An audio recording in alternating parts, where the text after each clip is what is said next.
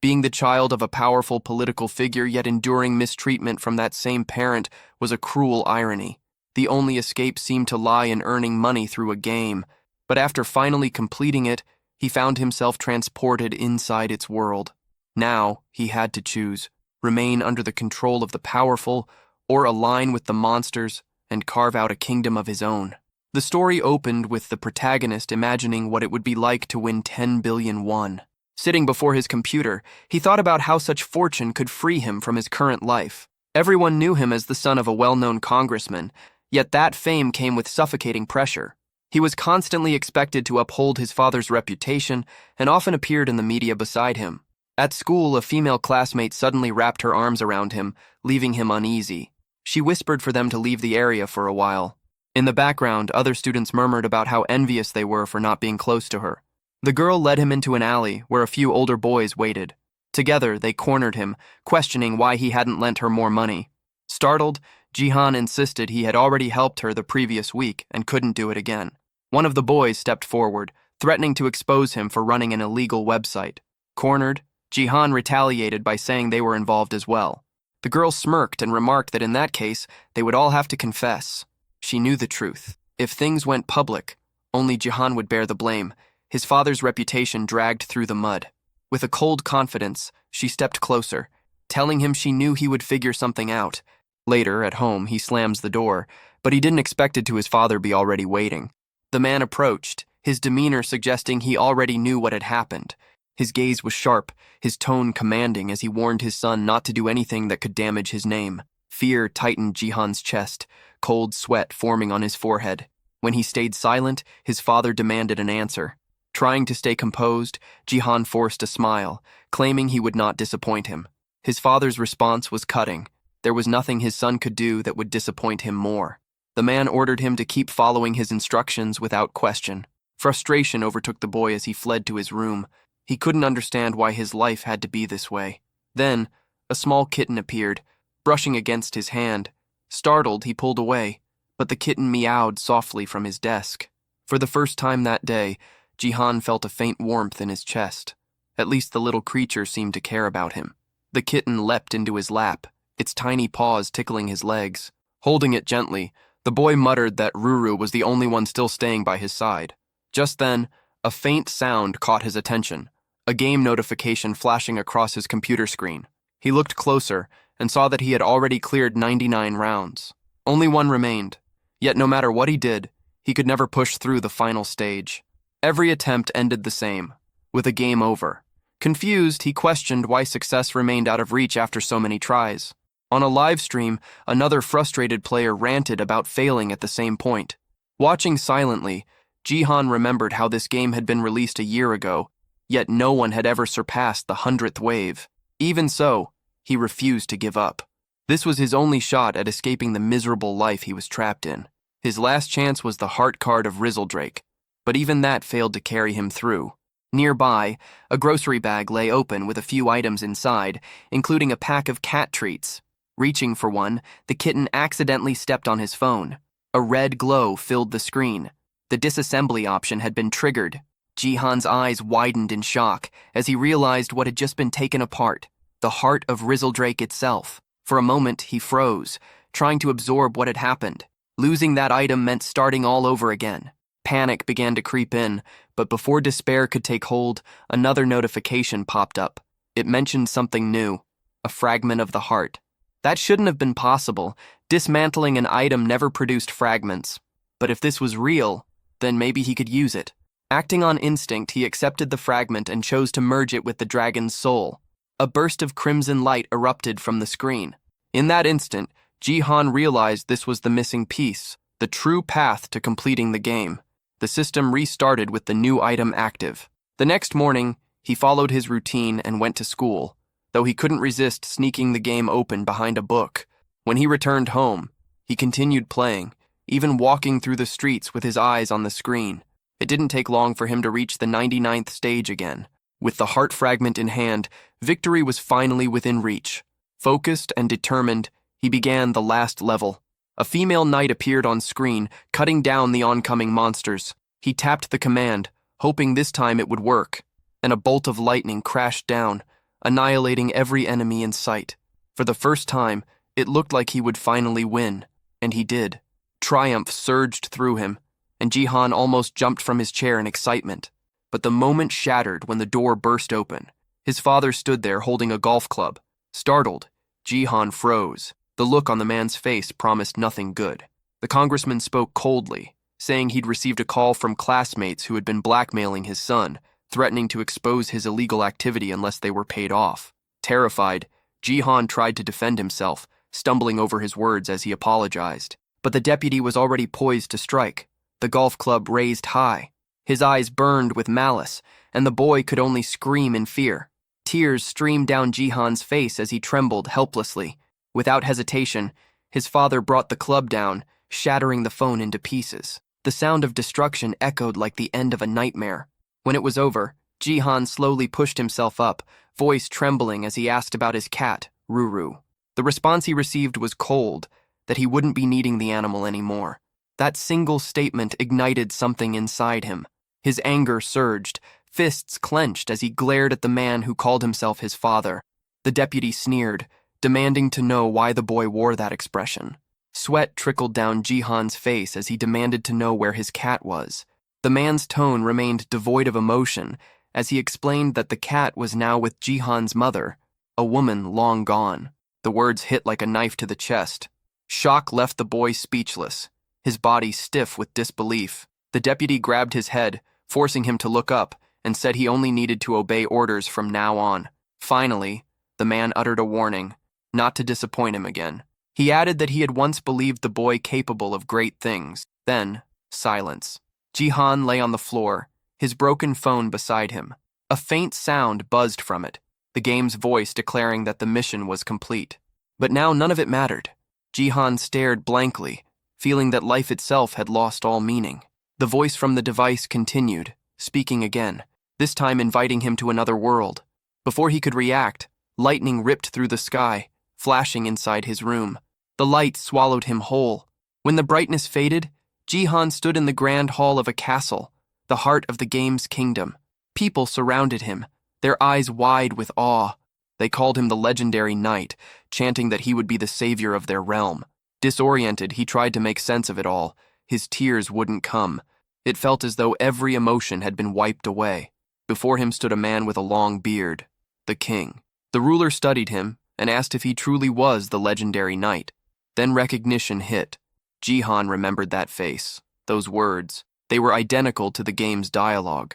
The man introduced himself as King Bayless Jordia III and explained that their kingdom was under siege by monsters. Before the king could continue, a servant burst in with urgent news about the invasion. Jihan remained silent, taking in every detail. The setting, the people, the dialogue, all exactly as he remembered from the game. Once the commotion settled, the king spoke again, declaring that the situation was dire and commanding Jihan to act. He urged the young man to assume command of the knights and defend the kingdom. Jihan rose to his feet, his voice steady but heavy. He told everyone to listen closely. His mind still reeled from the loss of Ruru, and as he thought of her, he admitted that even 1,000,000,001 no longer meant anything. The knights whispered among themselves, confused, calling him weak for a supposed hero. The king silenced them and promised that if Jihan fulfilled his duty, he would be granted whatever his heart desired. That promise caught Jihan's attention. He asked if the king truly meant anything he desired. The bearded ruler assured him there was no need to worry. He simply had to obey his commands. Those words struck a nerve. They reminded Jihan of Dan Guy, his father, a man who had forced obedience under the pretense of maintaining reputation. Now the king was repeating that same pattern. The realization burned through him, and he refused outright, shouting that he wouldn't do any of it. The king's expression darkened, his confidence faltering.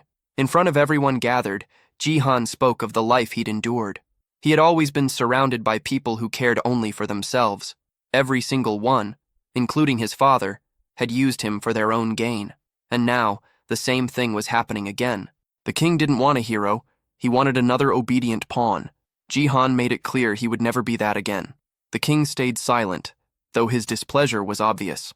Cursing them all under his breath, Jihan pressed the option to reject the offer. The king's servant stood frozen, unable to believe what had just happened. Then, the screen in front of Jihan began to glow red. In the game's storyline, this color usually meant failure, the point where the monsters invaded the kingdom and the player failed the mission. But something was different this time. A new prompt appeared, offering another choice. The monster faction had been unlocked. Jihan stared at it in silence, the meaning sinking in. Was he being chosen to lead the monsters instead of fighting them? The king's voice broke through the tension, booming across the hall. He declared that every choice came with consequence. Addressing the court, he stripped Jihan of his title, announcing that he was no longer the legendary knight. His shouting grew harsher, declaring Jihan an enemy of the kingdom, a threat to them all. As the words echoed, Jihan remained motionless, weighing the reality before him. But time was short. The king's command for his execution had already been given. Even surrounded by drawn swords, Jihan stayed calm. Blades glimmered inches from his throat, yet he stood unfazed, certain that there was still a way out. Then it happened. A surge of crimson light burst from his body, filling the room with raw energy. The king's fury turned into confusion as the radiance intensified. Jihan's selection had been completed. The system granted him new, overwhelming powers, strength that surpassed human limits. From that moment on, his purpose shifted completely. His goal was no longer to save humanity, but to erase it. He would side with the monsters and burn the kingdom to the ground. The system's voice echoed once more, promising that if he succeeded in this mission, he would earn a rare artifact, one that could return him to his original world. That thought stirred a distant memory, the day his mother had brought him the tiny kitten, Ruru. He wondered if finishing this path could bring him back to that peaceful time. Pulled back to the present, he noticed the soldiers murmuring in fear, commenting on the strange, overwhelming energy radiating from him. The king was certain he'd glimpsed a monster's silhouette, a beast unlike anything he'd seen before. Jihan scanned his new reality, realizing this twist wasn't in the original game. Soon the main objective appeared: break the defenses and wipe out the humans. Despite the change, Jihan noticed his progress still tracked like the game. Following the usual sequence should spawn a random summoning ticket. Instead, an egg materialized. The system labeled it a random egg, and Jihan chose to hatch it. Another explosion rocked the hall as the shell burst and wings cut through the dust. Soldiers froze, sensing a summon had occurred. When the form finally emerged, Jihan was stunned. He had summoned Rezoldrak, but the creature that stepped out was only a baby dragon. Level 1, tiny and absurdly cute, even nudging his hand with its tongue. The sight of it pulled his mind back to his kitten, and a new power unlocked for him: the Eye of the Supreme. This ability revealed stats for monsters and items. Seeing the little dragon calmed the knights, and they took the moment as the signal to attack. Jihan, unsure if any of this was real, didn't care. He used the eye to read Rezoldrak's skills, and found it could unleash dragon breath. He ordered the small beast to use that power just as the soldiers moved in. For a heartbeat, he feared time had run out. What began as a tiny fireball swelled into a cataclysmic blast that wiped out everyone in its path. The blast tore through the palace wall, sending rubble raining down into the village. Standing before the ragged hole, Jihan felt a raw awe at the dragon's strength. The onlookers couldn't believe a single strike had done so much. They stared, trying to name what Jihan had summoned. Thrilled and grim, Jihan admitted it surpassed everything he had expected. If events continued, he'd eventually earn one of the knight's relics. He wasn't in any rush to go back to his ruined life. He would pour himself into this mission. Drawing the king's gaze, he fixed his stare on the man and declared his intent. He would bring about humanity's destruction, driven to claim the final prize. Amid the palace chaos, others nearby whispered, wondering what on earth had just happened. Nearby, a knight sprinted with everything he had, believing he could end the fight right there. Jihan commanded the dragon to fire again. The king's servant immediately shouted for the guards to protect their ruler, and the armored soldiers rushed to form a wall of steel in front of him. Jihan raised his hand, marking the target, while the small dragon began gathering power. His intention was clear: to wipe the king out completely. Meanwhile, the approaching knight closed the distance, while the others held their shield formation tight. Jihan waited patiently for his companion to finish charging its fire. Just as the energy was about to be released, the knight reached his king's side. Relief swept through the royal guards. There was no explosion, no devastation, only silence. The knight grinned, convinced the king was safe, but Jihan quickly realized something had gone wrong. The dragon's attack hadn't worked. Its breath hadn't built enough mana, and instead of a deadly blast, only a weak puff of fire came out, barely enough to scorch the ground, leaving behind a small cloud of smoke. Seeing this, Jihan decided the best move was to wait for the cooldown to end. But as night fell, a new threat stepped forward. He studied the man approaching, one of the elite knights, ranked S among the Zodiac Order, a towering, muscular warrior known as Ares. The remaining soldiers confirmed that the king was unharmed. That realization hit Jihan hard. The situation was turning against him. From afar, the king gave a cold command. Eliminate the enemy at once. Ares raised his staff, power radiating from it. Jihan braced himself beside his dragon, weighing his next move. He knew this knight's strength. It was nothing to take lightly. Without hesitation, Ares unleashed his skill, summoning a blazing wall of fire that roared toward Jihan. He understood instantly that escape was nearly impossible. The explosion ripped through the palace, tearing more sections apart. Even friendly knights were caught in the flames. But Jihan had managed to dive aside just in time. He remembered from the game that this attack only traveled in a straight line, easy enough to avoid if you knew what to expect. Watching the destruction, he realized the knight didn't care about his own comrades. Furious, Ares cursed the dodge and promised to burn a hole straight through Jihan's heart next time. Knowing that the attack needed time to recharge, Jihan saw his window of opportunity. He had to flee, but when he lifted his head, Ares was already closing in fast. Jihan's mind raced, searching for any possible move left. He couldn't have come all this way just to end it here. Then, another reward notification appeared. A mysterious chest materialized before him. Without hesitation, he accepted the item, yelling in frustration for it to open faster. Time was running out. As the knight swung his weapon down to strike, the blow landed squarely on the chest instead. A sudden force burst out, repelling him backward. Finally, Jihan caught sight of what the chest contained. A massive sword began to rise from within. Using the Eye of the Supreme, he identified it, a weapon with immense magic power that also boosted his stats. The readout showed it was an S-rank item. Shock mixed with grim realization. It seemed the system truly intended for him to annihilate the human side. The moment the sword touched the ground, the floor cracked beneath it. Jihan stared, disbelief taking over as the entire area began to split apart. The palace floor collapsed, sending debris crashing down as he was flung into open air. Falling from such a height, he thought bitterly that even the royal palace couldn't handle the weight of a divine weapon. The ground rushed closer, the wind roaring past his ears. This could have been his end. But then, his fall suddenly stopped. Something tugged at his clothes. He looked up and saw the small dragon struggling desperately to lift him. The creature flapped its wings with all its strength, keeping him aloft. From below, the people of the kingdom looked on in shock at the sight of someone soaring through the air.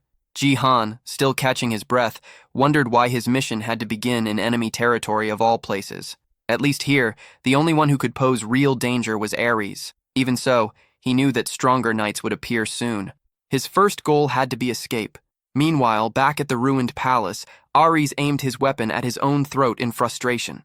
He cursed himself for failing to finish the enemy, muttering that Jihan should have been swallowed by the sea by now. Just then, a messenger arrived. The king was calling for him. The knight knelt before his ruler, asking for punishment for allowing the criminal to flee. But the king ordered him to stop, reminding him that dusk was near. Ares froze, realizing what that meant. Nighttime was when the monsters grew stronger. The king then appointed him commander of the walls and sent him to the front lines. High above, Jihan drifted in the sky, recalling the early stages of the game. The same pattern of monster attacks, beginning with wild goblins. But with Ares present, he knew those beasts wouldn't make much progress at first. Then he noticed the ground approaching again. The baby dragon's wings trembled. It was losing strength fast. Despite its effort, Rezeldrak couldn't hold him any longer. Both of them plummeted sharply, crashing back toward the kingdom below. The crash sent both of them slamming into a stone pillar, the impact echoing through the ruined area. Despite the collision, Jihan emerged unscathed. Right beside him, a pair of boots lay abandoned. Without hesitation, he slipped them on. Before he could move again, a voice cut through the silence. A young blonde girl stood nearby, staring at him with suspicion. She didn't recognize his face. Her name was Lib, an S-rank knight. She immediately demanded to know who he was.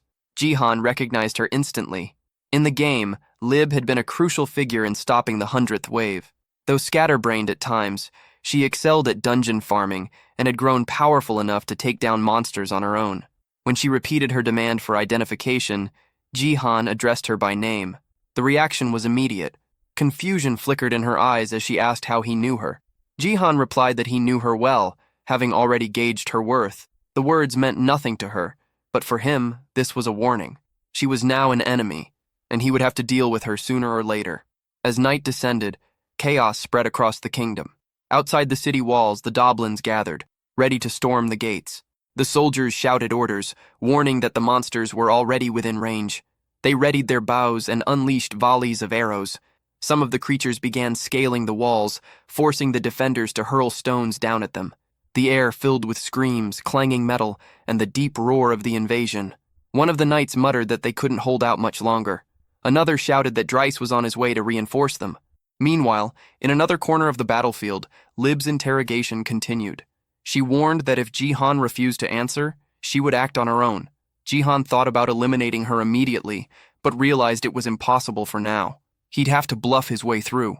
He claimed to be an ordinary citizen from District 1, simply trying to assist in the defense. Before Lib could question further, his small dragon appeared beside him. The knight's eyes widened at the sight of the creature, her body tensing. It was, after all, a monster. Sweat formed on Jihan's forehead.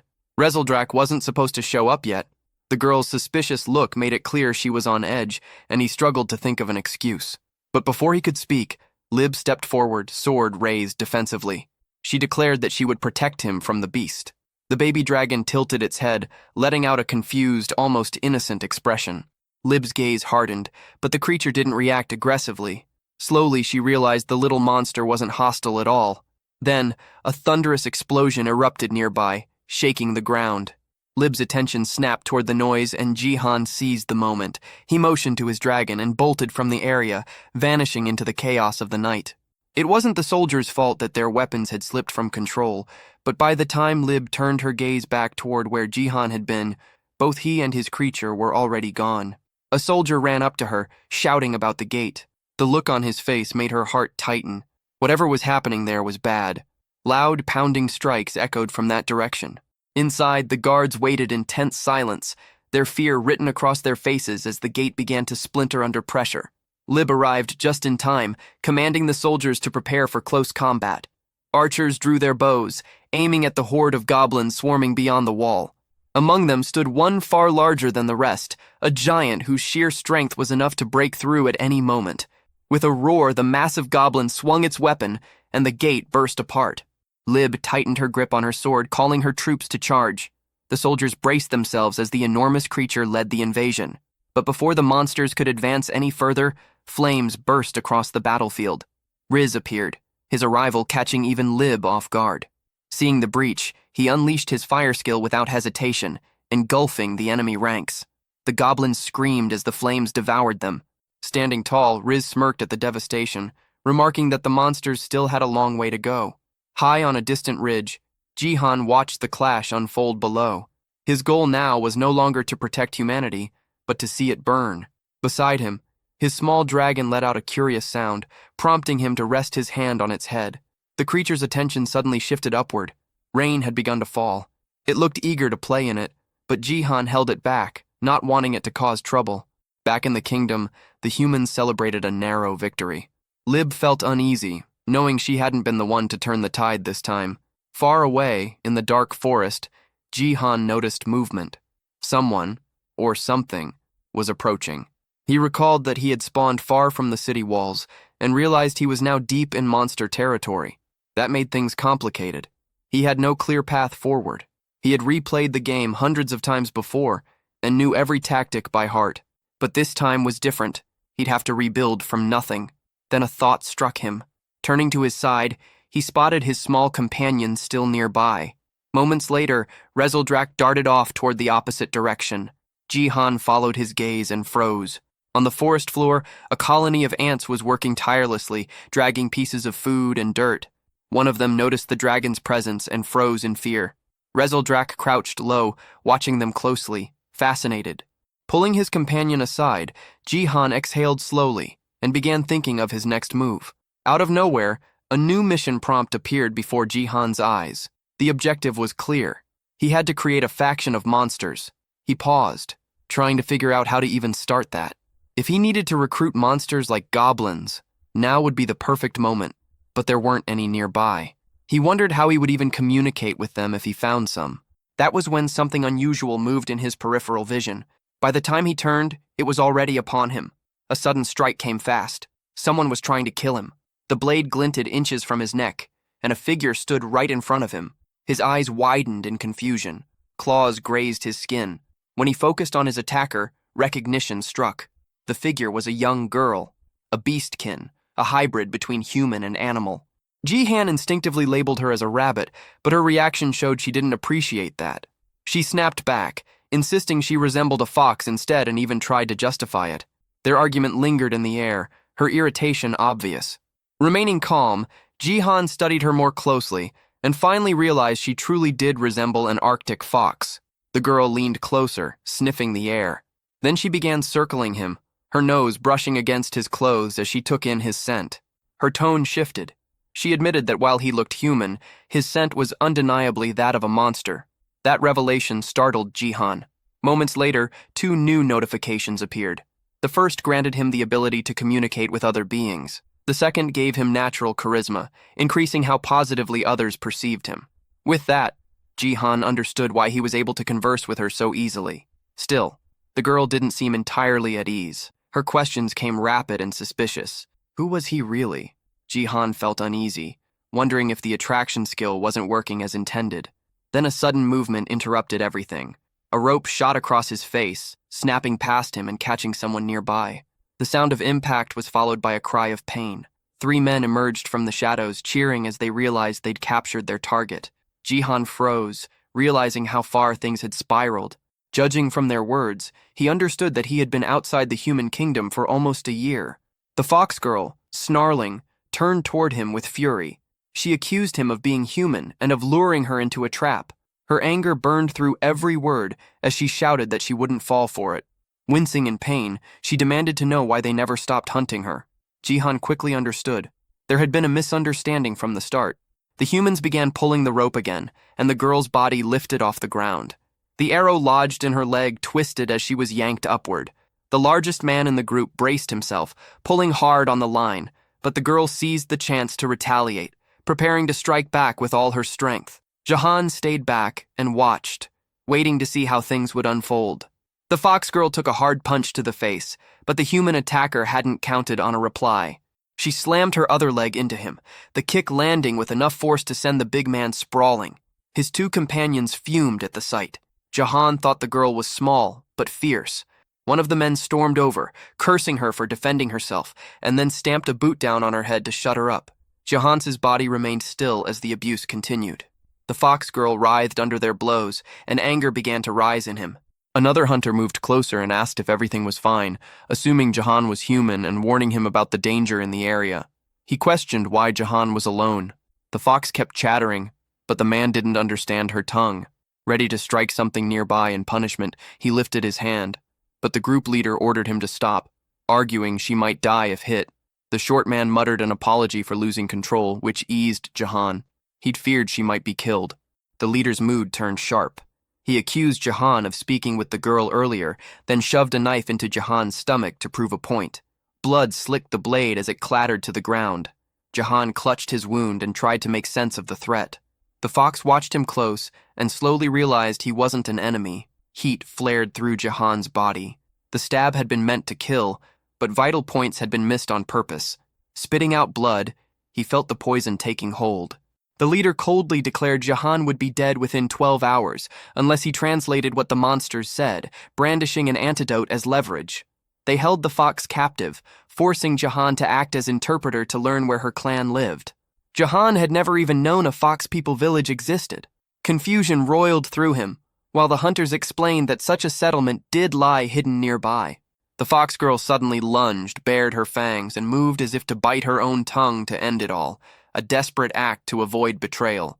The man yanked her back and stopped her. Watching that, Jihan understood how fiercely tied she must be to whatever family or pack she protected. The young girl's mouth was forced shut as the men mocked her, calling her a wild beast. The leader repeated that if she revealed her tribe's location, both she and Jahan might live. The word struck Jahan like a memory. He recalled that same cold, calculating stare from his old schoolmate, the one who used to blackmail him. Back then, he had lived under constant fear, always following orders, always being used. To everyone else, he was nothing but a tool to exploit. But this time, he refused to let things play out the same way. Despite the pain searing through his wound, he forced himself to move closer to the fox girl. He told her to lead them to the village, assuring that no one would get hurt. The men around him believed every word, convinced now that he could truly communicate with monsters. Lowering her head, the girl whispered that over 100 of her kind lived there, then asked if she could really trust him. Jahan held her gaze for a moment before admitting he wasn't on the side of humans. With one hand pressed to his bleeding stomach, he confessed he knew exactly how cruel they could be. As he turned forward, something caught his attention. His dragon was sneaking up behind the hunters, charging up its destructive energy. Fear shot through him. If this went wrong, they'd both die. He tried to stay calm, pretending nothing was happening while buying time for Rezeldrak to finish gathering power. But his shift in demeanor didn't go unnoticed. The leader eyed him suspiciously, and the short man to the side spotted the creature, shouting a warning.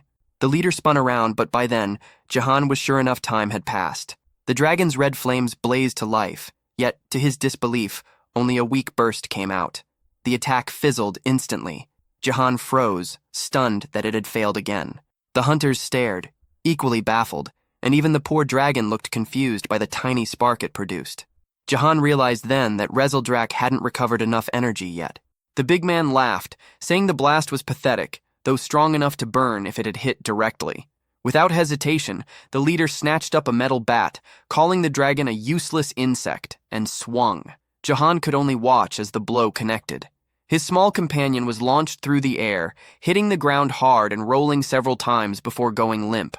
Dizzy and trembling, the creature lay motionless. Furious, the man cursed the dragon for daring to resist and advanced again, raising the bat for another strike.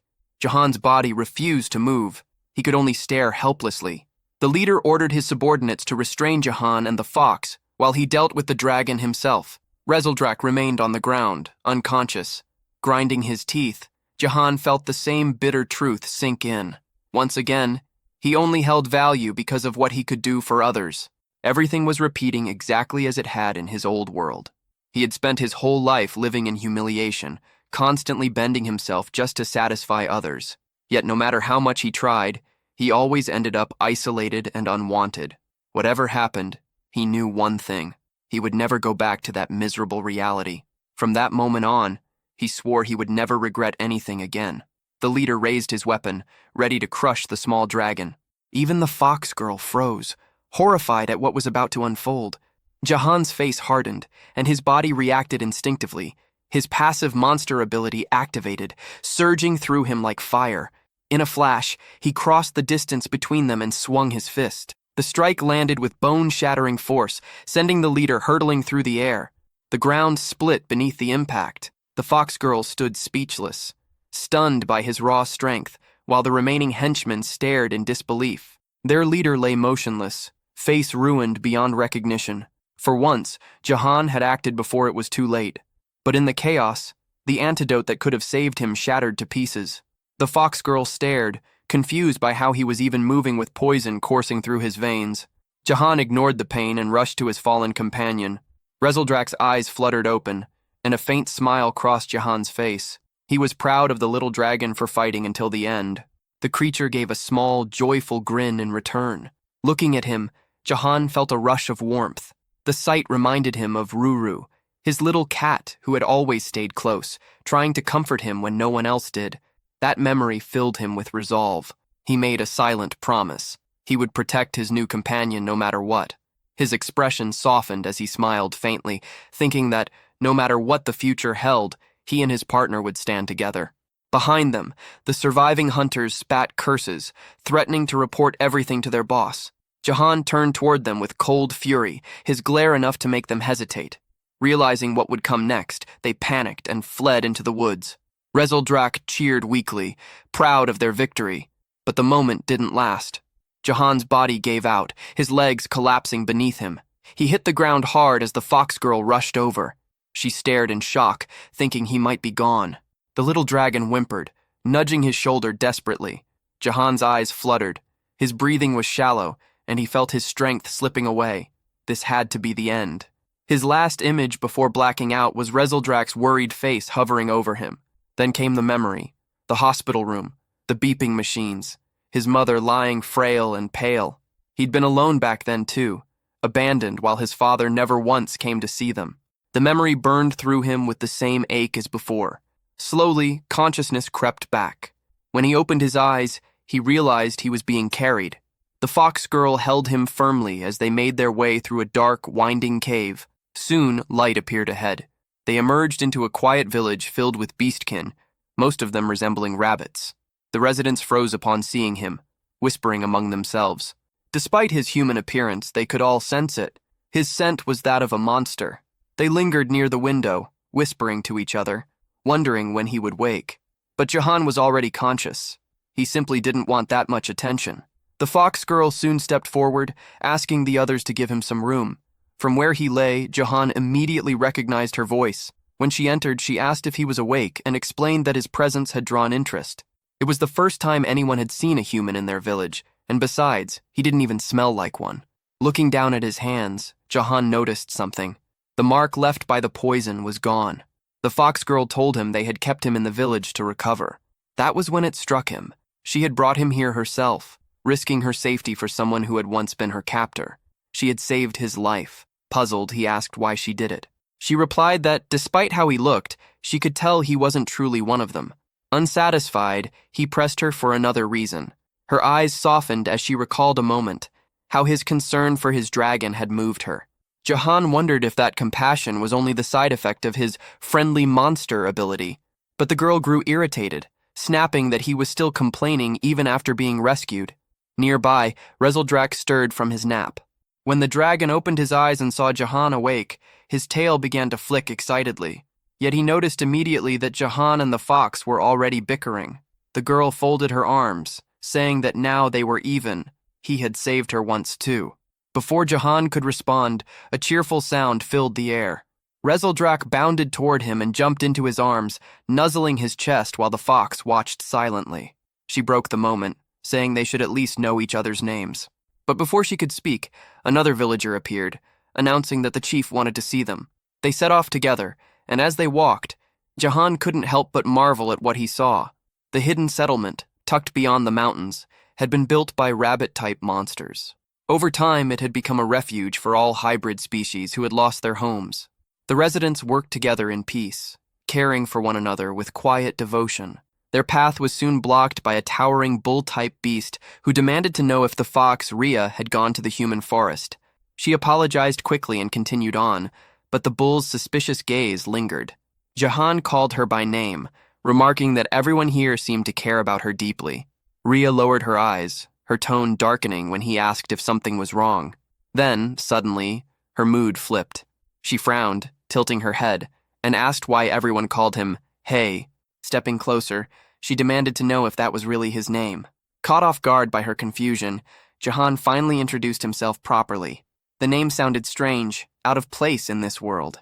Without hesitation, the fox girl gave her full name, Rylindrian Pernidae Celiard, before turning away, leaving Jahan standing there, completely bewildered. One of the small rabbit villagers asked if Rhea was feeling any better, and she replied that she was. Jahan noticed her mood had lifted. It seemed all she'd really wanted was to share her name. As he looked around, his thoughts drifted back to his main goal, building a faction of monsters. Lost in thought, he barely noticed when Rhea called for him to keep moving. Even now, she still called him, Hey, and that small detail bothered him. Still, he jogged forward to catch up. When they reached the village chief, the old rabbit suddenly announced that Jahan would now take charge of the settlement. Both Jahan and Rhea froze in disbelief. Jahan quickly said he had no idea how to lead a village, but the old rabbit simply waved him off, saying he was too old to continue. Rhea demanded to know if the elder was really making such a decision just because of a dream. The old rabbit nodded, insisting that he wouldn't change his mind. Jahan stood there confused, trying to make sense of the situation. The elder explained that every dream he'd had always come true, and in this one, the person destined to save the village was Jahan. That word, savior, echoed in Jahan's mind. It reminded him of his current mission, establishing a monster faction. The title unsettled him. Being seen as a savior could only complicate things. He remembered that cursed man who had once tried to use him as a translator in exchange for his life. The thought sparked a sudden worry. He turned to Ria and asked if anyone might have followed them on the way back. She assured him that the village's location was impossible to find. Hidden beyond the mountains, it was bordered by a vast, dangerous sea that no one dared to cross. The only other path lay through an underwater tunnel that twisted like a maze, designed to keep intruders out. According to her, she hadn't sensed anyone nearby. Still, Jahan couldn't shake a bad feeling. On the trail they had taken, faint streaks of red marked the ground. Blood, likely Ria's.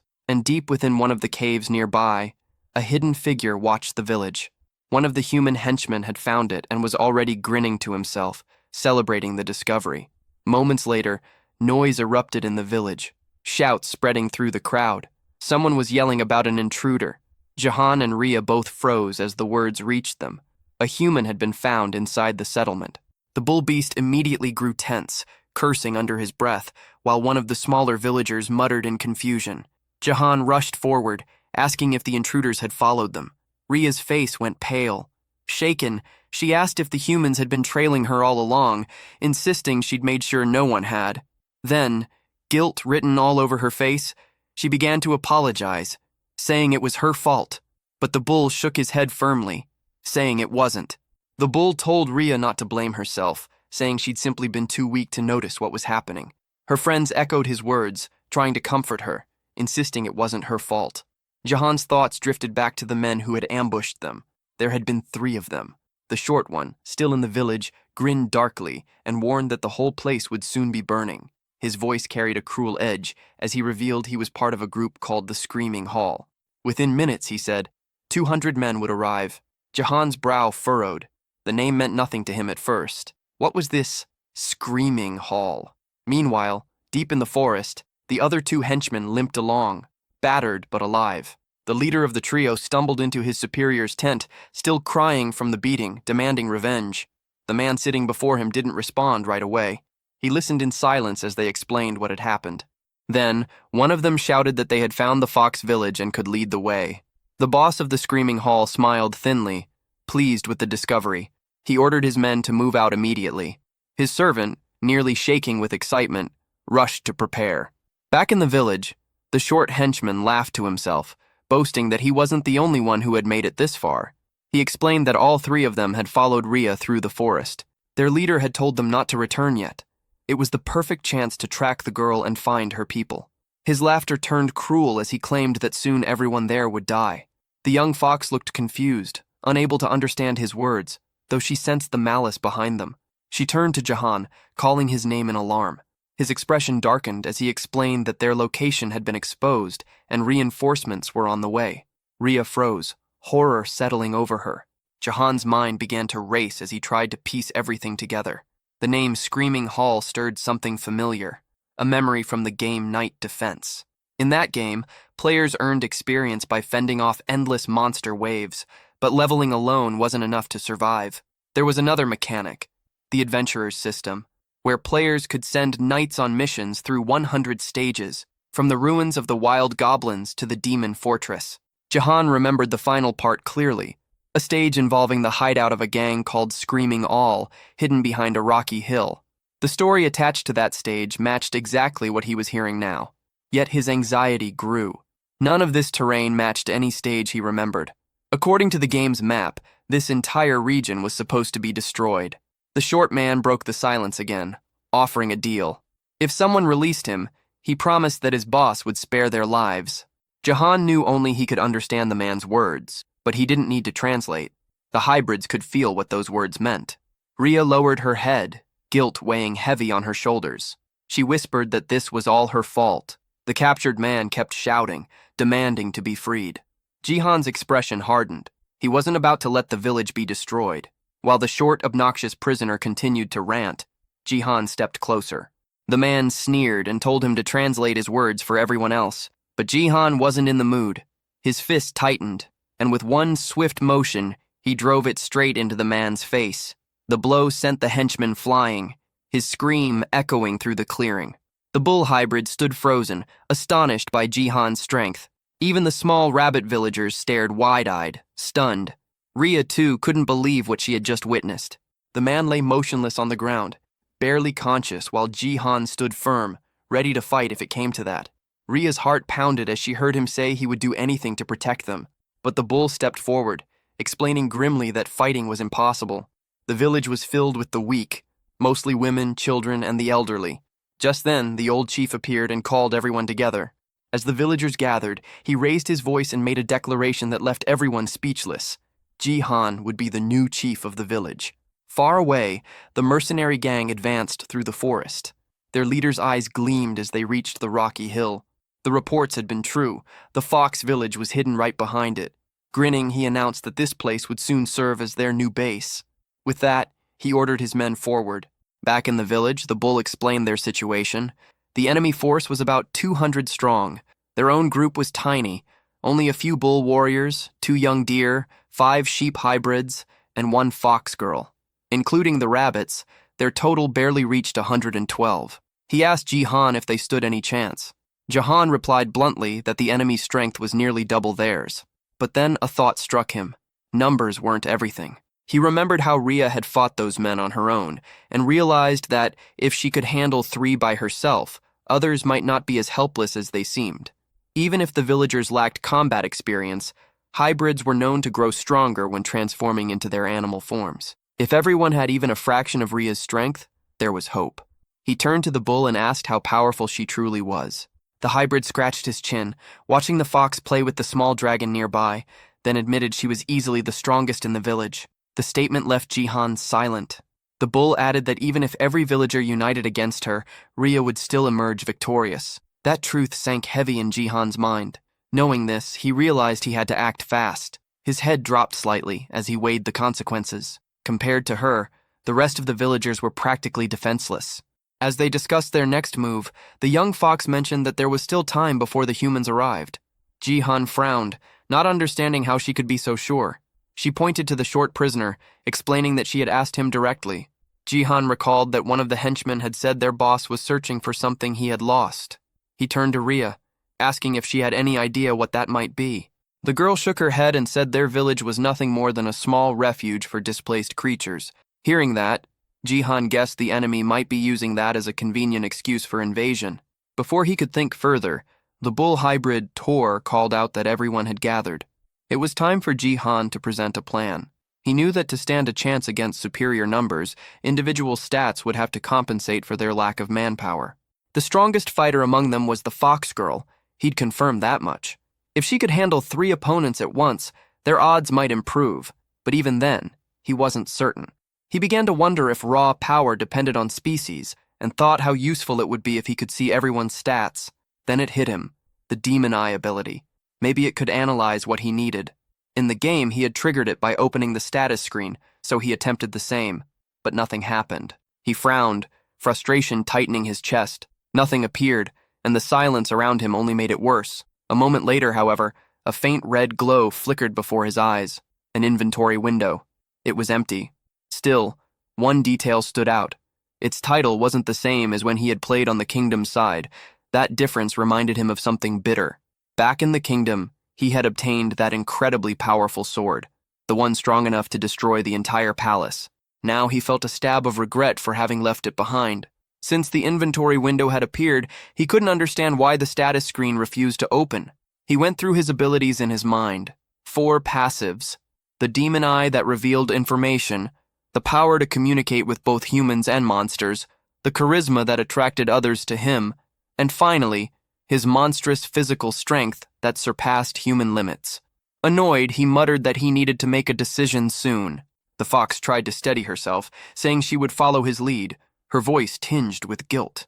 She blamed herself for the crisis and insisted she had to protect the village. Jihan could tell the weight of that guilt was crushing her, and time was slipping away fast. Then suddenly his right eye burned with light. A crimson gleam flooded his vision. When he looked at the fox, lines of information flickered faintly across her face. Focusing, he realized he could lock onto a target. The realization hit him immediately. The ability worked through intent. It activated whenever he looked at someone and consciously decided what he wanted to examine. The red glow sharpened in Jihan's eye, and a set of numbers and letters appeared before him. He saw his own classification. Rank B. A small surge of excitement hit him. That ranking matched an average knight's level in the game. Shifting his focus, he turned his attention toward Rhea. Her stats appeared clearly, and one thing stood out. Her attack power far exceeded the rest. While she continued speaking beside him, Jihan wasn't paying attention. His mind was locked on the glowing skill window. A small heart icon caught his eye, and he wondered what it represented. Instinctively, he reached out to touch it. Only when Rhea flinched did he realize what he'd done. His finger had poked her nose. Trying to brush it off, he muttered that it hadn't been intentional. But the fox girl's face flushed with anger, and in the next second she lunged at him, claws out. After the brief scuffle, Jihan called for Tor, asking him to gather everyone in the village. A thin scratch now marked his cheek, but he assured them it was nothing serious. Soon the villagers assembled just as he requested. He needed them all in one place to analyze their stats. The process was long and exhausting, each scan draining his focus. When it was finally over, he exhaled in relief. The results confirmed what he had suspected. He could now tell who was strong and who wasn't. Even as a hatchling, Rezeldrak was still the most powerful among them. His attacks carried immense destructive force, though they drained all his mana in one burst. With that limitation, Jihan knew the dragon wouldn't be able to fight this time. That left only Rhea, a rank B, and Tor, who was rank C. The rest of the villagers fell into lower tiers, the weakest of all. Even without seeing the enemy levels, Jihan could guess the approaching mercenaries averaged around rank C. The realization tightened his chest. They were outmatched in every way, fewer in number, lacking proper skills and equipment. Under these conditions, defending the village would be impossible, but this wasn't a game anymore. The rules were different here. He looked around the settlement and began thinking. If he couldn't rely on stats, he could rely on the environment, create variables that wouldn't exist in a game. His mind raced with possibilities. Calling Rhea and Tor over, he told them they needed to plan a new strategy. Meanwhile, far beyond the mountain, the gang pressed forward. Their leader walked at the front, flanked by 2 rabbit scouts moving ahead to check the path. The young male rabbit turned to his sister, whispering that they should return to warn the others. Before they could move, a sharp sound cut the air. The boy dropped instantly, struck in the head. The girl froze, horrified, staring at her brother's body lying motionless on the ground. The one who had struck him was the screaming hall leader himself.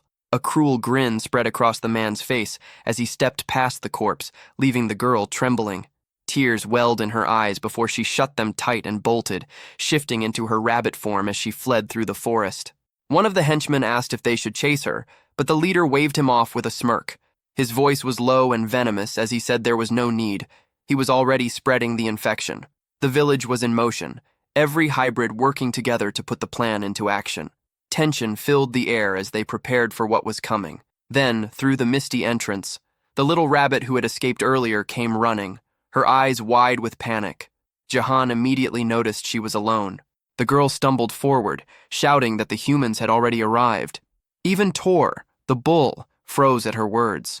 Rhea stepped forward, confused, asking why the rabbit's fur was soaked in red liquid. But the girl was too terrified to explain clearly. She kept repeating the same thing. The humans were already here. Despite the panic spreading around him, Jihan stayed composed. He was the first line of defense for the monster faction, and he was ready. Gritting his teeth, he swore he wouldn't let the village fall. Far from the village, the mercenary gang finally reached the cave entrance. Their leader asked if this was truly the fox's den, and his men confirmed it. Confident, they pushed forward, determined to finish everything before sunset. Back in the village, Rhea's ears twitched. Her heightened senses caught something. The humans were getting closer. She turned toward Jihan, asking if he was sure the plan would work. The gang kept moving deeper, following the mapped route. The leader estimated they would reach the village within 30 minutes. The air felt still, almost too quiet, and he muttered that the silence meant they were being watched. One of his hairy subordinates grinned, promising to take revenge for the humiliation they'd suffered before. Then a sound broke the stillness, a faint creak beneath their boots. The ground began to tremble. Cracks spread rapidly across the tunnel floor before anyone could react. With a loud crash, the ground gave way. Several men plummeted into the hole, shouting in pain as they hit the bottom. Those who stayed above backed away just in time, dust and gravel raining over them. The leader barely managed to grab one of his men by the arm, pulling him from the edge. Below, groans filled the air. Some had twisted legs and broken bones. The hairy subordinate growled that the villagers had laid traps along the path. The leader's face darkened as he examined the floor ahead. He realized what had happened. The enemy had dug pits and covered them with wooden boards disguised by dust and debris. Any heavy step was enough to make the ground collapse. Another man muttered that none of this had been here the day before. The leader didn't respond. Instead, he moved forward, his patience thinning. As his men followed, he cursed under his breath, their confusion growing as they watched him pick up a large rock with ease. Without warning, he hurled it ahead. The stone slammed into the ground and instantly broke through it. Another pit trap. The leader smirked.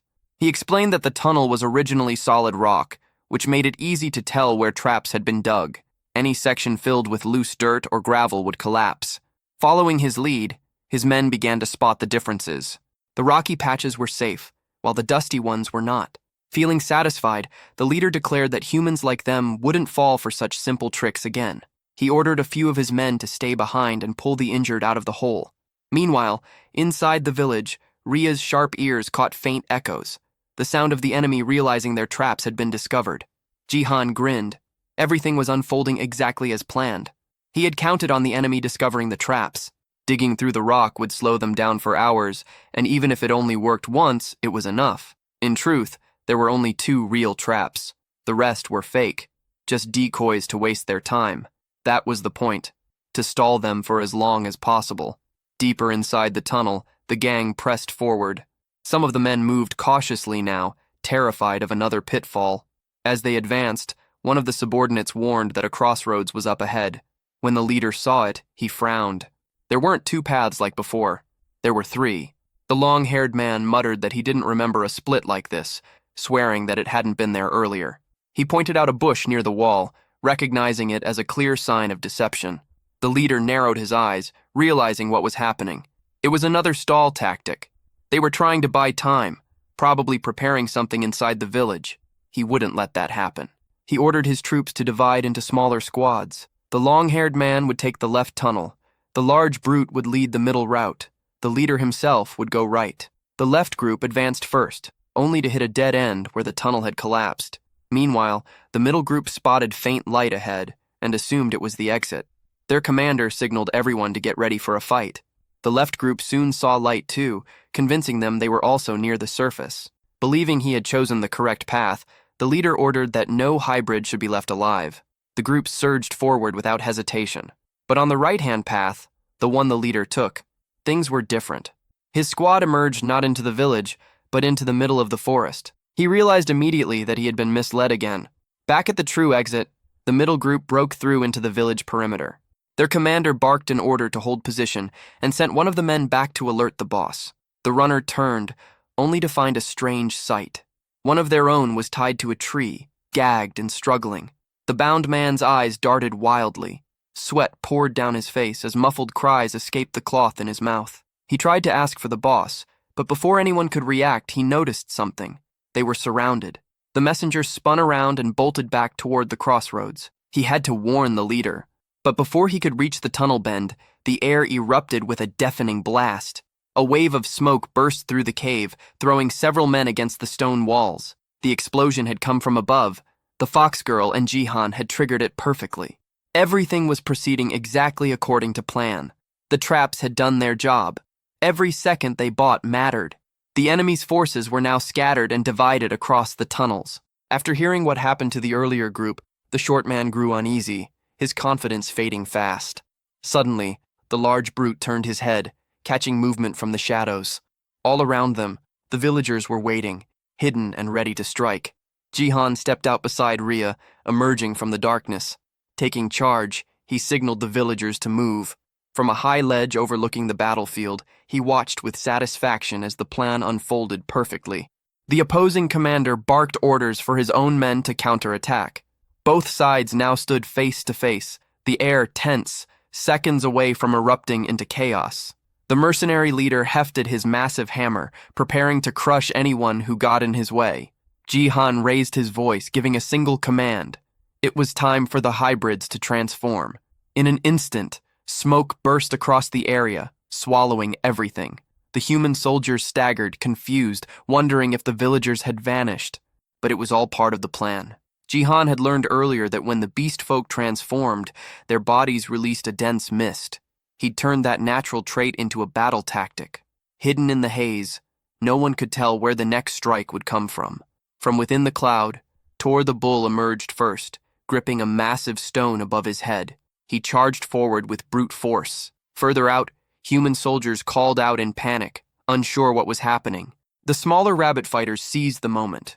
They targeted the isolated ones, launching surprise attacks while others dug beneath the ground, grabbing ankles and throwing enemies off balance. Distracted soldiers were suddenly hit from above, swift kicks to the face and chest from unseen directions. One young mercenary screamed and bolted, overwhelmed by the chaos. Elsewhere, 3 men tried to subdue a sheep hybrid, only to find their blows passing through empty air. Their target moved too fast, slipping between strikes like smoke. In another section, shouts erupted as several humans clutched their heads, scalded by streams of hot liquid. Above them hovered little Rizoldrak, spitting bursts of fiery breath with the last of his strength. So far, Jihan and Ria hadn't needed to join the fray. The battle was flowing exactly as planned. Still, he stayed alert, watching every shift in the fight. Nearby, the short man regrouped with 2 of his allies, weapons drawn. They aimed at the rabbits tunneling through the soil, hoping to catch them off guard. Seeing the danger, Jihan called for Ria. The fox girl darted forward, a blur of motion. Even Jihan, who had seen her fight before, was stunned by her speed. She reached the group in mere seconds, but the short man behind them was already readying his crossbow. He fired. The arrow cut through the air, heading straight for Ria. She saw it a heartbeat before impact, and to everyone's disbelief, twisted her body just enough to dodge it. Ria shifted her stance, her body flowing with sharp precision as she readied her next move. Without hesitation, she launched forward, her leg slicing through the air and connecting hard with a man's face. He smirked, thinking he'd managed to block her blow, but her speed was beyond what he could follow. Before he could recover, she swept low, spinning from the ground and striking again. This time, her kick landed clean, sending him crashing backward.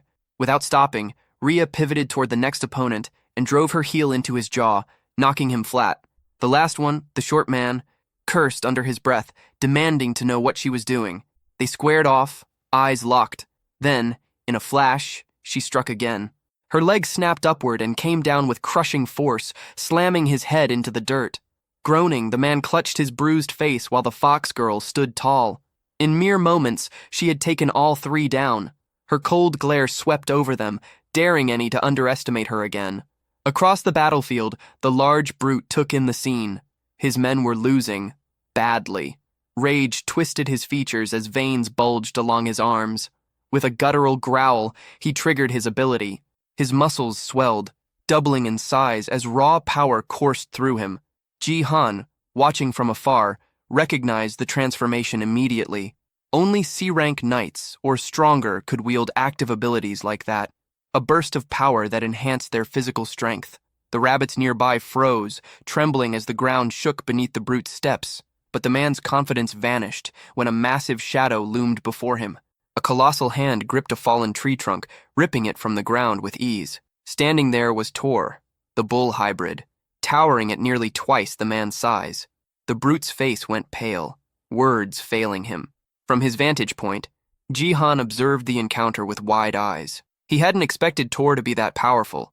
His plan was unfolding better than imagined. Meanwhile, deep inside the cave, the long-haired mercenary grew restless. None of his allies had returned from the other tunnels. Muttering curses, he finally decided to move. Pointing toward the path the larger fighter had taken, he ordered his group to follow that route. Back in the village, victory was already sealed. Every remaining invader had been captured and buried. Jihan turned to Tor, asking if his legs were holding up after the fight. The bull nodded, though the exhaustion showed. Even though the villagers outnumbered their enemies, many were injured. But Jihan refused to slow down now. He could sense more soldiers approaching from the cave's exit. He called to Tor again, ordering him to prepare the next line of defense. The bull grunted and began distributing weapons to everyone. He turns away and brings Tar, one of his strongest allies, over to speak with him. Jihan then reveals a heap of weapons and has them handed out to every soldier. The fighters step forward and take their new gear without delay. At this stage, every ally is armed and ready to fight. Once he confirms that preparations are complete, Jihan triggers his special skill, known as the Eye of the Ruler. Through this power, he clearly sees that the attack strength of the group has nearly doubled. The white-haired boy feels genuine satisfaction and surprise at how effective it is. At the same time, a team of humans advances toward the village camp. Their leader feels unsure, certain that the hideout was meant to be there. Still, something feels wrong, since the entire area is silent. Moments later, he faces a disturbing sight as several people are found buried in the ground. Shock freezes him, his mind unable to grasp what took place. Behind him, his companions panic when they notice the scene. The leader soon realizes that every buried person is still alive. He tries to call out to the hostages and intends to free them, only to notice that the ground is riddled with holes. Before he can move closer, 2 rabbits leap at him swinging clubs. Right then, a piercing scream echoes across the canyon. Elsewhere, another squad of warriors rushes ahead. Their leader grows irritated, aware that without a map they have no sense of direction.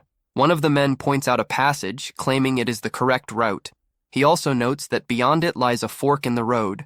The leader quickly senses danger and signals for everyone to keep their distance. One of the men reacts too late as the ground begins to crumble. As the floor trembles, a warrior loses footing and falls.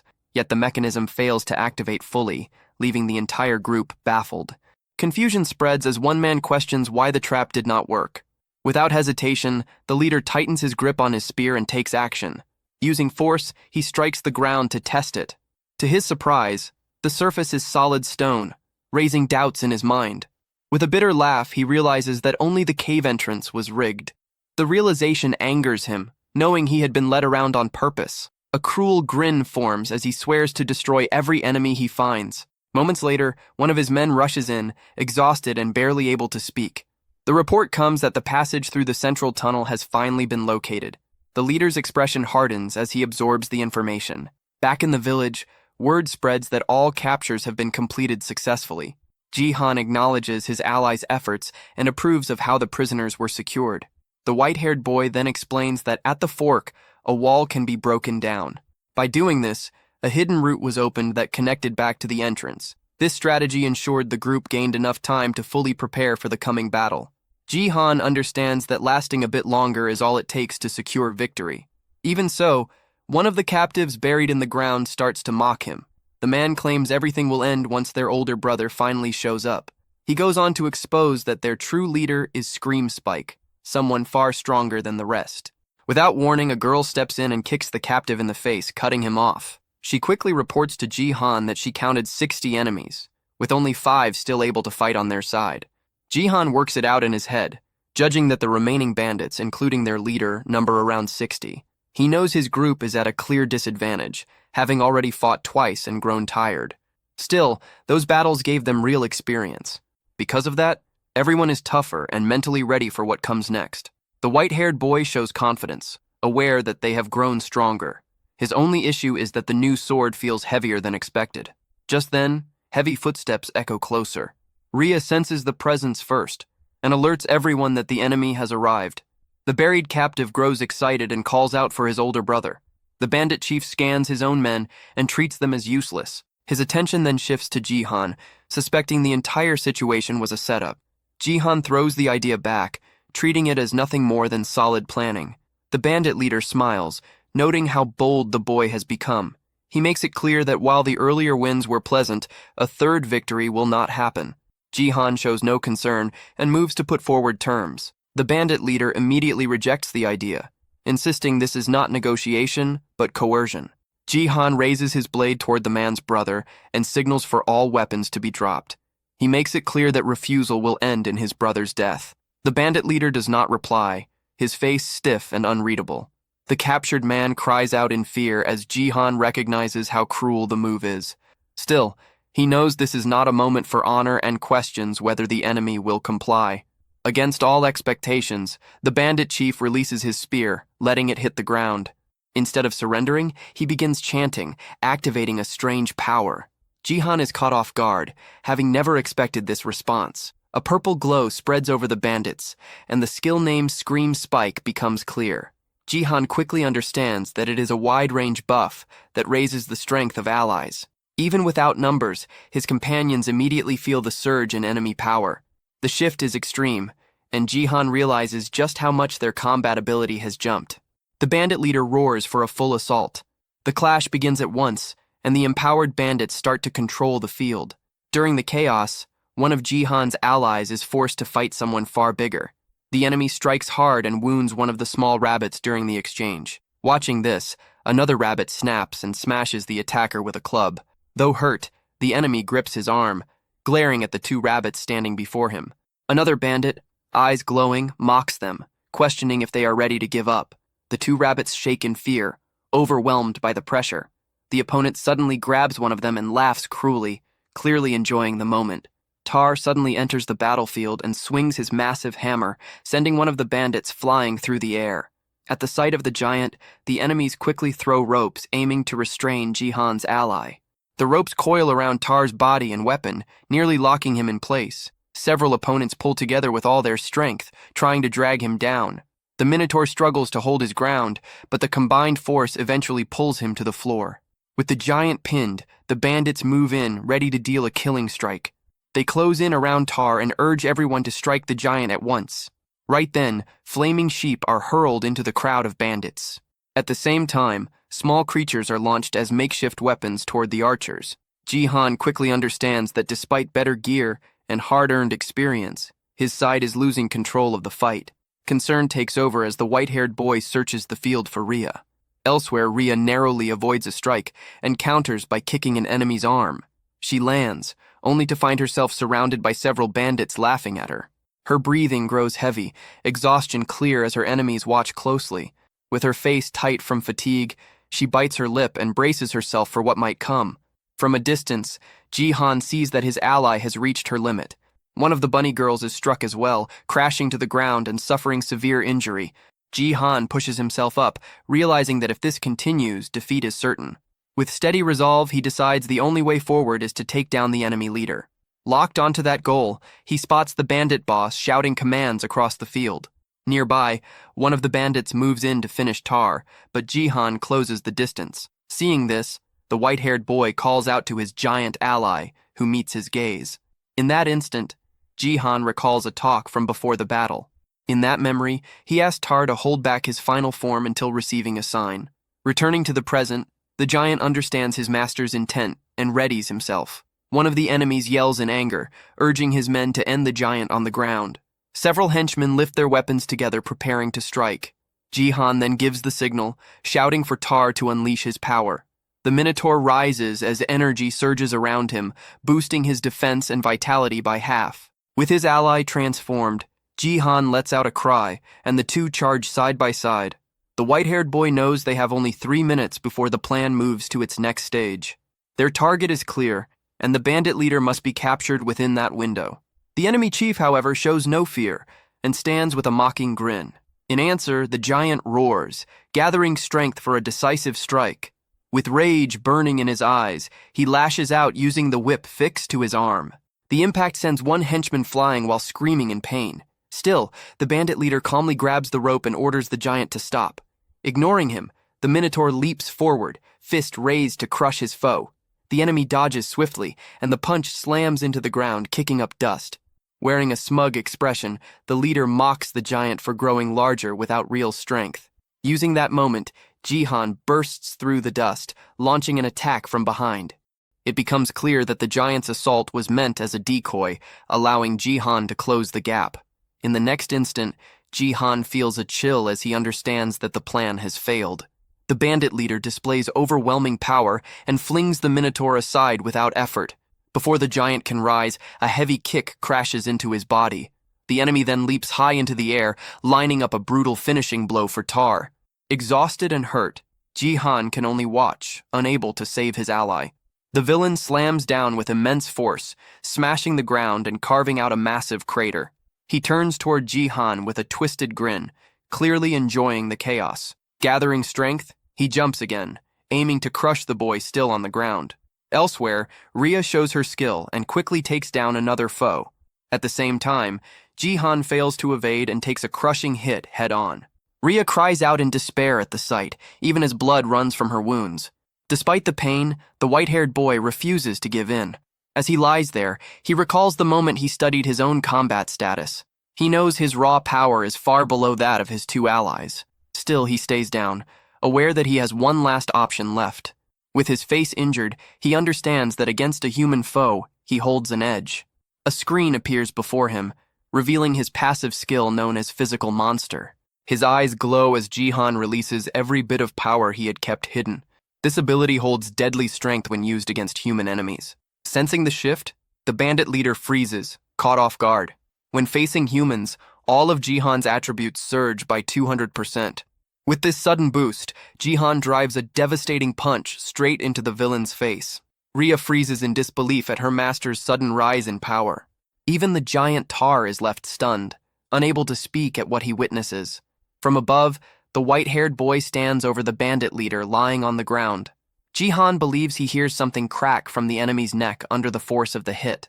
Yet to his shock, the bandit leader slowly pushes himself up, acting as if nothing happened.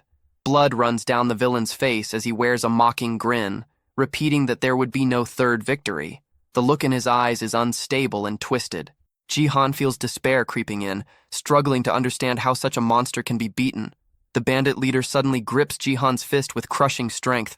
The pressure is overwhelming, forcing the boy down to one knee without any chance to resist. Jihan braces himself with one hand on the ground, completely overpowered. With firm resolve, he tells himself that he cannot fall now. Still, the enemy seizes his head, preparing to end it. Using all his strength, the villain smashes Jihan's face into the ground without mercy.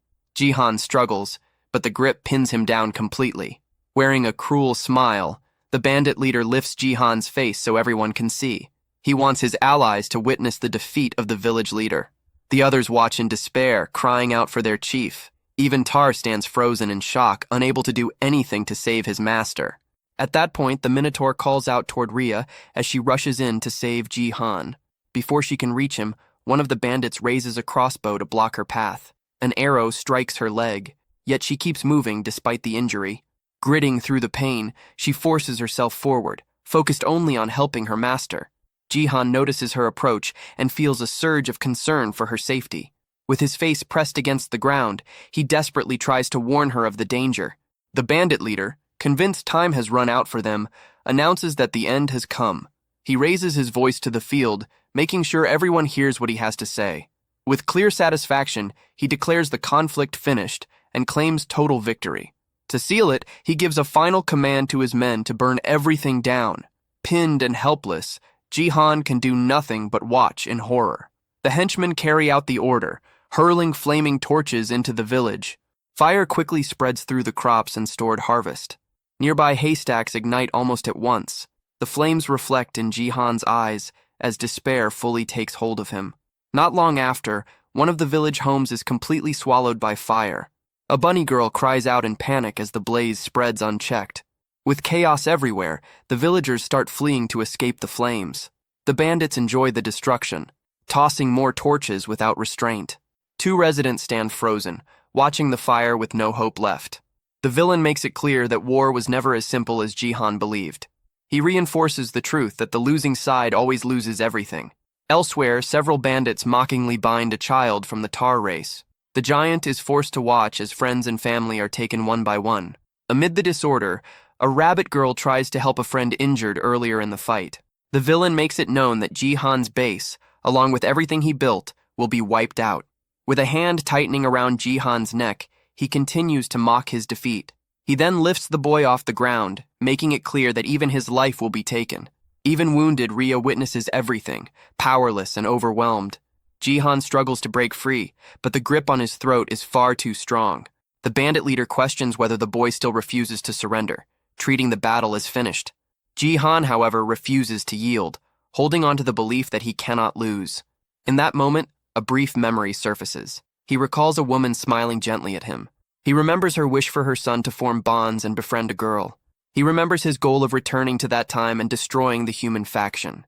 Driven by that memory, He forces out his resolve, declaring that he will not stop until his ultimate goal is reached. With everything he has left, the white-haired boy unleashes his determination, refusing to give up. This sudden willpower leaves his allies stunned. The giant and the fox girl look toward him with renewed hope in their eyes. The villain reacts only with laughter, questioning what refusal alone could change. He makes it clear that Jihan's part in the war is finished. Pressing a dagger to the boy's neck, he signals that this is the true end. At that instant, a bright full moon shines directly into Ria's eyes. The bandit leader still holds Jihan in the air, ready to strike the last blow. Then, without warning, a blood-soaked hand slowly lifts from the ground, rising as if reaching out for help. The enemy leader freezes, his body locked in place as confusion takes over. At the same moment, Ria's hand begins to change, sharp claws forming at her fingertips. The white-haired boy turns his attention to her, sensing that something about her has shifted. He recalls how strange it always felt that others awakened through mana, while Ria never did. No matter how much mana she held, her power never surfaced. Even when facing death, she had never shown this form. In that instant, Jihan finally understands. Her race's awakening carried a strict limit. That condition was the full moon, whose light doubled all her abilities. Filled with new strength, the girl faces her master, waiting for his next command. Jihan responds with a calm smile, calling her name as his order. In a flash, Ria lunges forward. The bandit leader cries out in pain as his wounded arm is struck. Jihan follows her movements as she cuts across the battlefield at extreme speed. Enraged by the injury, the bandit boss lashes out at her, labeling her a beast. Ria remains calm, slipping past the attack with ease. Seizing the opening, she moves in close and drives her claws into him, delivering a killing blow. Seeing his older brother fall, the captive stands frozen in shock. With a single strike, Ria sends the bandit leader's body flying aside. Cold-eyed, she turns to the prisoner and shuts him down without mercy. The remaining bandits fall silent as they witness how easily their leader was defeated. With his fall, the buff fades, and their borrowed strength drains away. At the same time, the fires continue to spread, tearing through what remains of the village. Jihan watches the flames, fully aware that the night will bring another shift. A system message appears, warning that monsters gain a 20% boost after nightfall. A confident smile appears on Jihan's face. This was the moment he had been waiting for. As darkness settles, a red aura ignites around all of Jihan's allies. Empowered, the giant finally shatters the chains holding him. One of the bunny girls rises and calls for everyone to fight back with all they have. Fueled by their leader's resolve, the warriors roar in unison, vowing to drive the humans away. Watching the balance turn, the bandits fall into panic, realizing the battle is lost. With a focused expression, Jihan faces his companions and prepares the final command. At his signal, every ally charges toward the remaining enemies. Soon after, the rabbit warriors shout that the humans are fleeing and rush to capture them. As victory becomes clear, Jihan reflects on his mistakes, realizing he had been reckless and too sure of his plan. Even exhausted, one of the bunny girls lifts her arms high, shouting that they finally won. Yet the first battle in this world ends in total ruin. Jihan stares at the aftermath, seeing that more than half the village has burned to ash. Many allies lie dead or badly injured across the ground. Tears streak down his face as guilt weighs on him, knowing he could have done better. At that moment, the fox girl steps closer, making it clear that he does not have to bear everything alone. Ria stays by his side and comforts him, reminding him that everyone's strength works in different ways. She recalls that even when facing a clear disadvantage, he kept fighting with everything he had. Even after losing, the white-haired boy never once thought about abandoning the fight. She finishes by making it clear that he did everything possible within his limits. As she speaks, to show her support, with a gentle smile, she urges him to keep watching over everyone as the village chief. The words from his ally leave the white-haired boy speechless. Without warning, the system displays a notice that the affinity between them has risen to 50. Seeing this, Ria's face turns bright red, caught off guard by the update. Flustered and embarrassed, she quickly offers to help with cleanup and runs off, leaving Jihan confused behind her. In the ruined camp, everyone begins working together to rebuild what was lost. Still, Jihan understands that this is far from the end, and that everything is only beginning. Soon after, a system window announces that the second main mission has been completed. The monster faction population is now a total of 82. As a reward, he is granted the option to receive a random skill and must decide whether to accept it immediately. With steady resolve, Jihan vows not to repeat the same mistakes. He chooses to accept the reward and learns the weapon refinement skill. Several days pass and the village slowly takes shape again through everyone's effort. While working, Jihan hears Rhea calling out to him from the roof of one of the houses. He tosses a snack in her direction to pull her attention back.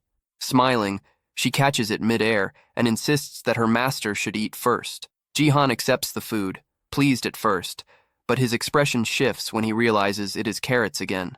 Rhea explains that although the carrot fields burned, the stored food remained untouched. Confused, Jihan wonders why they are eating vegetables when they belong to the fox race. With a gloomy look, he concludes that everyone has been forced into vegetarian life. He then changes the topic and checks on her injured leg. Rhea assures him that she can walk again and plans to help with reconstruction as well.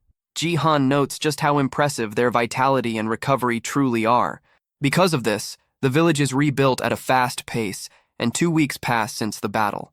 During that time, funerals are held for all who lost their lives, excluding those who fled. The 55 captured bandits are brought to trial. Most villagers demand quick revenge for their fallen comrades. However, taking the lives of unarmed captives is not an easy choice. After long arguments and heavy debate, a final decision is reached. To everyone's surprise, the prisoners are released. Even so, they are not set free without consequence. Before sending them off by boat, a note is left identifying them as members of the Scream Spike Gang. Jihan explains that the sea is filled with dangerous monsters. If fate allows, they may reach the kingdom and face the punishment they deserve. Afterward, the white-haired boy reveals an important discovery. He learns that the bandits were searching for a specific item their leader desperately wanted. By chance, the house of one of his allies survived the fire. Curious about the object, Jihan decides to activate the Eye of the Ruler to investigate further. Using his vision, he quickly identifies the objects as enhancement stones of different ranks. His attention then locks onto a green stone glowing softly on one of the tables. To his surprise, the system identifies it as a B-rank enhancement stone. The white-haired boy cannot help but wonder what these stones are and why they ended up inside his ally's home. Before he can think further, a large bag suddenly drops from the ceiling, landing right in front of them. When he opens it, shock hits him as he sees it packed full of enhancement stones. Left without words, he questions what kind of luck could cause something like this. At that moment, a realization strikes, and his gaze slowly moves upward. What he sees leaves him stunned. The ceiling is covered with bags identical to the one that fell. The sight overwhelms him as he tries to understand how such fortune could exist. His surprise quickly turns into panic as a troubling thought crosses his mind. His eyes widen while staring at the ceiling, unable to believe how many bags hang there. Each one is filled with countless shining enhancement stones. Excitement flashes in his eyes as he understands just how valuable this hoard is. Soon after, he learns the reason behind it. Fox beast folk are naturally attracted to shiny objects like these stones. They see them as symbols of good fortune and often hide them inside their homes. The bandits must have known this tradition, which explains why they attacked the village. The truth hits him hard. This hidden treasure was the cause of the destruction. Even after others tried to comfort her, the fox girl Rhea blamed herself. Consumed by guilt, she attempted to throw all the stones into the sea. He rushed in and stopped her, grabbing her arm before she could do it. He makes it clear that she was not at fault. The blame lies with those who desired the stones. His words reach her deeply, and her eyes fill with tears as she looks at him. At that moment, a system message appears, showing her affinity with him jumping to 60. He decides the dangerous treasure must be kept under control. Rhea quietly agrees with that choice. The recent battle and this discovery harden his resolve. He comes to understand an important truth. Looking at their new resources, he knows that everyone must grow far stronger. As the sun sinks toward the horizon, he asks Rhea where the bandits' weapons were stored. Soon, the two of them arrive at the warehouse, ready to put his plan into motion. He prepares to test his newly learned weapon refinement skill using the seized equipment. Holding a dagger in one hand and an enhancement stone in the other, he steels himself. With calm focus, he activates the weapon refinement skill on the blade. A sudden burst of bright red light erupts from the warehouse, visible throughout the village. Moments later, the process ends, and the blue stone in his hand breaks apart. Ria reacts in shock at the shattered stone, but he merely smirks, knowing it worked. A system window confirms the successful enhancement, showing a 70% success rate for C-rank items. He then turns his attention to a B-rank dagger known as Scream Spike. Its success rate is much lower, sitting at 50.5%. Gripping the dagger alongside a green stone, he prepares to enhance it for real. Outside, a rabbit girl carrying carrots notices strange flashes coming from the warehouse. Light continues to spill out, lighting up the entire village. He works through the night without pause, as red flashes keep bursting from the building. One weapon after another is refined, while the glowing light pours endlessly into the darkness. By the next morning, 2 villagers approach the warehouse out of curiosity, wondering what their village chief has been doing inside for so long. Ria also wakes up with a wide yawn, confused about why he is still locked in the warehouse. She walks in and finds him seated on the floor, surrounded by dust from more than 2,000 shattered stones. Ria immediately recalls that he was supposed to throw the stones into the sea, not use every single one of them. Anger flares as she realizes what he did. Furious over her destroyed lucky treasures, she grabs his head in frustration and shakes him. In the middle of it, he quickly stops her and explains that the enhancement was successful. Nearby lies a green glowing dagger, its power raised to +10. He makes it clear that it took 10 stones to fully upgrade the weapon, with every attempt succeeding. He then gestures to a massive pile of glowing weapons around him, all successfully enhanced due to their low rank. Even Tar's hammer was improved, its attack power rising by a large margin. Ria, however, cannot see much difference at a glance. Jihan, covered in dust, suddenly sneezes hard. After wiping his nose, he complains that the only obvious change is how thick the dust is in the air. At that moment, Tor arrives. Jihan has him test the upgraded weapon. The massive warrior grips the handle of his hammer and immediately feels the altered balance. His eyes sharpen as he senses the power now flowing through it. With a loud roar, Tor lifts the hammer over his head, ready to test its force. He confirms that it feels much heavier than before, yet still easy for him to use. Though the hammer remains a C-rank item, its attack power now exceeds that of the B-rank dagger. Ria watches with a puzzled expression, noticing that Jihan looks both pleased and troubled. His thoughts drift to his own S-rank weapon, the magic sword Hellbringer. He lets out a quiet sigh, admitting to himself that since he cannot use magic, the sword is useless for now. The scene then shifts to the human faction's kingdom, which appears calm and orderly. 2 individuals stand on a balcony, questioning why they were instructed to leave a massive pit in the ground untouched. Nearby, a blue-haired girl feels a strange and dark presence rising from the hole. Without warning, a terrifying scream echoes from deep below. Far underground, a warrior clad in golden armor strains to pull a massive sword from the earth. Dark purple energy coils around the blade as his tattooed hands grip it tightly. His eyes glow with raw focus as he channels all his strength into the effort. At last, the sword breaks free from the ground. A sudden pulse follows, leaving him uncertain about what just occurred. One of the men nearby is stunned, remembering that even Sir Ares at full strength could not draw the blade so easily. This realization makes the situation far more dangerous. The warrior, Ares, remains silent.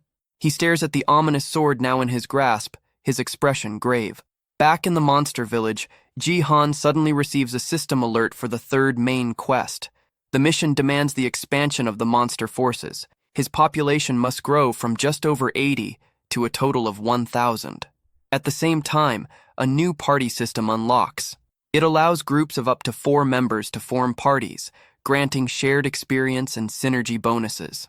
He sees the system as something close to an adventure mode from games and begins to plan the best possible party setup. With renewed focus, he informs his companions that they should head out and gather nearby monsters to join their side.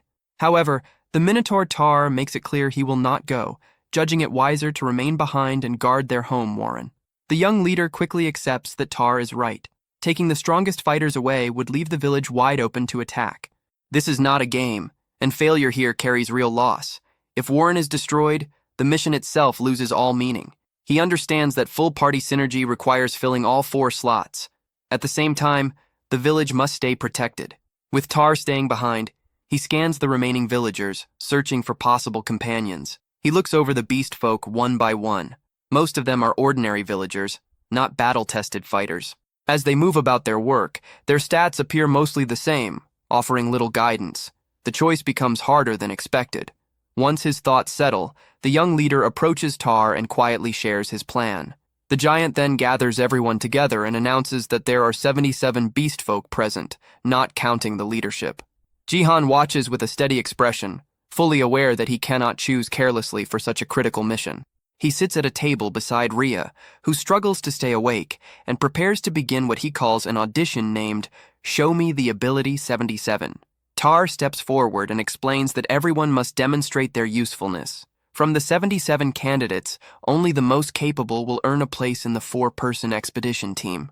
The Minotaur calls for the first group, numbers 1 through 4, to step up. Ji-Han makes it known that he is seeking someone with strong resolve, fit for exploration and carrying unique abilities. The first applicant can only shift nervously, unable to speak clearly. After hesitating, he admits he prefers to stay in Warren. The village chief immediately dismisses him without hesitation.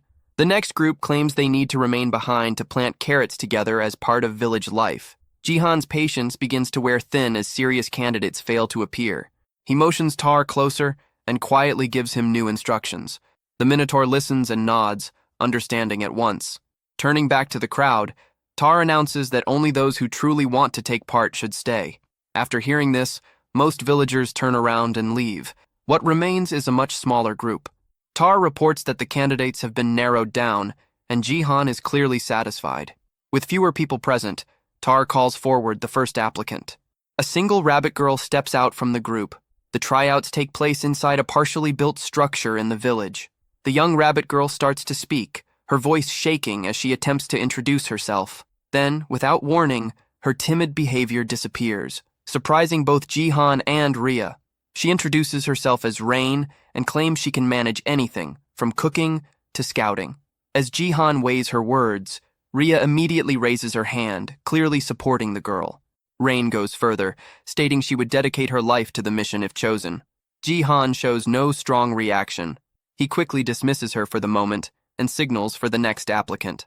With a simple gesture, he marks her attempt as a failure and moves on. As Rain breaks down in tears, Jihan signals Tar to bring in the next participant. He then makes it clear that the auditions have already ended. Rain was the only person who applied. The truth leaves her frozen in shock. Jihan is equally stunned, realizing that only one candidate stepped forward for such an important mission. With that, the Lizard Expedition team is officially formed, their objective set on locating and recruiting the legendary lizard tribe. However, the moment the word lizard is mentioned, the rabbit girl stiffens. Fear washes over her as the meaning sinks in. She grows uneasy, realizing he is referring to the terrifying lizard tribe, and admits she was too nervous to fully hear the details earlier. A memory surfaces from just before the auditions began. Jihan had asked his advisors where monsters could be recruited. Tar explained that the previous village chief had been sleeping deeply since right before the battle. Jihan was shocked to learn the old leader had been unconscious for an entire month, making him impossible to consult. He had no choice but to abandon the idea of asking about nearby tribes. Tar then revealed another harsh truth. Repeated human invasions had already wiped out all nearby monster villages. Rhea suggested that small refugee settlements might still exist. Jihan immediately understood that such groups would never be enough. She agreed, stating that to face the human faction, only truly powerful monsters would matter. That was when Tar brought up a single remaining option. There was one strong tribe that had not submitted to the humans. However, he warned that they were extremely hostile and refused alliances of any kind. This formidable race was the lizard tribe, living deep within the swampland north of Warren. The swamp was described as dark, dangerous, and avoided by most creatures. Tar confirmed that the lizard tribe was likely the strongest race in the region.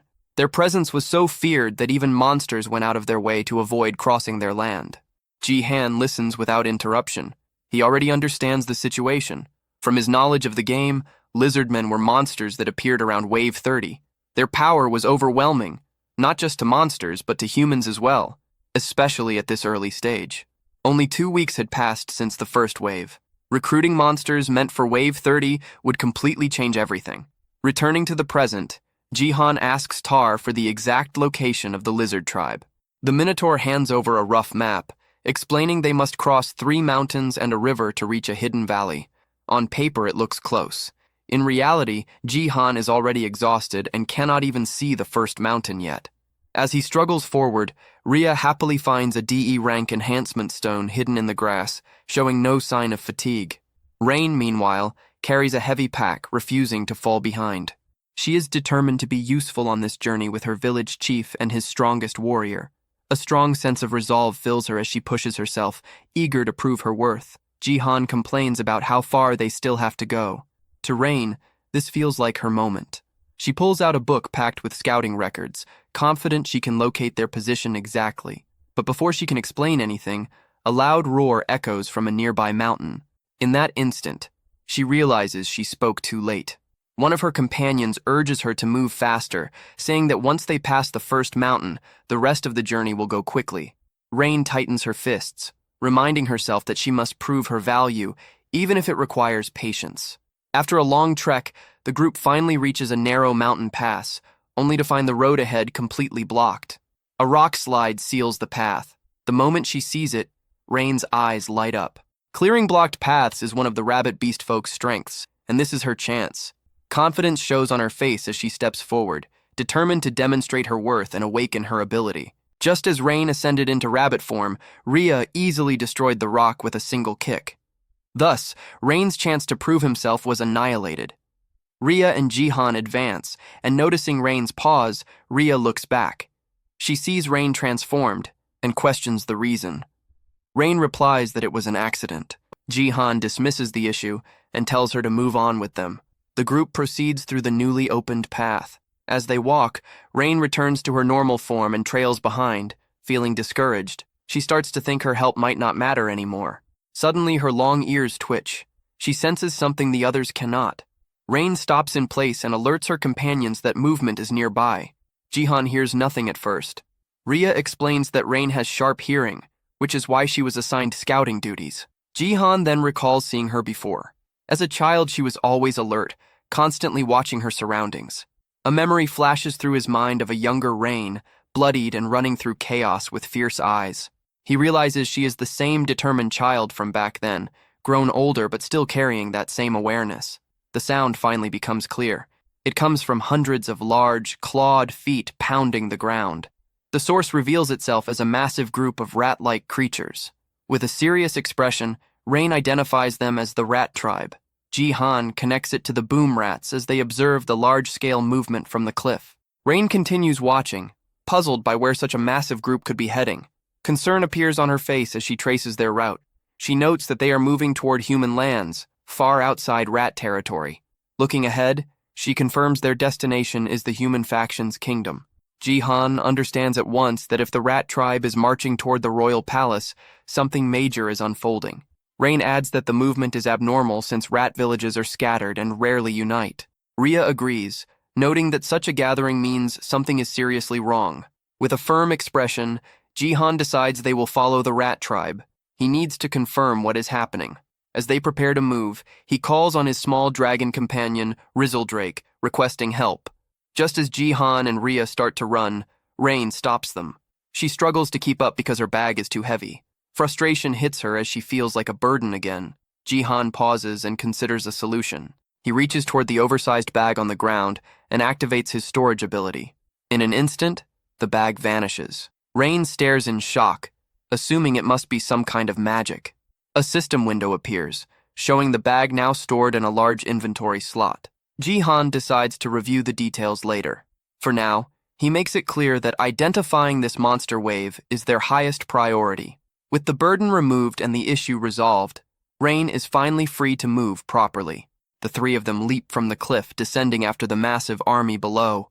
The scene shifts to the human kingdom. A loud bell rings through the city, announcing the coming of war. Panic spreads across the streets as a man runs past, yelling that monsters are swarming once more. In response, armored knights quickly form ranks and begin marching through the city.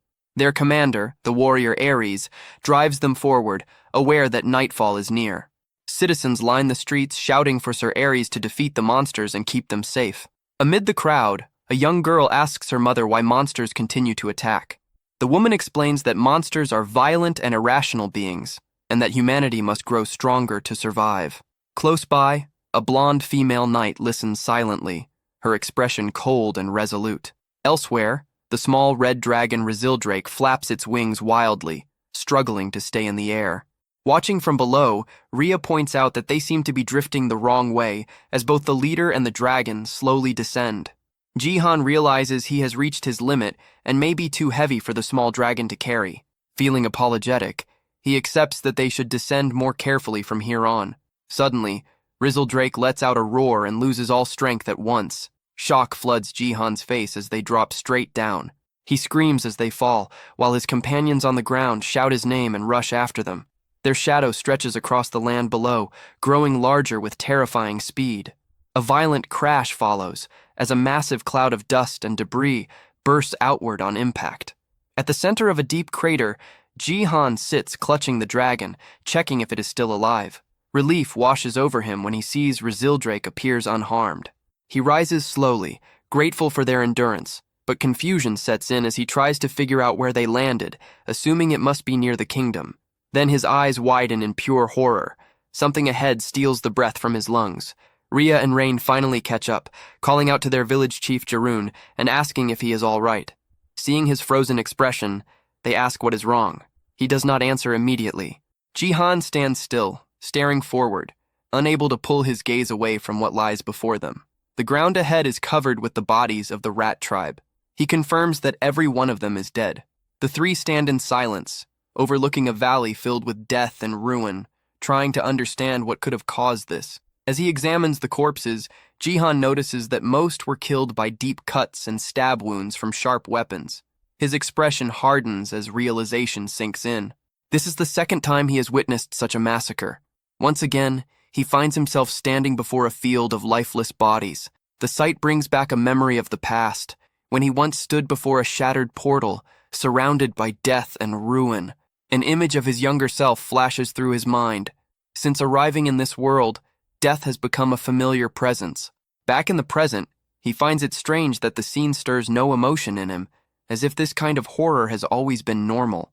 Rain covers her mouth in shock, recalling that she heard footsteps running from another direction only moments earlier. Without warning, a weak cough breaks the silence. The group quickly notices a lone survivor lying among the corpses. Jihan immediately signals Rain to bring her herbs. She responds at once as they hurry toward the injured figure. Kneeling down, she applies a healing salve to the wound. The rat creature offers a faint thanks, barely able to speak. Rain presses for an explanation, but the survivor hesitates, still shaken. Everyone gathers around him, waiting quietly as he stares at them with terror in his eyes. A memory grips the survivor. He recalls the face of a human warrior, a terrifying man marked by a single glowing blue eye. Trembling, he manages to say the word humans before his body locks up in rage and grief. Suddenly he screams in agony and lunges toward Ria, accusing humans of slaughtering his people. Ria stops him with ease, restraining him before he can strike. She forces him to look closely at them and settle down. The survivor turns his gaze to Jihan, confused. He notes that Jihan looks human, yet something about him feels monstrous. Ria assures him that Jihan is not like the others. Jihan steps forward and explains that they followed the rat tribe. He asks the survivor to tell them what happened. With a serious look, he waits for the answer. The rat creature lowers his head and recalls how they were attacked by humans in armor. They were knights from the human kingdom. Hearing this, Jihan's eyes narrow as the weight of the truth settles in. A memory unfolds, showing the rat tribe facing rows of knights. The attack came without warning. The survivor remembers their leader giving an order, but his words are drowned out by screams and steel clashing. The scene turns brutal. Knights tear through the rat tribe without mercy. The rats are cut down one after another, unable to fight back. As his story ends, the survivor explains that the humans killed them all for no reason. Jihan and the others are left shaken. The vision shifts again. A rat messenger races through the darkening sky, flying with urgency. He lands roughly before the rat leader and delivers his report. 8 villages have already been wiped out by humans, his eyes burning with fury. The rat chief explodes in rage, questioning what crime his people committed to deserve this. He declares that they cannot endure it any longer. At the same time, atop the walls of the human kingdom, a commander orders the archers into position. Ares stands prepared beside the female knight. Together they provoke the approaching monsters, daring them to come closer. The rat leader swells with rage, vowing revenge for every fallen comrade. A massive force of monsters from many tribes roars in response. United by fury and despair, the horde surges forward, charging straight toward the gates of the human fortress. Back in the present, the survivor explains that he was able to figure out the human's motive by observing one specific man. This knight wore a ring on his lip and carried a look filled with hatred. Through him, the true reason behind the massacre becomes clear. The survivor remembers that knight walking calmly across the battlefield, paying no attention to the chaos or the dying around him. All the killing happened for one simple reason. He bent down and picked up a small purple stone from the ground. Jihan's expression hardens the moment he understands what it was, an A-rank enhancement stone. As night falls over the human kingdom, the sky sinks into a dark, heavy blue. The female knight watches the horizon and notes that the sun has fully set. This marks the start of the battle. The rat army's eyes ignite with purple light as darkness strengthens them. A system notice explains the change. All their stats increase by 30%, but their ability to think clearly disappears. From the castle walls, the human commander gives the order. Archers unleash a massive wave of arrows, blackening the sky as they fall toward the charging monsters. The arrows strike deep, piercing rat after rat. Even so, driven by rage and empowered by night, the horde keeps moving forward. The commander then shifts tactics and orders the archers to focus on the monster at the front. A warrior steps forward on the wall, raising a shining golden sword. He prepares a skill and releases a vast wall of fire. Flames surge outward, cutting off the monster's path. The rat leader stares into the fire, purple eyes glowing, showing no fear as the attack reflects back at him. Back in the present, the survivor completes his account. He explains that he used what little strength remained to confront the humans. A memory plays out of him standing weakly before the knights, begging them to stop the slaughter. He remembers clenching his teeth, forcing himself to show resistance despite pain and fear. The human knight simply turned away. He left without a second glance, abandoning the dying rats as if they were worthless. The survivor realizes that once the humans obtained what they wanted, the rest no longer mattered. Jihan listens without speaking. He feels no rage, only understanding. To him, this is simply how the world operates. His mind drifts back to his school days. He remembers being bullied, surrounded by classmates who only cared about using his father's influence for their own benefit. They pressured him, questioning why they had ever treated him kindly if he could not give them anything in return. He recalls how everyone was always measuring profit and loss, pretending not to see the truth. That lonely realization still lingers deep in his mind. From it, he learned one thing clearly. Humans will always put their own interests first, no matter the cost. On the battlefield, the human commander orders his archers to kill everything in sight as arrows continue to fall. Amid the fire and steel, one rat warrior pushes ahead with unbroken resolve. Spotting the leader of the rat tribe, the humans on the walls shout for every weapon to be aimed at him. The Rat King surges ahead, forcing smaller rats in front of him to block the endless rain of arrows. The female knight watches the advance, her face hard and focused. Arrows bury themselves into the Rat King's body, yet he ignores the wounds and pushes on toward the gate. His resolve is absolute. He intends to make the humans feel the pain and will of his tribe, even if it costs him his life. A bright blue energy begins to spark and gather around his body as he prepares a final move. He channels everything he has left, preparing to carve his tribe's suffering into the humans. The stored power is released toward the castle wall. The human commander, Ares, stares in disbelief. Understanding what is about to happen, soldiers on the wall panic, realizing the Rat King is about to self-destruct. Fear spreads as they try to pull back from the gate. The blue energy swells, seconds away from wiping out everything nearby. With his final breath, the Rat King dedicates his life to peace, a desperate sacrifice for his people. At that moment, the female knight draws her blade. She prepares her own skill and strikes. A beam of pure light erupts from her sword, colliding with the Rat King's attack. She activates her light sword dance, a flash strike meant to counter the explosion. The Rat King's eye twitches. In his final moments, he realizes with bitter clarity that his sacrifice will change nothing. A massive blast erupts at the castle gate, sending a shockwave across the battlefield. Far away, Jihan's group hears the explosion. Rhea confirms she heard it as well. Jihan explains that the Rat King was a boom rat, also known as a suicide rat, and that it just used its ultimate skill. The lone survivor watches in heavy silence, knowing the battle is over and his people are gone. Ji-han reflects on his knowledge from the game. By the 6th wave, boom rats were nothing more than minor threats to a single S-rank knight. Even if the self-destruction had fully succeeded, it would have only damaged the outer walls. The sacrifice was pointless. He wonders if the rats knew they would die and still chose to fight, simply to show the humans their pain and resolve. His teeth grind as he remembers that many of those killed were women and children who never fought at all. Ji-han recalls Tar explaining why there were no strong male beast folk left in their village. The men had marched toward the human kingdom, swearing revenge, and never came back. Their families were left behind. Only now does Ji-han fully understand. The monster attacks were not meaningless chaos. They were a direct result of human greed. A memory surfaces of the king telling him not to worry and to simply follow orders. Ji-han clenches his fist, realizing that accepting that offer would have made him part of the same problem. He lets out a slow breath, feeling calm about his choice, even though his faction has changed. He knows he is still human. Like anyone else, he moves for his own reasons. His faction's goal is the destruction of the human faction, but his true drive is simpler. He wants to protect those he cares about. Turning to his companions, he admits that he never explained the real reason for seeking out the lizard tribe. His goal is to unite them and grow stronger, not just to survive, but for something larger. He makes one thing clear: the monster waves are not random. They are the result of unchecked human slaughter. If nothing changes, the killing will only stop when no monsters remain alive. With a renewed resolve, Ji-han sets his goal.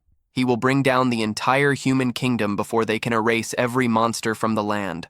His expression hardens with grim resolve as he accepts the role waiting for him in the coming war. He looks over his companions and makes it clear that reaching this goal will require their strength. The barren land around them reflects the recent tragedy, a harsh reminder of what is at stake. He explains that the path ahead will not be easy, but destroying the human faction is the only way they can survive. Rhea answers first, making it clear she always sensed that his hostility toward humans matched her own. She recalls the fight against the bandit leader, remembering how he refused to give in even when defeat seemed certain. Rhea follows, stating that a small village alone will never be enough. She agrees that to challenge the human faction, they must unite powerful monsters like the lizard tribe. Rain then steps forward. She speaks of Warren, where everyone watched their families die at the hands of humans. Memories of chaos and blood flood back as she recalls friends falling before her eyes. A brief vision shows a rabbit beast folk holding an injured companion as flames consume their village. Looking at the dead rat creature nearby, Rain admits they were powerless against the human attacks. Still, she recognizes that he led them to victory against the bandits and protected their home. Rhea moves closer, fixing him with a firm and serious stare. She states that if tearing down the human kingdom is the only way to bring peace, she will follow him without hesitation. Ji-han is caught off guard by her loyalty and deeply moved, quietly calling her name.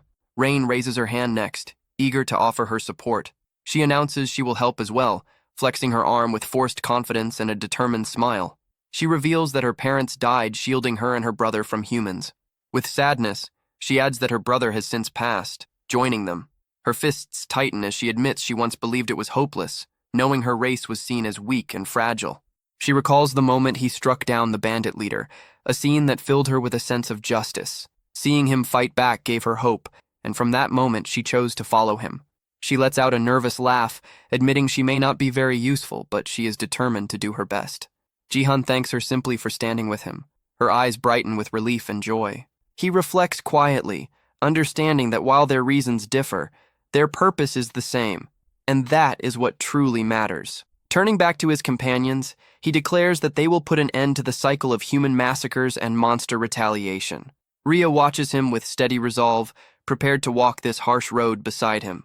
With renewed determination, Ji-han sets their final aim: to break the chain of hatred and bring peace back to the world. Even if their motivations differ, their shared goal binds them together. He reinforces that they must end the endless loop of human slaughter and the monster attacks that follow as Rhea listens, fully aware that their mission is to shatter the cycle of hatred once and for all. He completes his declaration, committing himself to bringing peace back to this world for everyone. At that moment, another voice calls out, stating a wish to stand with them. The remaining survivors of the rat tribe slowly step out from the shadows, moving through the field of bodies. They gather before the group, asking to join their side as more survivors reveal themselves one after another. Later, Jihan learns the reason behind their sudden trust. The cautious rats had been listening to the entire conversation from a distance. One especially large rat steps forward, its size catching Jihan off guard. Ria immediately begins treating the wounded survivors, signaling the large rat covered in bandages to wait. Once the injured are cared for, they hold a quiet ceremony to burn the bodies of the fallen. At the same time, the human kingdom has already pushed back the sixth wave and begun clearing the battlefield. Knowing they are running out of time, Jihan understands they must reach the lizard folk before the kingdom grows even stronger. The next morning, sunlight rises over the land, marking the beginning of a new journey. Jihan hands the new rat tribe chief a map, instructing him to search for taro in a cave while the group is away. As the expedition departs in search of the lizard folk, the new chief watches them leave, map in hand. He looks down at the rough, childish drawing, completely confused by it. A system window appears, confirming the addition of 67 new members and updating the quest progress. After parting from the rat tribe, the group heads toward the swamp, where the lizard folk are said to live. Along the way, they stop at a river. While his companions play nearby, Jihan suddenly sinks beneath the water. He flails desperately, calling for help as the others rush in. Realizing the detour has taken its toll, they pull him out and press on his stomach until he coughs up the water he swallowed. Despite the harsh journey, they continue making progress toward their goal. Later, they encounter a wild goblin standing guard at the entrance of a cave. Jihan decides to recruit it, handing over the same crude map he previously gave the rat chief. The goblin stares at it in total confusion. A system notification appears, confirming the successful recruitment of 40 goblins into his faction. They soon encounter the Taro tribe, and Rain is surprised to recognize the muscular beastmen she once knew. After another successful recruitment, 12 more members join the growing faction. Their journey is suddenly halted by the appearance of a massive, squishy blue slime. Jihan is stunned to realize it is the Slime King, the boss of the seventh wave, leading its kind straight toward the human kingdom. He runs forward and spreads his arms, desperately trying to stop them. The Slime King continues moving and absorbs Jihan into its soft body. He struggles inside before pushing himself free, warning that heading that way will lead to their deaths. It turns out the slimes had lived peacefully in a cave near the river until humans forced them out. They were simply migrating to find a new home, unaware their chosen path would lead to destruction. Jihan offers them another route to a much larger cave, showing the Slime King his simple map. After a long discussion, he finally convinces the slimes to follow him instead and join his faction. His faction count surges by 793 members, leaving him only 6 short of his goal of 1,000. As the sun sinks low, Jihan is completely worn out, complaining that he cannot take another step, and Ria agrees with him. Just as they consider stopping altogether, Rain notices something in the distance and points it out with excitement. The group looks ahead and sees 2 massive mountain peaks outlined by the setting sun. Standing at the edge of a cliff, they realize they are finally close to the land where the lizard folk are said to live. Jihan's stomach growls loudly, and he decides they should rest for the day and eat something. Hearing his complaints about hunger, Rain treats it as her chance to be useful. She eagerly pulls out a bag, proudly revealing that she carried fresh food all the way from Warren. When she opens it and reveals a bundle of carrots, Jihan groans in disappointment at seeing the same meal again. He grumbles that he is sick of carrots and wonders if there is anything else edible in such a large forest. Ria quietly extends her hand, offering him something she gathered nearby. He looks down and recognizes the small red fruits resting in her palm as wild berries. He eats one, and his expression changes immediately as the sweet taste spreads across his tongue. Relief and joy wash over him as he enjoys real sweetness after so long. He asks Ria if she already knew about the berries, and she confirms it casually. Rain then suggests cooking the carrots instead of eating them raw. Excited by the idea of a warm meal, Jihan agrees without hesitation, which makes the bunny girl beam with joy. Before long, a familiar and comforting smell drifts through the air as food simmers over the fire. Rain presents a large steaming pot, clearly proud of her work. Jihan is shocked to recognize the dish as soybean paste soup, and both he and Ria find it surprisingly delicious. Curious, he asks where she got the soybean paste. She explains that cooking is her hobby and that she made it herself. Suddenly, Jihan calls out to Rain after noticing something strange. He wonders if she just bit into a rock. She nervously explains that she sensed something moving in the darkness. At that moment, a new scent draws her attention, and she turns her head with a confused look. Two enormous ogres step out from between the trees, one of them muttering that he also bit something hard earlier. Rain finally notices the towering figures behind her and lets out a scream in terror. She shuts her eyes and braces as one massive green hand reaches down toward her. Instead of attacking, the ogre ignores her completely and bends down to pick up one of the carrots lying on the ground. Jihan watches closely and notices that both ogres are covered in scars and fresh wounds. He realizes they were drawn in by the smell of food, not looking for a fight. One of the ogres stares at the soup pot, sniffing the air with open curiosity. Trying to gather her courage, the bunny girl lightly pushes against the giant's leg to get its attention. The creature crouches low, eyes locked on the pot, while Jihan looks on in confusion. Suddenly, the ogre reaches straight into the fire and grabs the pot with its bare hands. A second later, it drops the pot and screams in pain, shaking its badly burned hands wildly. Jihan watches the scene in silence, wondering how creatures with such low intelligence manage to survive at all. At the same time, he begins to rethink his plans about recruiting ogres. As the creatures bend down and start eating the spilled soup, Jihan lets out a tired sigh, worried this unexpected stop will slow them down. Deciding to judge them properly, he activates a skill, and a purple mark glows inside his eye. The result shocks him. Both ogres are high-level B-class monsters, far more dangerous than they appear.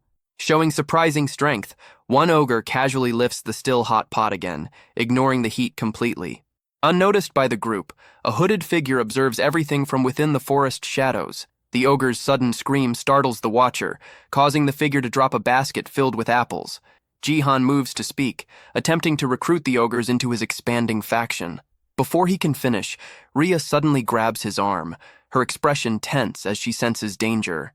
In the next instant, she moves. Rhea jumps forward and blocks a sudden strike from the hidden observer. Her claws snap out as she stops the attacker's blade head-on, demanding their identity. Jihan freezes as the hood falls back, revealing long, sharp ears. He realizes at once that the attacker is a dark elf, a race he believed no longer existed. The elf raises a hand, dark energy swirling tightly around it as a twisted spell forms. With a quick motion, the stranger touches Rhea's shoulder. The magic activates instantly. Darkbind surges through her body, locking her in place. Rhea cries out in rage, struggling, but her body refuses to respond. The dark elf lunges forward, sword aimed straight at the now defenseless Jihan. He shouts Rhea's name, panic clear on his face as the blade closes in. Without hesitation, he activates his abyss slot. Purple energy wraps around his hand, forming a blade just in time. He blocks the strike, steel and energy colliding in a spray of sparks. The elf recoils slightly, stunned by the weapon. An overwhelming magical force radiates from Jihan's blade. Jihan tries to understand why they are under attack, but the elf throws the same question back at him. The response leaves him completely lost. The dark elf tightens their grip and moves again. Their weapons clash once more as the fight turns serious.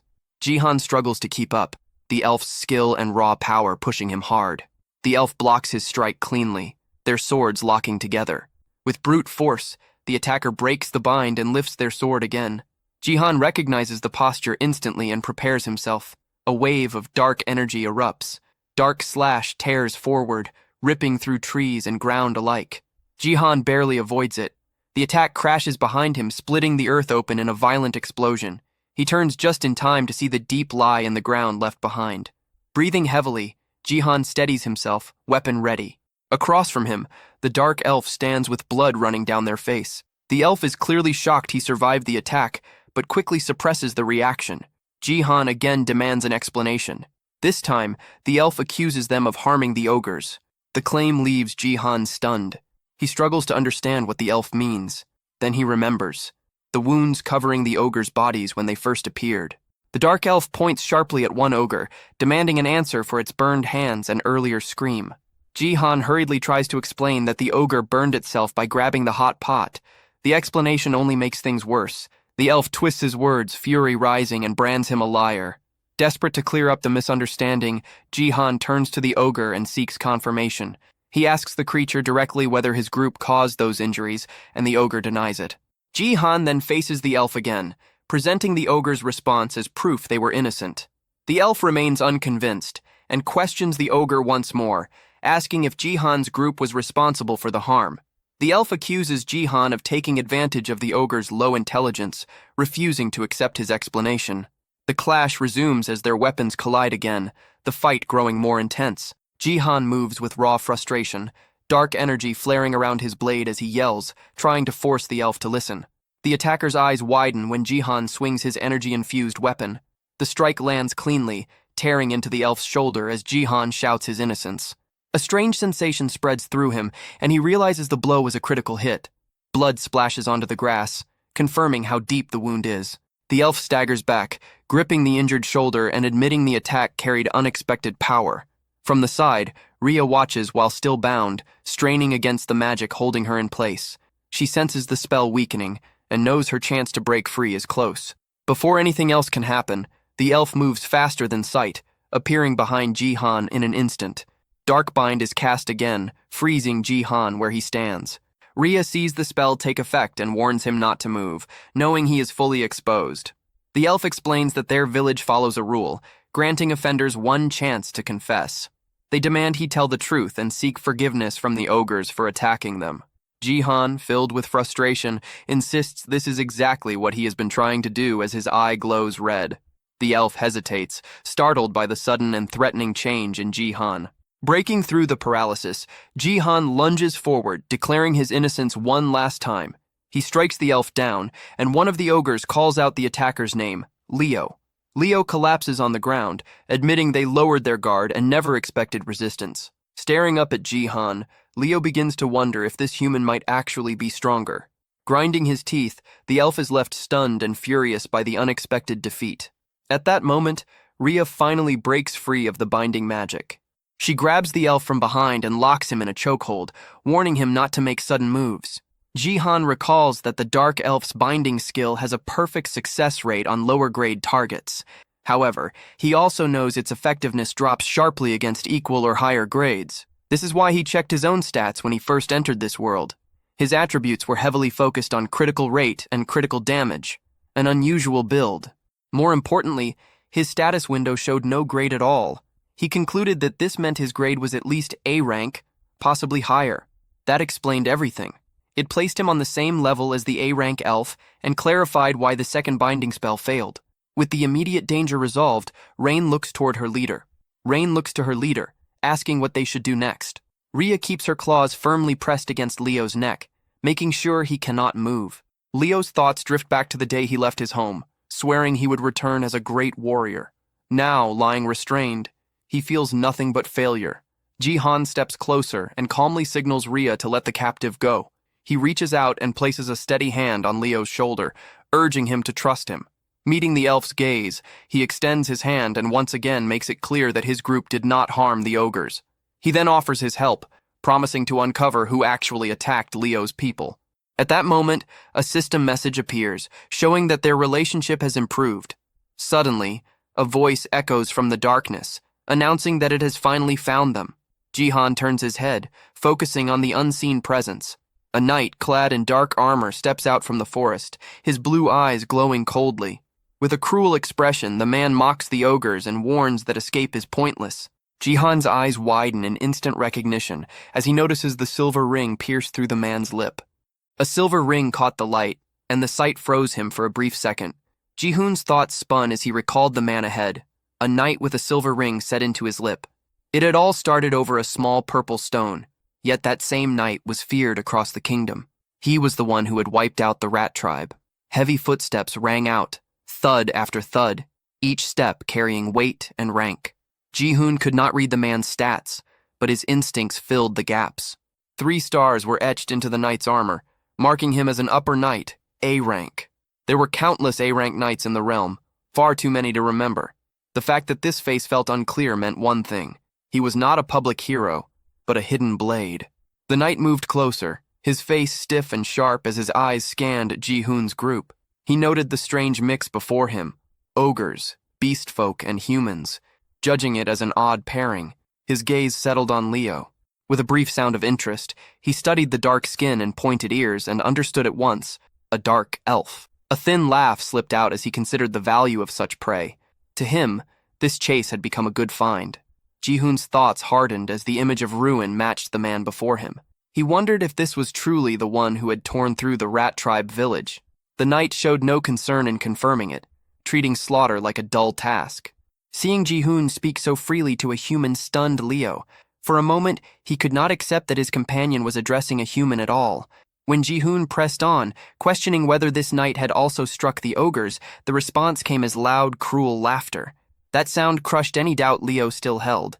Regret flooded him, forever mistrusting Ji-hoon. He bent his head and apologized again and again, owning his mistake. Ji-hoon stared, unsure why Leo had suddenly changed. Clenching his teeth, Leo understood that even without shared words, the truth was clear enough. In a flash, he burst forward, his speed sharp enough to shock even Ji-hoon, fast enough to claim first place in any race, if such things mattered now. Leo struck, his magic dagger flashing toward the knight. The blow was stopped cold by an armored hand. Steel took the hit, leaving the knight mostly unharmed. A crooked smile spread across the knight's face as he judged the gap in gear between them. A low laugh followed while he muttered something unclear and shifted his stance. Leo's thoughts raced. If the armor could not be broken, then flesh without cover was the answer. He charged again with full force, slicing at the side of the knight's neck. The blade cut true. Pain broke through as the knight let out a rough sound and spat curses at the lesser race. He answered at once, driving a brutal punch forward, packed with enough force to shatter bone. Leo managed to block the strike despite the pain, forcing his body to take the shock head-on. Driven by rage, he attacked again with his dagger, aiming for the knight's chest, but the armor proved far tougher than he had expected. The blade shattered in his grip, and the sudden break left him frozen for a split second. Before he could recover, the knight answered with a crushing blow that sent Leo flying into the ground. The knight exhaled hard, thinking that he had gotten carried away. He reminded himself that this target was valuable property and should not be damaged too badly. The word property made Ji-hoon frown at once. Leo's body shook as he tried to stand, gathering every bit of strength he had left. The knight stopped him by pressing a boot down on his leg, pinning him in place. With a cold smile, the idea was repeated in his mind. Leo was merchandise. The knight then looked at Ji-hoon and the others, judging them the same way, only cheaper. He did not care why they were here, but if they belonged to the kingdom, they should already know how popular monster shows had become. The term monster show echoed in Ji-hoon's thoughts, leaving him confused. The knight looked down on him, treating him as an ignorant human who did not even know such things existed. Then understanding hit him. The knight's eyes widened as he finally recognized Ji-hoon. His mood shifted at once, turning sharp and excited as he laughed, now recalling who stood before him. It was the so-called legendary knight. The hunt had turned far better than expected. Rare ogres, a young dark elf, and even a human tritar with a royal bounty tied to his name. Filled with pride, the knight decided that he would personally take them all back to the kingdom. Without delay, he charged straight at Ji-hoon, aiming to end it quickly. Ji-hoon tightened his grip on his sword and prepared himself. As the knight closed the distance, Ji-hoon struck first, but the attack was stopped by a bare hand. The knight noted with interest that the sword itself looked valuable too. Ji-hoon questioned whether all of this was truly ordered by the king. The answer came without warmth, making it clear that the king's will was law. Ji-hoon thought bitterly that acting openly cruel must make things easier, leaving no room for guilt. The knight took that thought with a grin, seeing it as fitting for a traitor. Nearby, Rizzle lay fast asleep, calm and untouched by the violence around him. Without warning, Rhea rushed forward and slashed the knight's arm with her sharp nails, drawing blood. Watching this, Leo's thoughts drifted to party rules, how experience was shared but depended on effort. He wished, even now, that more of it could flow to Rhea. Ji-hoon turned his focus to Rizzle, urging him to be ready if things went wrong. The only answer was a loud roar that shook the air itself. The knight mocked them as uncivilized beings, though he admitted they made good entertainment. Muttering under his breath, he called on an earth-based power. The ground responded at once. Stones rose and gathered around his hand, sealing it inside thick, hardened rock. Ji-hoon's suspicion was confirmed. This was an earth attribute skill. With his arm now wrapped in solid stone, the knight steadied himself and prepared to strike again. He roared in rage over the damage done to his armor, fuming about its cost and how it had been scratched at all. Then he swung with brutal force, unleashing a fist made of earth that slammed toward Ji-hoon and Rhea, the impact rattling the ground beneath them. Ji-hoon focused as the A-rank knight, Lockhand, pressed the attack. He followed every motion, sensing the raw strength behind the strike while also noticing its flaw. The size of that stone-covered weapon made it slow. Against the awakened Rhea, it was a bad pairing. Even so, Ji-hoon understood that letting the fight drag on would only make things worse for them. At that moment, Rhea dropped from the top of a tree, her body aimed straight at the knight. Lockhand met her without hesitation, lifting his massive rock arm and trying to crush her mid-air. Rhea slipped past the blow, landing on a nearby beam and twisting her body.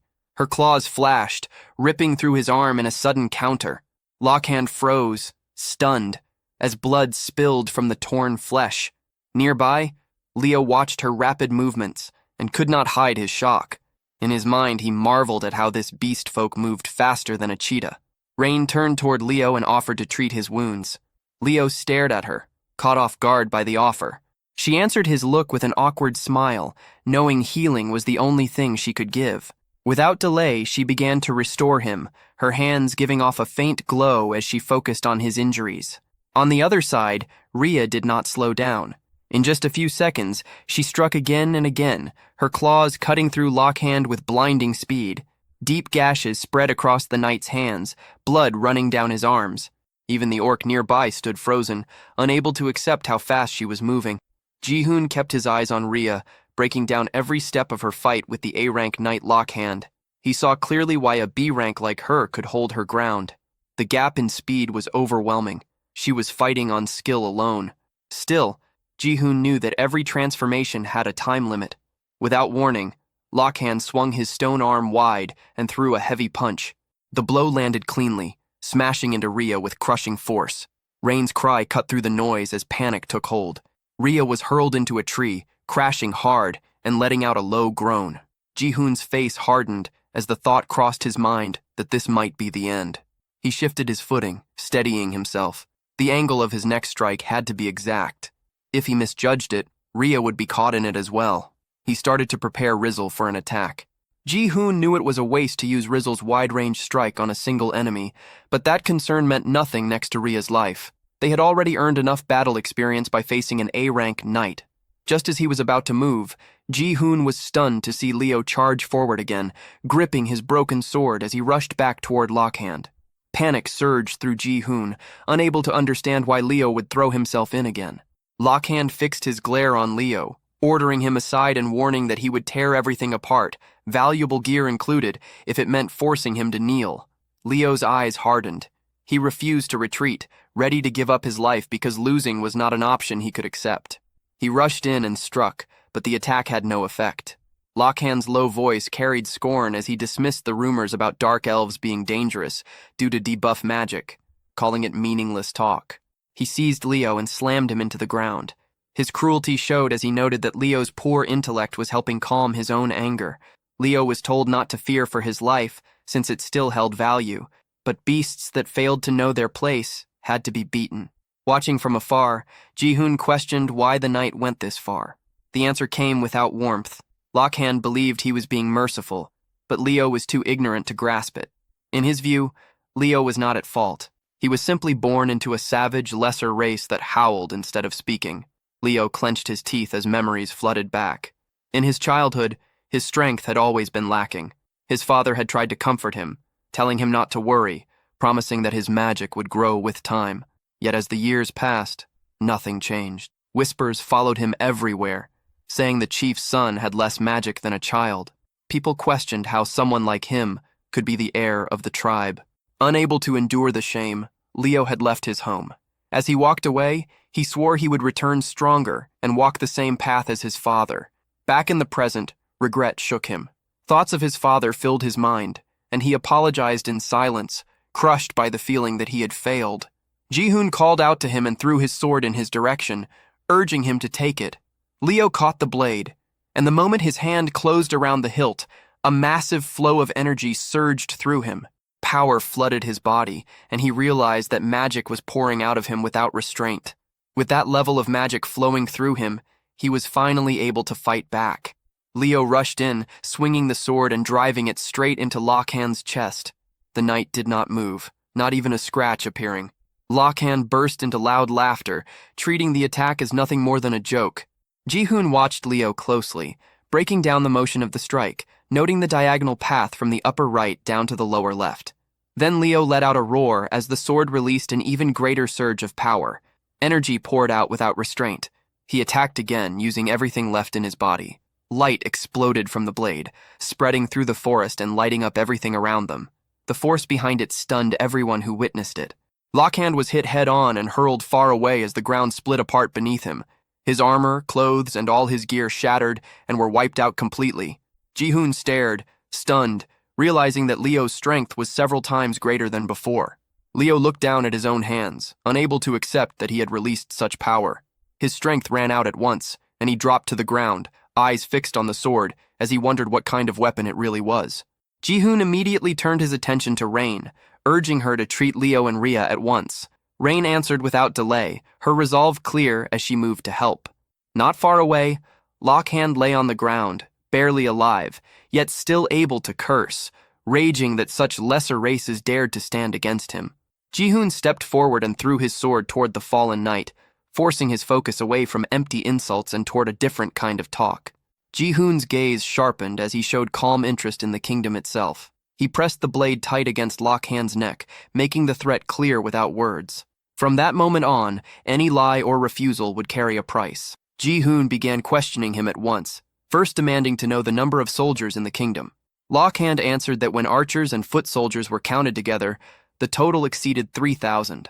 Ji-hoon followed up by asking about soldiers like Lockhand who operated outside the royal palace. Lockhand admitted he did not know how many subjugation forces existed. Ji-hoon pressed further, questioning what those forces were meant to do. Lockhand's eyes darkened as old memories surfaced. The scene shifted to the past, to a moment when he had been summoned by the ruler himself. Back then, he had stood before the king, addressed as Senior Knight Lockhand of the Royal Guard Oth Division. Lockhand had answered the summons with respect, and the ruler had stated the need for stronger arms. He had been ordered to wipe out everything surrounding the kingdom and recover whatever was required. The scene returned to the present as Lockhand continued explaining to Ji-hoon.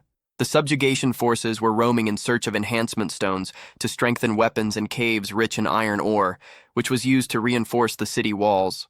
Ji-hoon reflected that his question might have been too simple. From what he knew of knight defense systems, expeditions existed for gathering items like enhancement stones and grade stones.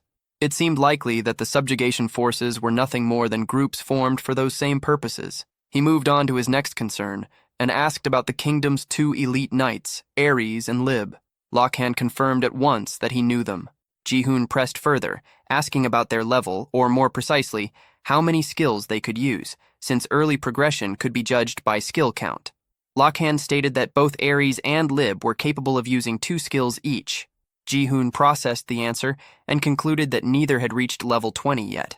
Lockhand then let out a mocking laugh, pointing out that Ji-hoon's focus on troop numbers and elite knights made it seem as if he were setting his sights on the kingdom itself. Ji-hoon showed no hesitation, treating that idea as irrelevant. Lockhand laughed even harder, ridiculing the thought that such limited information could be enough. He scoffed that breaking through walls guarded by elite knights would never be easy. Then he dropped a detail Ji-hoon had missed. There were not only 2 elite knights. Ji-hoon froze, instantly understanding the weight of that statement. He recalled how, in knight defense, the maximum number of elite knights allowed before the game ended was 7. Choosing which S-rank knight to summon during the first wave often decided whether the run would succeed. He remembered the structure clearly, the steady climb from Wave 1 up to Wave 15. Yet now, in this early stage, barely past Wave 6, the kingdom already possessed more than 2 elite knights. Lockhand revealed their names with calm certainty. Artillerist Akur and Fanatic Archeon. That made 4 elite knights already known. Ji-hoon found himself unable to speak, his thoughts racing as the gap between the game and reality became clear. Unlike a game, this world did not reset. Soldiers could be wounded for real, and walls could truly be broken. Repairing defenses and healing the injured would demand vast time and effort, far beyond simple numbers on a screen.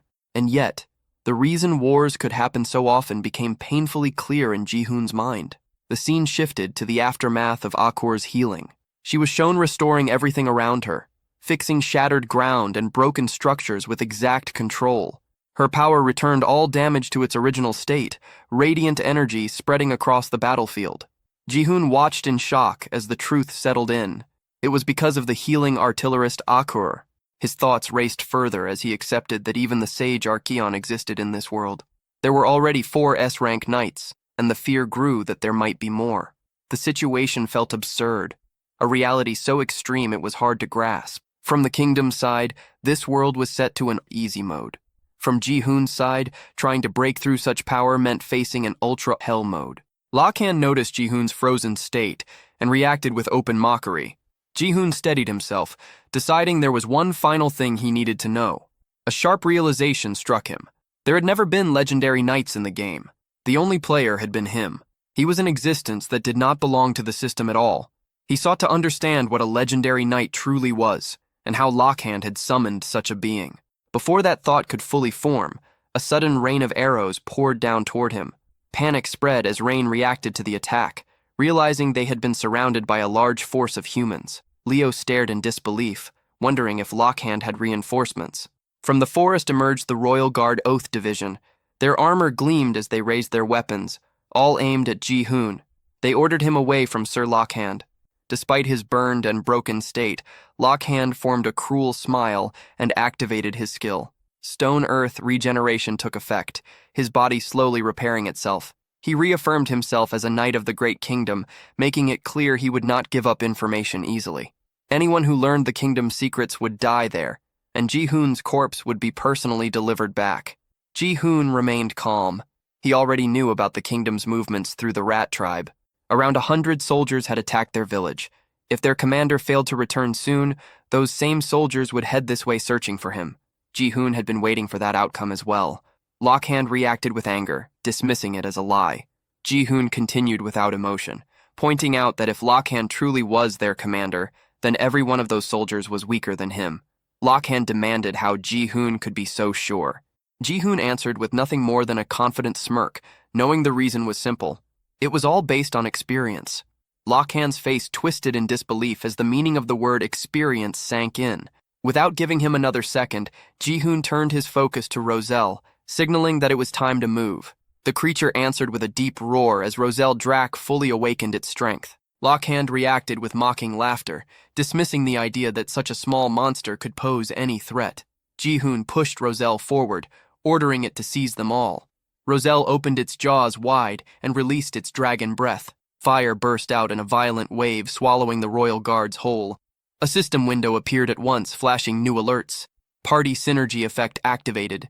Magic-type monsters' attack power increased by 20%. Even while burning, Lakhan showed disbelief, unable to accept what was happening. Rain, Leo, Rhea, and the orcs stood frozen, eyes wide, watching Roselle's overwhelming power erase everything in its path.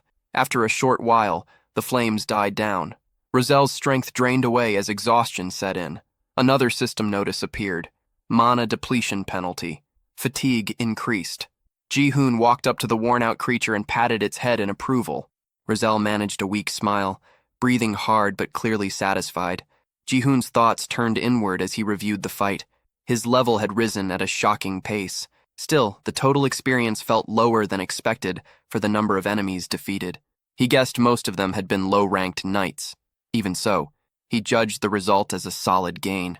As he looked around, something unsettling caught his eye. The burned royal guards began to change. Their bodies hardened, turning stiff and clear until they became crystal stones. Ji-hoon picked one up and studied it closely. He noted that enhancement stones did not break, even under a dragon's breath. With that confirmed, he ordered everyone to collect the spoils. Rhea and Rain agreed at once and rushed off to gather everything they could find. While they worked, Ji-hoon opened the system window and checked the stats of Roselle, Rhea, and Rain. He confirmed that experience within a party was shared, but divided based on contribution. Rain, who had only healed during the fight, had still gained 17 levels. Rhea and Roselle, who fought directly, had risen by 10 and 7 levels. From this, Ji-hoon concluded that rank played a role in experience gain. He glanced over at Rhea, Rain, and Roselle, all busy picking up enhancement stones. Even with the unclear balance of experience sharing, he felt relieved. Roselle had reached level 10. Its MP had increased sharply, and a new skill had appeared. Ji-hoon froze when he recognized it. It was a skill he never expected Roselle to have. The focus shifted back to Ji-hoon. His thoughts turned to Leo, and he felt that something between them was still unresolved. The internal counter in his view read 64%. He questioned why Leo had fought with such desperation, even putting his own life at risk to protect the ogres and shield Rhea. Leo stayed silent, weighed down by regret. Inside, he apologized to Ji-hoon for everything that had happened. He decided to escort the lost ogres to the sea, and then leave on his own. As he walked, weakness lingered in his body. He remembered the promise he had once made, that he would return stronger and follow his father's path. No matter how hard he trained, his magic power had never grown. Yet through the recent battle, he felt that he had finally found a possible way forward. As Leo prepared to depart, Ji-hoon observed him closely. He noted that Leo's magic power was abnormally low, barely 1/10 of what a normal dark elf possessed, perhaps even less. Ji-hoon understood that 2 restraints and a single slash were enough to drain Leo completely. Leo was taken aback, wondering how Ji-hoon could know such details when he was not even a dark elf. Ji-hoon explained it inwardly as a special ability unique to himself. Leo accepted the explanation more easily than expected, though embarrassment crept in, as if his weakness had been fully exposed. Ji-hoon then brought up the moment when Leo had gripped the sword and felt his magic surge. He reasoned that the blade was no ordinary weapon, but a magic sword capable of supplying magic power and boosting magical attacks. Leo understood at once that it was a rare magical weapon, and admitted he had never seen one of such quality. Ji-hoon chose to give the sword to Leo. Leo questioned the intent, and Ji-hoon's purpose was clear. He wanted Leo to wield it and fight at his side. Leo recalled that dark elves did not normally join forces with other races. Still, Ji-hoon pressed the point that Leo wished to grow stronger. Ji-hoon understood Leo's condition well. His magic power was lacking, but his physical ability was far beyond that of other dark elves. The real weaknesses were his low magic reserves and poor magic attack strength. Leo reluctantly admitted that this judgment was correct. Among dark elves, those with weak magic were treated as worthless. That was the reason Leo had been traveling in search of a way to increase his magic power. Ji-hoon then took an enhancement stone and rubbed it against the sword, confident that the issue could be fixed. He believed Leo's physical talent was unmatched among his kind and offered to help him build the magic power he lacked.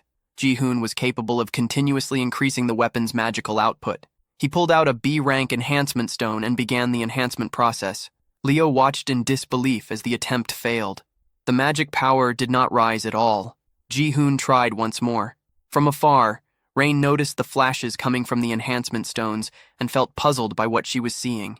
At last, the sword's magic power rose. Ji-hoon named the blade Scream Spike and noted that it had reached an impressive +11 enhancement. He showed that he could continue enhancing weapons and made it clear that he planned to push Leo's magic power to its limit. Leo thought it over carefully. If this method truly allowed him to grow stronger, then it was not submission, but a reasonable deal. After some hesitation, Leo agreed to join for 10 years. Nothing beyond that, just temporarily. Ji-hoon accepted, though something felt strange to him, since 10 years hardly sounded short at all. Leo wondered if there was an issue, while Ji-hoon insisted that 10 years was sufficient. Ji-hoon introduced himself as Kim Ji-hoon, and Leo gave his name as Leonard Bell Leon. At that moment, Rhea, Rain, and Rizzle returned carrying a huge number of enhancement stones. Ji-hoon was caught off guard by how many there were. Rhea cheerfully showed them off, calling them pretty, and mentioned that something odd had happened nearby. Ji-hoon inspected the stones and quickly sensed that something was not normal. Leo examined them as well, and excitement spread as everyone realized the value of what they had found. Ji-hoon later explained that they ate together and talked for a long time. The discussion centered on the cruel actions of humans and the recent attacks they had faced. He brought up the enhancement stones carried by the knights, pointing out that while their number, around 220, was smaller than the stash found at Rhea's home, many of them were still high grade. Among those stones, there was one unexpected and extremely valuable piece. Ji-hoon instructed Rain to use it, and she followed his guidance. As she did, a red aura spread out from her body. The system window appeared, confirming that the D-grade gradestone had reached an 85% chance of grade growth and that the attempt had succeeded. Her level was adjusted due to experience redistribution, dropping from 26 to 21. Ji-hoon checked the result and asked about her condition. Rain felt a little dizzy, but at the same time, she sensed a strong surge of power inside her. Ji-hoon encouraged her to keep going and pushed her to try again. Rain reacted with excitement and continued repeating the process over and over until morning finally arrived. The next day, Ji-hoon stated that they headed toward the swamp where the lizard folk lived. He explained that ogres favored places close to water, and that Leo Arbel Lion had been guiding the lost ogres along rivers toward the sea. Because of this, Ji-hoon convinced the lizard folk to gather and move with them to Warren, since Warren also had access to the ocean. The group kept moving together along the path. As the journey stretched on, Leo wondered if Ji-hoon was already growing tired. Ji-hoon felt annoyed and pointed out that they had only been walking for a few days, and that the others were the strange ones for thinking it was long. Leo reacted with confusion, which led Ji-hoon to complain that Leo's name was far too long and awkward to say. Leo allowed him to choose any name that felt easier. Ji-hoon settled on Bell, a choice that caught Leo off guard by how much it shortened his full name. Without warning, Rain pointed ahead, signaling something in the distance that might be their destination. She felt an uneasy presence coming from that direction.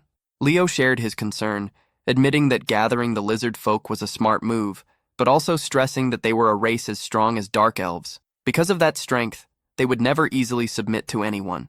Ji-hoon answered calmly, drawing a quiet comparison to Leo's own situation and making it clear the matter was his to handle.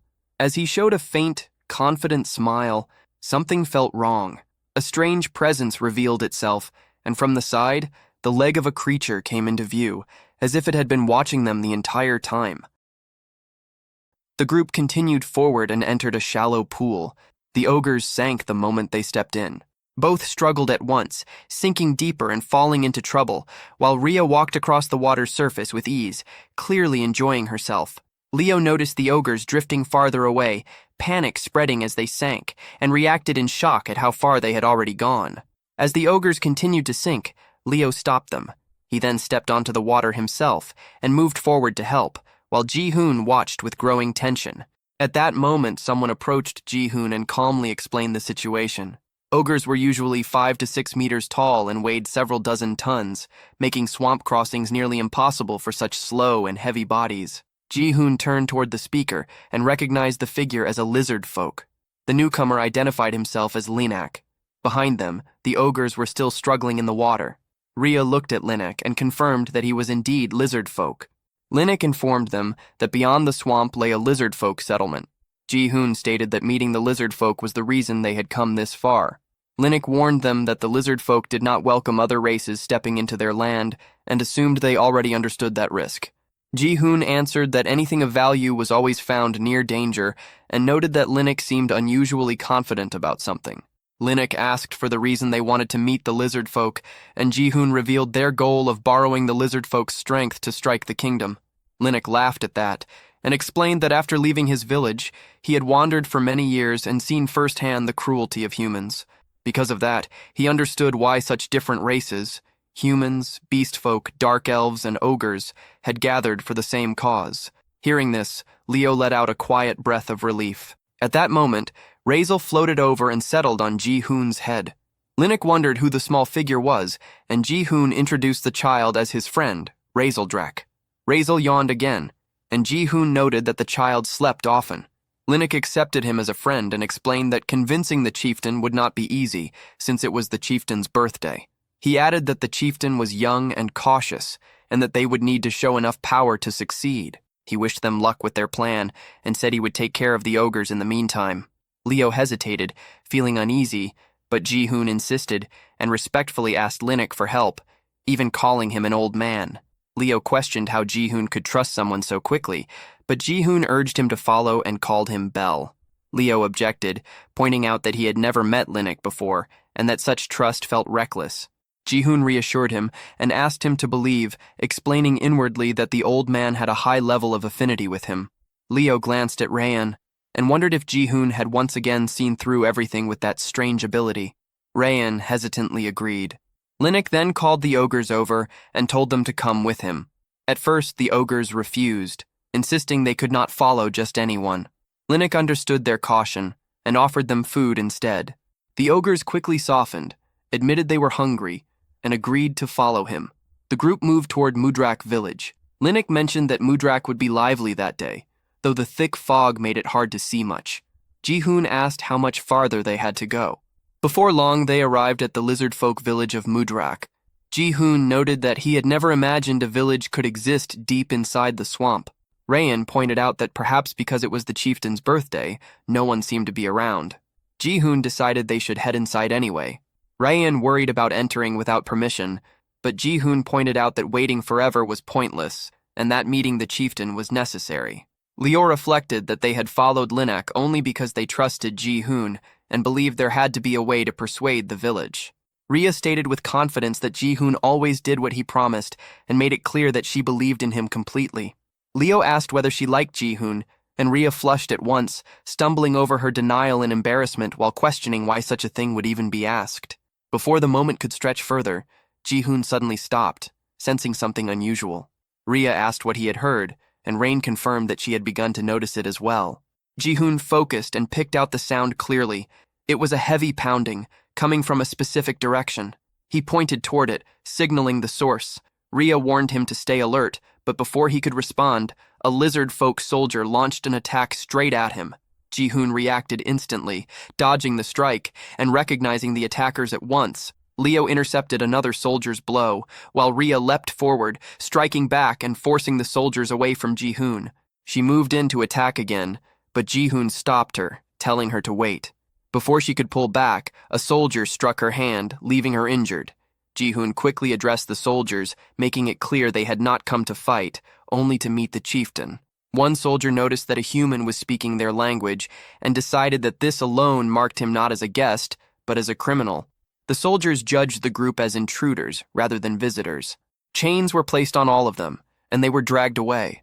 As they were taken, Ji-hoon noted inwardly that even the weakest soldier among them was far beyond their level. That alone told him they had reached the right place. He also realized that the pounding sound he had sensed came from here. Leo grew annoyed and remarked that the lizard folk were throwing an extremely noisy birthday celebration. A soldier snapped at them to stop talking and move faster. They were led into an arena. Inside, a kingdom knight was already locked in combat with a lizard folk warrior. In one clean motion, the lizard folk cut the knight's throat. Ji-hoon stared at the scene, stunned, trying to understand why a kingdom knight was here at all. The lizard folk warrior who delivered the killing blow bowed deeply before Lyrak and offered birthday wishes. Lord Lyrak continued eating his fish, calmly observing that the warrior's edge had grown sharper. He praised the fight as a fine, bloody display worthy of a true lizard folk. Another lizard folk called out for the next match to begin. A warrior stepped up to the caged kingdom knights and challenged any of them willing to fight to come forward. The knights, unable to understand his words, shouted in anger, telling him to go away while shaking in fear. Among them, a female soldier trembled uncontrollably. At that moment, the lizard folk soldiers who had captured Ji-hoon's group arrived before Lyrak and announced that they had apprehended intruders. Lyrak's attendant inspected the bound group and demanded an explanation, pointing out that Mudrak lay deep within the swamp, that no one came there without reason, and that their tribe did not welcome outsiders. He pressed them again, insisting on knowing their purpose. Ji-hoon assessed the soldiers watching from the stands. Their levels ranged from 30 to the mid-30s, with ranks spanning from C to A, and their combined force was far greater than he had expected. Yet the real shock came from the lizard folk chieftain himself. Ji-hoon realized that the one seated before them was S rank, level 36. Lyrak's face hardened as he wiped blood from himself and demanded to know why they had entered Mudrak. Ji-hoon answered plainly that they needed the strength of the lizard folk. Lyrak burst out laughing, and the entire tribe followed his lead. Rhea bristled in anger, demanding to know what was so amusing, while Rain panicked and tried to stop her. Leo urged Rhea to stay calm, reminding her that this was only the beginning. Rhea questioned what kind of beginning this was, and Leo clarified that it was a negotiation where their lives were on the line. Lyrak kept laughing, clearly entertained by Ji-hoon's claim that he needed power, and pressed him to see if that was all he had to say. Ji-hoon lowered his head, deciding inwardly that they had to move boldly. Once they bowed, they would never stand as equals again. This world followed the same rules as the game, and that meant Ji-hoon had already met the basic conditions needed to lead the lizard folk. Ji-hoon then declared that all lizard folk would fall under him. At once, a soldier thrust a spear to Ji-hoon's throat, calling him an insolent fool for daring to insult the chieftain and the tribe. Rain froze at the sight, nearly losing consciousness, while Rhea stared in disbelief. Leo understood then that Ji-hoon was using the method he had hinted at earlier. A soldier insisted there was nothing more to hear, and suggested ending their lives on the spot. Ji-hoon and Lirak locked eyes, cold and unmoving. After a moment, Lirak ordered the soldiers to lower their weapons. He stated that his decision was the decision of all lizard folk, and whatever choice he made, the tribe would follow. Ji-hoon replied that he held power, then turned the question back on the chieftain. If every lizard folk followed Lirak, then whom did Lirak himself follow? A soldier rushed forward in rage, accusing Ji-hoon of arrogance. Ji-hoon remained calm and called out to Rizeldrak. Lirak reacted with confusion at the name. Ji-hoon repeated it, pointing out the being floating above his head as Rizeldrak. He explained that the lizard folk worshipped dragons, the very beings they revered. Lirak hesitated, disbelief crossing his face, and questioned whether it truly was a dragon. Leo turned toward Rhea in shock, repeating the word dragon in his mind. He recalled the legendary dragon race and wondered if Rizeldrak belonged to it. Rhea reminded him that he had already witnessed that massive attack earlier and still failed to understand what he was seeing. Leo admitted that the earlier attack had been overwhelming, but he also recalled that the dragon race had disappeared more than 100 years ago. From his parents' stories, dragons were described as massive beings with huge wings, capable of wiping out entire villages with a single breath. Because of that image, he could not accept that the small creature floating before him was truly a dragon. Lirak acknowledged that his people worshipped dragons and followed their will as absolute law. Even so, he insisted that the being above Ji-hoon was not a dragon. The lizard folk soldiers erupted in anger, shouting that the intruders were mocking the dragon race. They demanded that the outsiders be executed at once. One soldier drove a spear close to Ji-hoon's neck and looked to the chieftain for a final call. Ji-hoon assessed the situation in silence. He questioned how the lizard folk chieftain could fail to recognize a dragon at all, wondering whether Lirak truly did not know, or if he was only pretending not to. Lirak suddenly paused, then announced that a more entertaining idea had come to him. He mentioned that there were still 4 prisoners awaiting execution. Rain echoed the words in shock, understanding what death row prisoners meant. The soldiers ordered the remaining kingdom knights to step forward. Lirak explained that not long ago, those same knights had broken into Mudrak, stolen their treasure, and slaughtered a young warrior without mercy. He declared that a fight would decide their fate, and whoever survived would be spared. The surviving kingdom knights moved forward to face Ji-hoon's group. Leon protested, questioning why they were being forced into battle, but a soldier shut him down, reminding him that intruders had no right to refuse. Ji-hoon accepted the situation, deciding that it no longer mattered whether the lizard folk believed the truth or not. Leon begged Ji-hoon to say something. Ji-hoon chose his response carefully. He would prove it himself by showing them the true power of a dragon. Humans and beast folk stood facing each other inside the arena, the air thick and tense, like the quiet pause before a tournament fight that everyone knew would turn violent. Among the humans, a yellow-haired knight stared at the beast folk with smug confidence, talking as if victory would really spare his life. Beside him, a heavily armored knight thought grimly about his situation.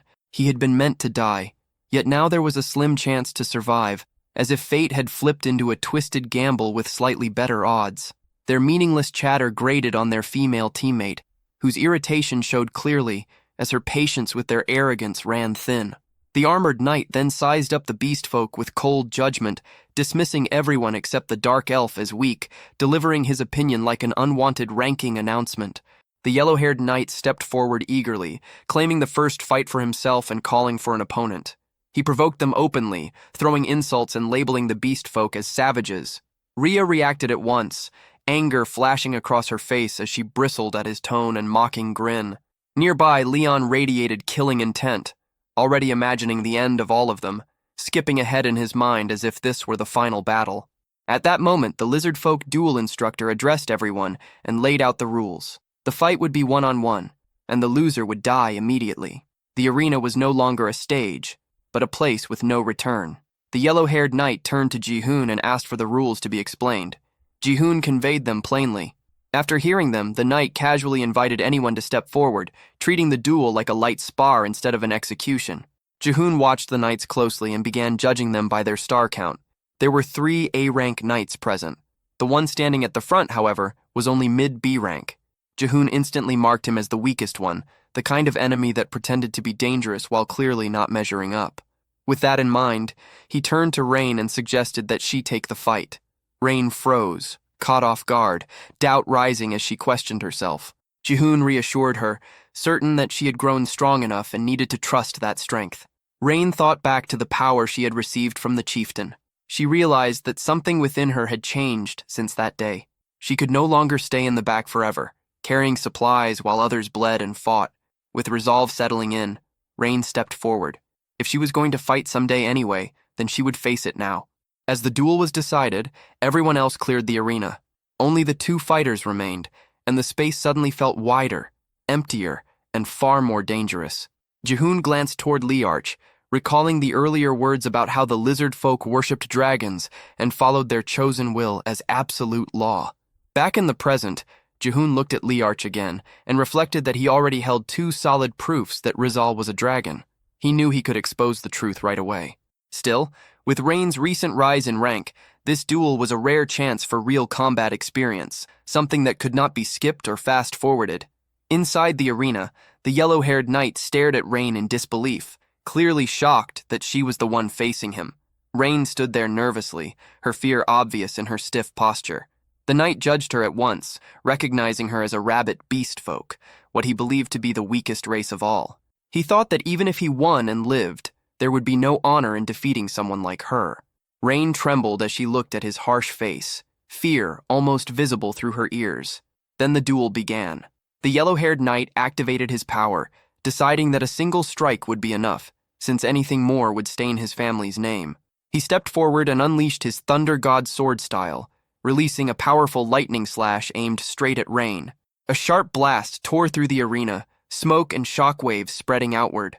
Rain felt alarm rise in her chest, but Ji-hoon remained completely calm, watching as if this were a scene whose ending he already knew. He thought that the old D-rank Rain would have been frozen in terror by such an attack. Now, however, Rain stood in a different place altogether. As the smoke cleared, Rain suddenly turned and ran, fleeing across the arena in panic and signaling surrender. She believed that continuing meant certain death, and was convinced that defeating someone that strong was impossible. This reaction caught Ji-hoon slightly off guard. The yellow-haired knight, however, was furious. Being shamed like this enraged him. He chased after her, sword raised, moving in to strike again.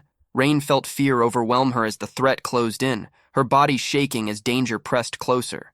At that critical instant, Ji-hoon's earlier words surfaced in her mind, reminding her that she had grown stronger and needed to trust that strength. Rain realized that if all she ever did was run, nothing would change. With that thought, she jumped and dodged the knight's attack with unexpected speed. Flames suddenly burst from her body, shocking everyone watching. Ji-hoon reacted in disbelief, understanding at once that this had to be Rain's new skill. Wrapped in fire, Rain swung her arm and struck the knight across the face with a burning slap. The impact sent him flying backward, flames trailing as he crashed hard into the ground. The entire arena fell silent, stunned, as if the story itself had suddenly been turned upside down. Ji-hoon let a faint smile form, thinking that if things had turned truly dangerous, he would have stepped in, stopped the duel, and exposed Rain as a dragon to flip the entire situation. He never expected, however, that Rain would win by her own strength.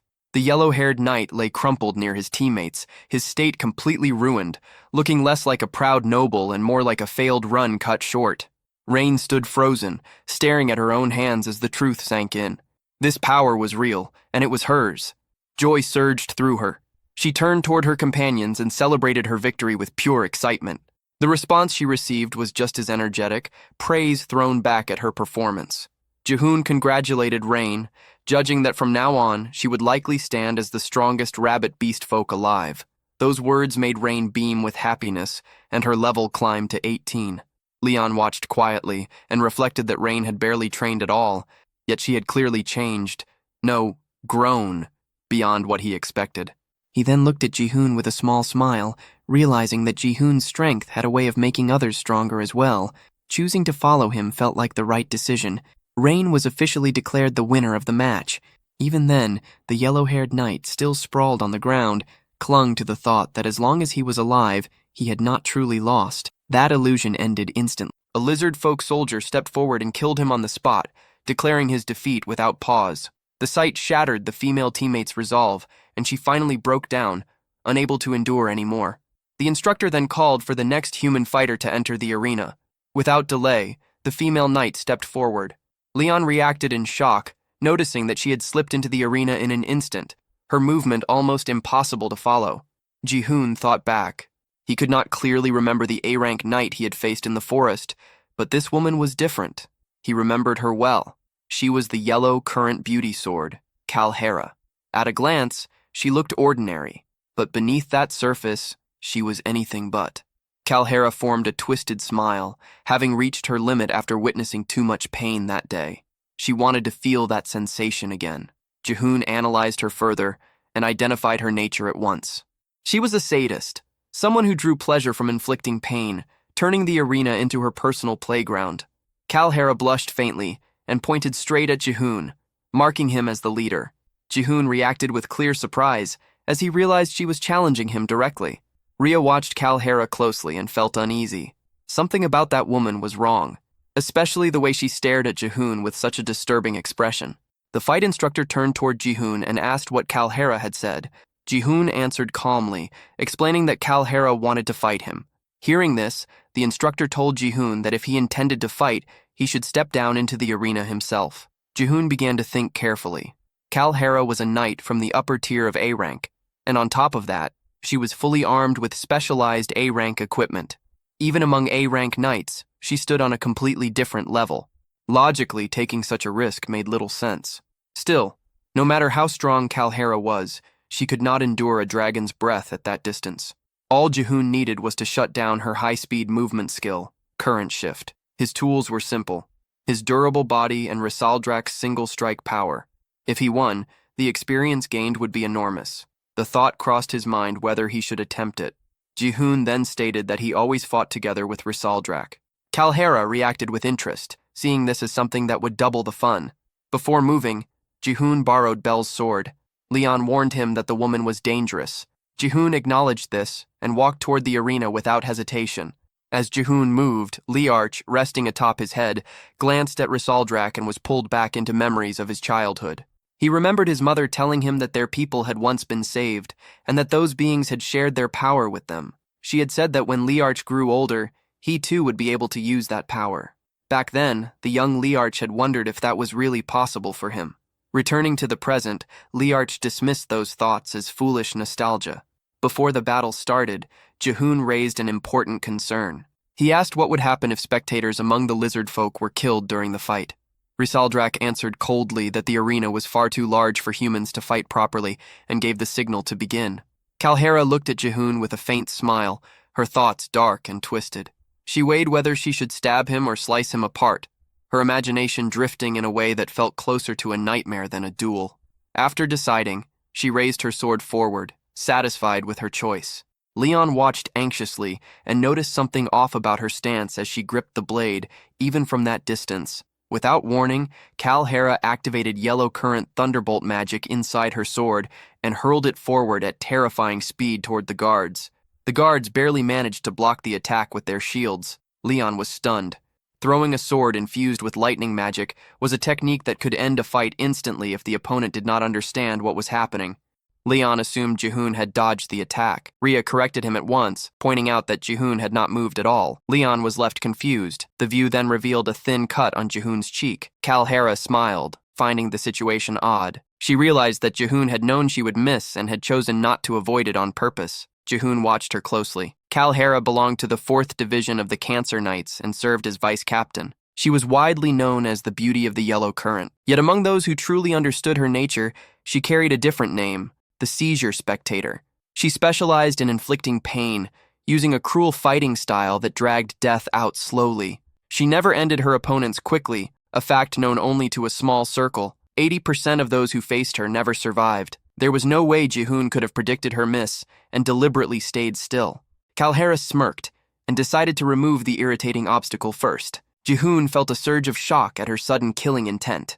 She grinned again, convinced that this reaction proved she was right, and launched another strike. Jihoon barely avoided it, deflecting with his sword. Leon immediately understood how bad the situation was for Jihoon. Jihoon had no ranged weapons and no long-distance magic. Rhea argued that he only needed to dodge and counterattack. Jihoon told Rizal to stay right behind him. Leon pointed out that Jihoon was nowhere near as fast as Rhea. The only way Jihoon could deal damage was through a direct charge. With no hesitation left, Jihoon rushed straight at Kalhara. She welcomed him with a warped smile, eager to savor every expression he would show as he suffered. She formed an electric ring around herself using yellow current lightning. The shock hit Jihoon instantly. Rhea cried out in alarm. The Lizardfolk King watched without any visible reaction. Jihoon groaned as electricity tore through his body. Kalhara laughed openly, enjoying the look on his face as he endured the pain. She wanted to see what expression would come next, pushing him to show her more. Jihoon broke the situation down in his mind.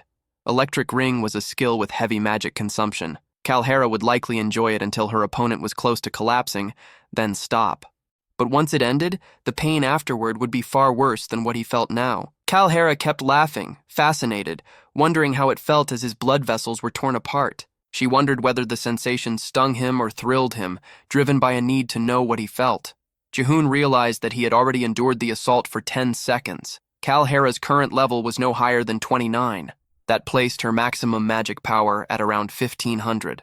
Current Shift consumed 400 MP. Electric Cloud used 100 MP. Electric Ring drained 50 MP per second. If Jihoon could hold out for 11 more seconds, she would lose access to Current Shift entirely. Kalhara grew irritated, disliking the calm look on Jihoon's face. Jihoon remained composed, thinking that pain could only be understood by taking a hit directly.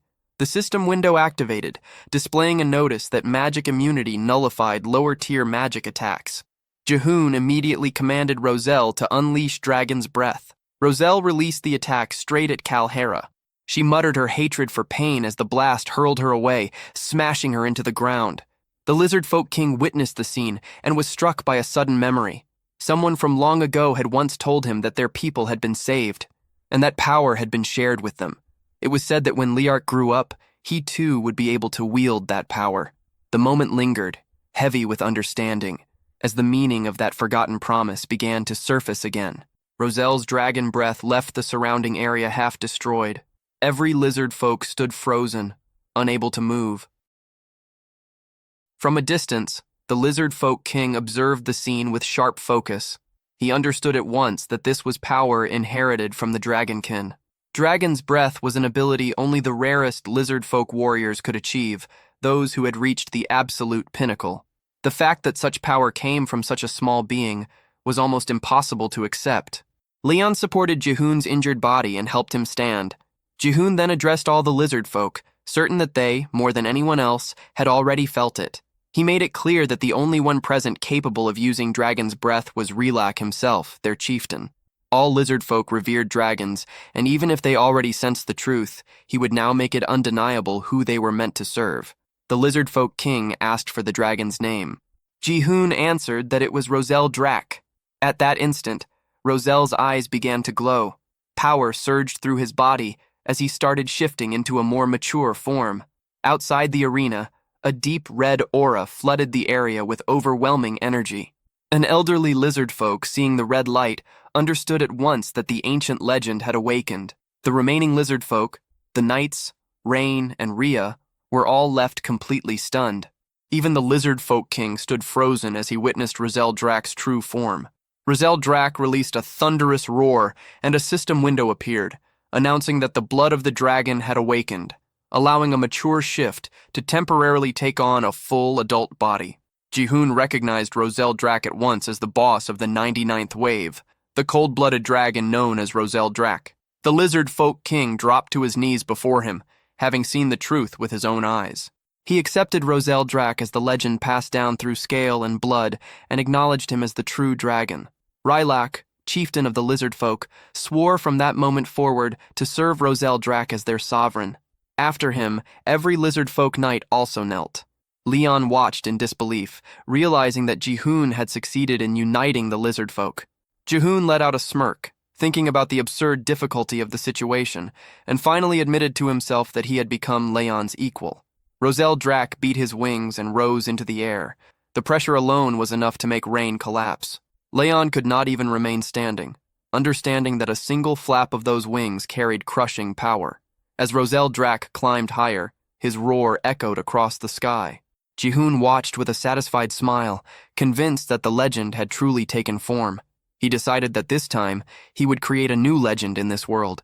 Then something important crossed Jihoon's mind. Atop Roselle Drac, the boss of the 99th wave, there was a tiny speck, clearly shaped like a person. Not long after, Roselle Drac's power faded, his strength drained, and he shrank back into his small form. Before he could fall, Jihoon caught him. Jihoon praised Roselle for unleashing Dragon's Breath and achieving a mature shift, acknowledging his effort. Roselle felt pleased by the praise.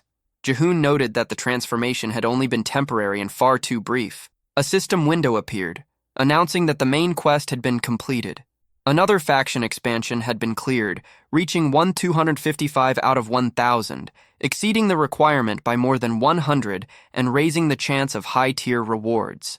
Exceeding the target by over 200 further increased those chances. A reward was granted in the form of a random grade stone with the option to claim it immediately or later. A stone emerged from within Roselle. Jihoon recognized it as a grade stone capable of upgrading an A rank into an S rank. Another system message followed, stating that upon reaching level 10, Jihoon's existence was now defined by his accumulated achievements. Confused, Jihoon wondered what that meant. The system clarified that he was now a third kind of being, neither human nor monster. He could hear the screams of the fallen and draw their power into the real world. With that, his new classification was revealed as a soulbinder. His HP and MP values appeared alongside the change. The scene flowed smoothly into celebration. The lizard folk prepared a massive feast. Relok invited everyone to eat freely, treating them as honored guests. Gratitude was shown toward Relok in return. Leon noticed Jihoon eating far more than usual and questioned it. Rain answered that the chief must have been starving, so it only made sense. The sheer amount of meat left everyone stunned, and excitement spread as they rushed toward the food. Leon and the others joined in without hesitation, unable to resist. Before long, everyone finished eating, completely full. After the meal, Jihoon asked where Rizal was. Leon pointed toward the temple. Jihoon looked up and saw the lizard folk fanning Rizal with leaves, feeding him, calling him the Dragon King, and asking if he needed anything. Jihoon was shocked to realize this had been going on the whole time. Leon pointed out that it looked like the lizard folk were following Rizal, not Jihoon. Jihoon laughed it off, treating it lightly, and saying they were simply honored guests, nothing more than visitors. He did not care, as long as someone followed them. He claimed that Rizal was him, and he was Rizal. Leon questioned what that was even supposed to mean. Jihoon brushed it aside, calling it just one of those things, and suggested they rest for the day since tomorrow would be busy. Suddenly, Leon sensed something, and said someone was watching them. Jihoon replied that he could not see anyone. Leon looked at Jihoon's expression and commented that he looked frightening. The scene then shifted to the kingdom. An injured knight stumbled back into the castle, muttering that he had to report what happened. From the castle walls, soldiers noticed him and stared into the distance. The following morning, the castle's residents examined the raft that had carried the bandits driven off by Jihoon. Meanwhile, the group of bandits is escorted by a castle knight. As they complain of thirst, their request for water is denied, with the explanation that their only right at the moment is to wait for the king's decision. The bandit leader then notices a poster bearing Jihoon's face, and it does not take long before the group arrives at the castle. Standing before the king, some of the bandits beg for forgiveness, while the guards order everyone to remain silent and feel ashamed for stealing the king's treasures and begging for mercy. After that, the situation becomes an outright affront. Suddenly, the doors of the hall open again, and the warrior who managed to escape the lizard folk lands enters. The king's advisors ask why Arkor, the warrior's name, has come alone, since he is a subordinate of Rock Hands. Arkor explains that he returned alone because none of the others survived. His entire group was wiped out. The advisor then asks who was responsible, and Arkor explains that he survived only because he was positioned in the rear, and that the one responsible for the attack was the legendary warrior summoned by the king. Alongside a small flying monster, this revelation leaves the king completely stunned. Arcor continues his account, saying that because of injuries to his leg, he had to remain still until the monsters fell asleep. Before leaving, he overheard the plans of the group led by the legendary hero, whose intention was to gather monsters and attack the king's empire. The advisors debate the fact that the legendary warrior is alive, and are confused to learn that he is amassing monsters. Arcor is then asked where the legendary warrior is, but he cannot say for certain. He is interrupted by the bandit leader, who claims they are in the Fox Cave. The king asks him to repeat himself, and without hesitation, the man declares that he knows the legendary warrior's hideout. The king immediately orders his advisors to gather all elite knights at the castle. He declares that a punitive force will be formed, led by the elite knights. The subordinates waste no time carrying out the king's orders, much to the bandit leader's delight, as he will finally have revenge for what happened to his brother. Before long, Ares is interrupted from organizing the defenses to receive the royal summons that the king is calling everyone together. Urus also has his training cut short for the meeting, and little by little the message reaches each of the heroes, including Bianca, who hardly appears old enough to be an elite warrior, and who is interrupted while practicing her painting. At last, the message reaches Sir Cancer as well, who seems to be in a private moment, his bath interrupted. He is not shaken by the situation. On the contrary, he expresses excitement at the news that something interesting is finally happening. Back in the lizard folk lands, Leon prepares to depart to meet Mudrak and then return to the group. Before he can leave, Rain shows interest in accompanying him. Jihoon asks why Rain wants to go with Leon, and she explains that the lizard folk lands are too damp and slimy, and that she wants some fresh air. Jihoon is surprised by her reasoning and asks whether Rhea would like to go as well. She promptly refuses, saying she is fine where they are. As the group splits up, Rhea asks whether the clothes Jihoon is wearing are new. The hero explains that he borrowed them, since his own clothes were completely destroyed during the battle, and the lizard folk said they had some human clothes stored away. Rhea remarks that the outfit suits Jihoon well, leaving him embarrassed. As they walk on, the pair is surprised by a guard giving orders to a prisoner. Jihoon asks what is happening, and the guard replies that it is nothing important. Jihoon ignores the incident and continues on, while the guard finds it strange that the hero addressed him by name. Before Jihoon can walk away, however, the prisoner calls out to him, claiming he only needs to use the bathroom. Jihoon sympathizes with the situation and helps the prisoner, taking responsibility for resolving the matter. Before leaving, he even asks the other prisoners whether any of them would like to go as well. They reply that they do not need to. After that, he turned toward the knight, clearly surprised that the man was still breathing after losing. The knight showed gratitude for Jihoon's help, but Jihoon brushed it off, treating the need to relieve oneself as nothing unusual. Soon they realized the place had no proper bathrooms. With no better option, they moved into a narrow back alley. When they arrived, the knight froze, which made Jihoon understand that privacy was needed. Jihoon told Rhea to step away and said he would keep watch alone, since her presence could make things awkward. The knight insisted there was no plan to escape and asked both of them to clear the area instead. Jihoon and Rhea moved aside and waited near a building, casually acknowledging the lizard men who passed by. Rhea questioned whether prisoners on death row deserved this level of care. Jihoon explained that showing kindness now would make them less guarded later. He added that execution was unlikely, since all high-ranking knights came from noble families. That made them valuable captives. Hearing this, Rhea felt relieved, admitting she had assumed Jihoon was acting kindly just because they were human. At that moment, a snake slid up behind the knight. A sharp scream followed, and Jihoon and Rhea rushed over to see what was happening. What they found stunned them. The knight was actually a woman. She revealed that ordinary women were not allowed to become knights, so she had disguised herself as a man to enter the order. They escorted her back to the cell and walked away while continuing their discussion. Meanwhile, deep in the forest, Leon and Rain moved through the swamp.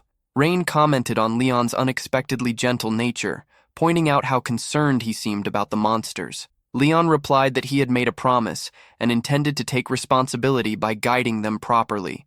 As they advanced, a strange figure suddenly appeared in their path and questioned their presence in the area. Back at Chief Lyrak's home, Jihoon struggled to understand why Lyrak kept refusing, despite already knowing about the cruelty of human actions.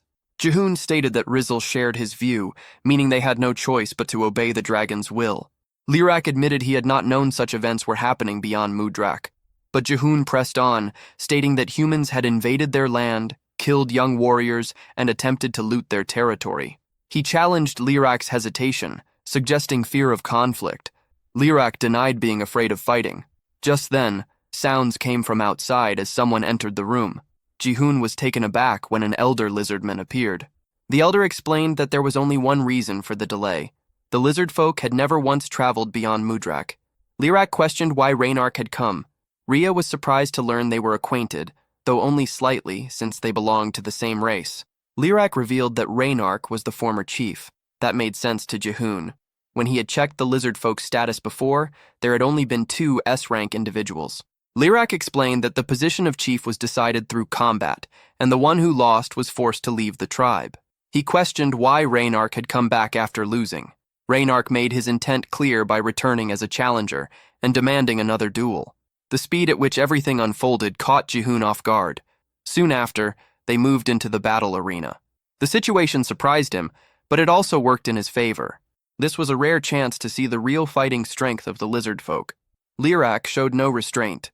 He made it clear that there was no forgiveness for those who failed to know their place and triggered his primeval transformation, his body swelling and reshaping into a massive T-Rex. Reynark answered in kind, declaring that he would prove the strength of someone who had fully adapted to their surroundings. As Jihoon watched, he noticed several lizard folk dressed as priests standing around the arena. There were 4 of them, placed evenly apart. He quickly realized they were setting up a barrier. During his own duel, nothing like this had been used. The priests later clarified that a chieftain's duel without protection could destroy the village itself. That explanation reminded Jihoon of something important. Lirak was capable of using dragon breath. In a fight where that kind of power could be unleashed freely, a barrier was not optional. It was necessary. Jihoon opened his system window. After the battle with Kalhera, 2 more party members had been added. He considered adding the Elder as well, but it was still impossible. Lirak had not joined the Warren faction yet, which meant he was not officially an ally. Still, this battle itself had value. Watching Lirak fight meant gaining experience from an S-rank, high-level monster.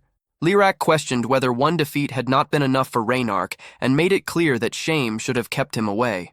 Once again, he showed no mercy and fully activated his transformation, towering as a colossal T-Rex. Reynark answered by activating his own ability.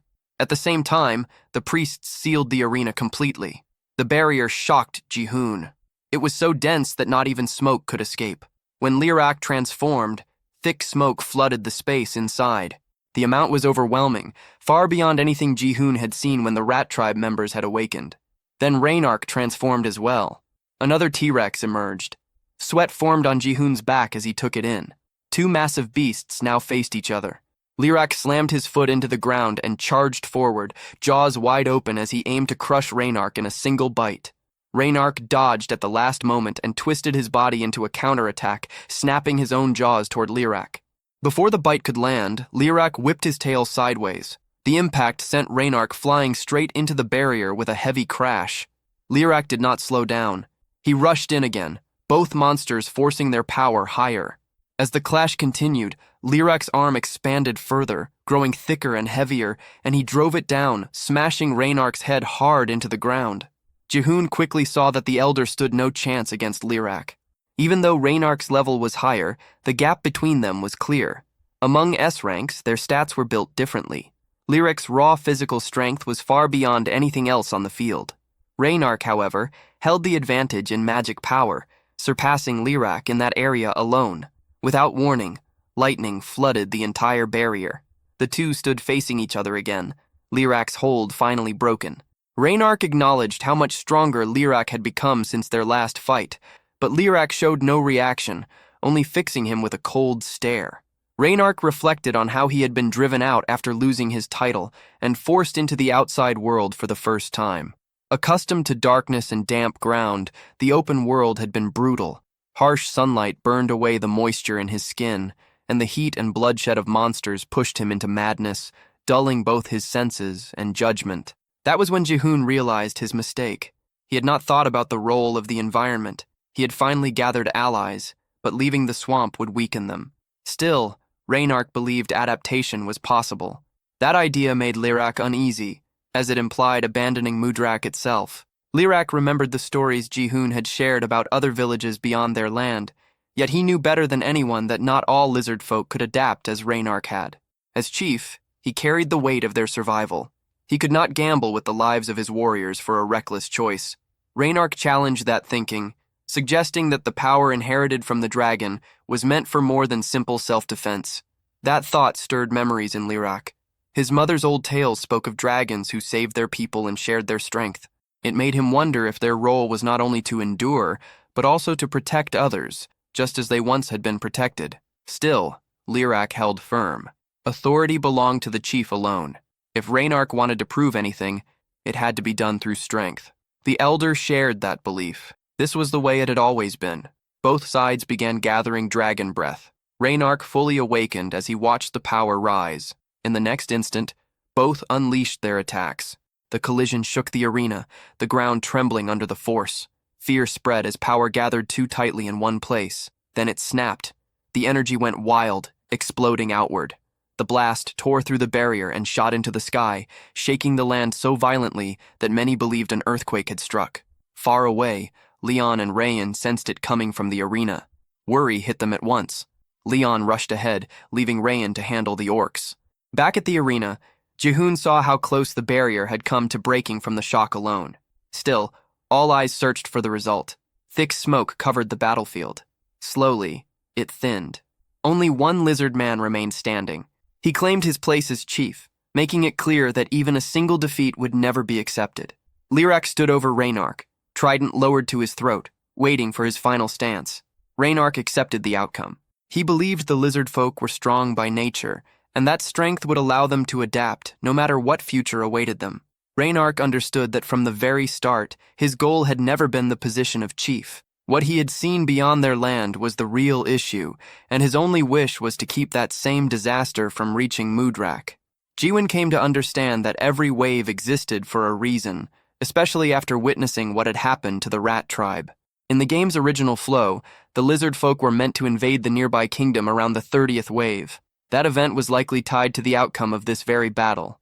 Reynark's efforts had worked. The course of the story remained intact. He ordered the priests to treat the fallen opponent. If anything had truly changed, it was the timing. Jiwon had forced the story forward earlier than it should have been. At that moment, another system window appeared before Jiwon, catching him completely off guard. An emergency quest had been triggered. The mission was clear: stop the expeditionary force. The alert showed that S-rank knights were already on the move, leaving Jiwon confused about how things had escalated so fast. Leon rushed over, demanding to know what was happening. Jiwon told them that Warren was in danger. In the capital, the city gates opened wide as armored knights marched out in formation, heading east. From atop the castle walls, Ares watched them go, teeth clenched in frustration. Only a few hours earlier, the king had summoned the elite knights to the throne room. 6 had answered the call, excluding the one already away on a mission. Present were Ares of the 1st Hamal Knights, Uros of the 2nd Aldebaran Knights, Bianca of the 3rd Gem Knights, Cancer of the 4th Tark Knights, Lib of the 7th Zubanel Knights, and Akur of the 11th Saddle Squad Knights. The king explained that a legendary knight was gathering monsters and declared Uros the commander of the subjugation force. Orders were given to leave only minimal troops behind for wall defense. This mission had a single goal: total annihilation. Ares watched the army disappear into the distance, stunned that he had once again been assigned to wall duty. Akur and Cancer remained behind as well, with Cancer openly complaining about having to walk on dirt. Ares questioned her presence, recalling that she had mentioned losing contact with her subordinates sent north. Cancer dismissed the concern and turned it back on him, hinting that he might be worried about her.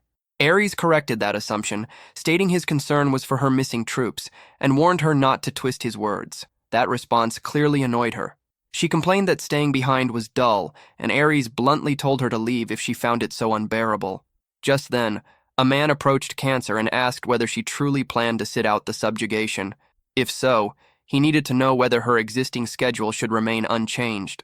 Cancer stood there, unsure what the man even meant, until he explained that her day was already packed with shows and social events. The idea only added to her confusion. Nearby, Akur approached Ares and questioned why he seemed so eager for battle, hinting that it might be driven by personal desire. Ares pushed back at that thought. refusing to be seen as someone who loved war for its own sake. He made it clear that his goal was to help fulfill the king's vision, and that meant wiping out the monsters as fast as possible. Akor noted that his thinking differed from Archaon's, which made Ares question whether she was lumping him together with a mad cultist. The comparison clearly irritated him.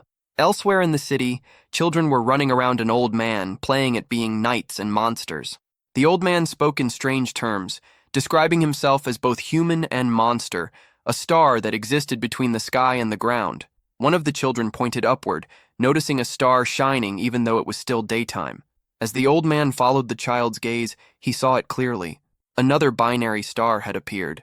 2 stars now stood alone in the open sky. Back in Mudrak, confusion spread as news of the human invasion reached everyone. Jaehoon realized there was no time to waste and asked how long it would take to reach Warren. His party estimated 3 days at his normal pace. Jaehoon immediately decided that was too slow. They needed to arrive within a single day. Rhea calculated that it was possible if they ran without stopping. Jaehoon chose to send Leon and Rhea ahead first. He told them he would contact them later with further instructions. Before letting them go, he stopped them briefly and handed over rank evolution stones. As the stones were used, a burst of light followed. Lyrak sensed something change at once. The flow of power within the fox beast kin had shifted. Rhea's rank rose to A, and she felt an odd sensation run through her body, something unfamiliar and unsettling. Jaehoon then looked down at the A-rank evolution stone he had received as a quest reward. It was an ultra-rare item, capable of pushing an A-rank being into S-rank territory, though the chance of success was only 35%. A clash with an S-rank knight was unavoidable in the coming fight. He already knew who would appear. Lib of Libra, the strongest in single combat. To stand a chance against Lib, they needed an S-rank melee fighter with extreme speed. There was no other option. Jaehoon silently wished for the stone to work. Soon after, Leon and Rhea departed, heading out first to assess the situation and react as needed. Still, Jaehoon knew that scouting alone would not be enough. To truly win the war, they would need a powerful army to lead it. Lyrak then asked whether the humans were truly attacking. Jaehoon explained that by now, many races must have gathered in Warren. Beastkin, rat tribe members, slimes, goblins, and others would all be there. That was why he was worried. After hearing this, Lyrak made his decision. He said that he would go as well, catching Jaehoon completely off guard. He ordered the priests to gather the warriors and declared that he would lead them himself as they left Mudrak. Hearing that eased Jaehoon's tension. The priests objected at once, warning that Lyrak's condition was unstable and that he needed at least a week of treatment before moving again. Lyrak ignored the concern. His decision was already made. This would be their first war beyond Mudrak, and he believed the chief had to stand at the front. Right after, blood spilled from his mouth as he coughed. The priests grew alarmed, pointing out that he had taken the full force of a dragon's breath head-on and needed rest above all else. At that moment, Dirac stepped forward and offered to lead the warriors in his place. Jaehoon evaluated him. Setting aside the 2 S-rank chiefs, Dirac was clearly the strongest among the A-ranks. His level stood far above the rest, marking him as the most likely next candidate for chief. Lyrak acknowledged that Dirac was more than capable of replacing him. Dirac answered with absolute resolve, stating that he would claim victory even if it cost him his life. Lyrak accepted that resolve without hesitation and told him to fall on the battlefield if that was what it took. Dirac took those words seriously, declaring that he would never bow to the environment itself. Jaehoon then headed toward Rain. She mentioned that she had seen Leon and Rhea sprinting earlier and sensed that something serious was happening. When she turned around, she froze. A full lizard folk force stood assembled behind her. Jaehoon explained that they were moving toward Warren. Rain worried about the goblins left behind, but Jaehoon reassured her that the lizard folk would handle them. Dirac then told Jaehoon to climb onto his back, stating they would move at full speed. A female lizard folk approached Rain and told her to do the same. With that, the group set off across the open plains under the bright sun. The moment they stepped into the light, the lizard folk felt their skin dry and crack as moisture drained away. Unease spread through the ranks. Dirac pushed them forward, telling them not to fear the sun. They were Mudrak's elite. The warriors lifted their heads and surged ahead, charging toward their goal. 50 of Mudrak's finest fighters moved as one, all A ranks level 30 and above. They would win through strength, not numbers, sending a clear message to the human army to wait. They were on their way. If the scene shifts to Bianca, she is holding the shadow nail, a weapon shaped from her own shadow. Without hesitation, she drives it into the ground. It is a skill known as shadow nail. By embedding a nail made of her own shadow into another shadow, Bianca can return to that exact spot whenever she wishes. As she watches the weapon slowly sink into the earth until it disappears completely, Bianca murmurs to herself that as long as light exists, shadows will never vanish. Then, as if expecting a response, she calls out to Ryan, the nail. At that moment, Lib appears behind her, asking whether this is the place Bianca intends to mark. Even so, Bianca does not turn around. Her gaze remains fixed on the shadow on the ground, a strangely defined silhouette with the outline of a young boy. Lib's close presence makes Bianca tense. Her voice comes out unsteady as she asks Lib to step back a little, explaining that if someone is too close when she uses her ability, Ryan will end up manifesting. Without arguing, Lib retreats a few meters and apologizes, asking whether that distance is sufficient. Only then does Bianca turn around, scratching her head in a nervous gesture, and confirms that it is. Before silence can settle again, a voice echoes from the distance, calling out to them. Lib turns toward the source of the call and looks at the armored soldiers approaching, commenting that they have fallen well behind the vanguard. At the front of the group stands a bearded man with an imposing presence. He wields a massive hammer and a shield adorned with bull horns. Raising one hand, he orders the march to halt. Bianca is the first to speak, asking what happened and warning that there is something strange about the forest. The man scans the surroundings carefully before replying that the enemy was likely hiding, waiting for nightfall, an approach guided more by instinct than by intelligence. In the next moment, the entire army stands still, staring at the shadow of an animal cast atop a tall mountain. Uros watches the scene in silence. As the army remains frozen in place, the shadow at the mountain's peak begins to condense, gradually taking on a defined shape. Little by little, it reveals itself as a white wolf, marked by a scar beneath its eyes. Its open jaws expose sharp fangs, leaving no doubt about what it is: a direwolf. Its red eyes blaze before a powerful howl echoes across the forest.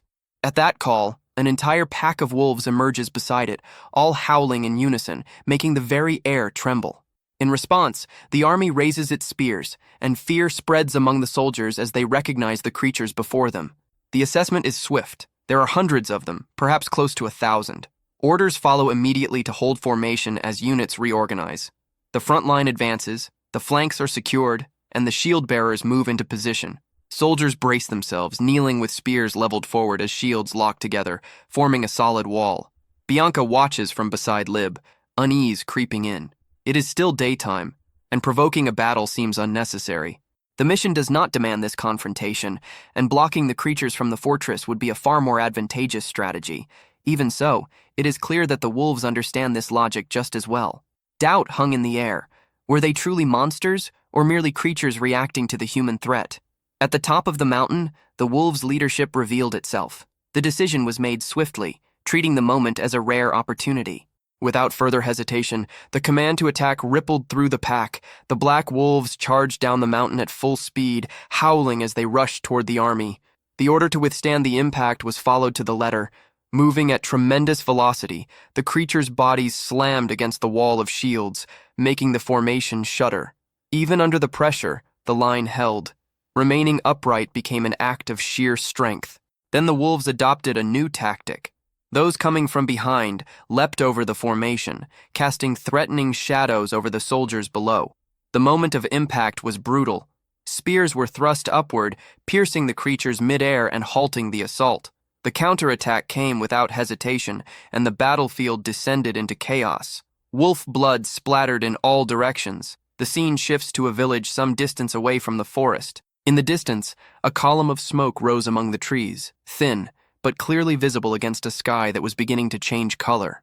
Atop one section of the wall protecting the village, Ares yawned as he watched the mountain landscape ahead and the sun slowly sinking toward the horizon. The calm of the late afternoon felt strange to him. The silence seemed excessive, and he reflected on the fact that the sun was already setting without anything happening, wondering if they truly would not come that day. Meanwhile, among trees with lush green foliage, white smoke began to rise from within the forest, breaking the harmony of the scenery. The next scene reveals a blood-covered sword, piercing thick, white, blood-soaked hide, kicking up a cloud of dust on impact. It was the white wolf. The blade had struck it cleanly. Its eyes no longer held their former fierce red glow, and with great effort it murmured words in a different language, words that carried the meaning of a silent accusation. The one standing before it was a calamity. It was Lib who had delivered the blow. She watched the creature carefully, unable to understand what was being said in that unfamiliar tongue. Even wounded, the wolf remained conscious enough to notice that her blood was the same color as theirs, red, just like that of the fallen beasts. A short distance away, Bianca pressed a small blue cloth against her nose, visibly uncomfortable. The stench repulsed her, confirming what she had always believed. The consequences of war were nothing but filth, decay, and exhaustion. All she wanted at that moment was to return as soon as possible. Among Uros's soldiers, the casualty report was delivered. Out of a total of 583 men, 82 had been wounded, and 1 had died in combat. Uros reacted with immediate orders. The creatures' bodies were to be burned, the wounded sent back to the castle, and the advance was not to be halted. Soon after, one of the soldiers called out to a man just behind them, ordering him to continue guiding the group. Bandit walked at the front with a crooked smile on his face, reflecting in silence. What he had witnessed confirmed his suspicions. The power of the Royal Knights was on an entirely different level from that of the so-called bandits of Scream. Even so, there was something inside him that refused to accept that difference. To him, those who called themselves legendary were nothing more than targets yet to be surpassed.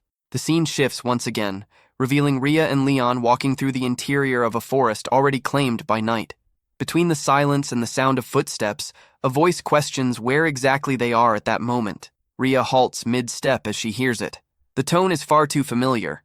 Confused, she calls out Ji-hoon's name in her thoughts, certain that she just heard his voice. Leon watches, unable to understand her sudden reaction, immediately senses that something is wrong.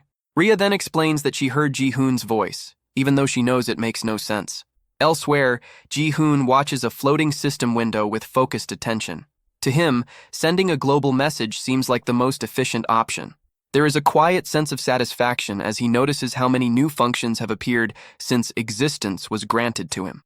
With a simple motion, Ji-hoon reaches out and adjusts the volume icon on the system interface. Ji-hoon races forward at high speed, riding atop one of the giant lizards of the lizard folk.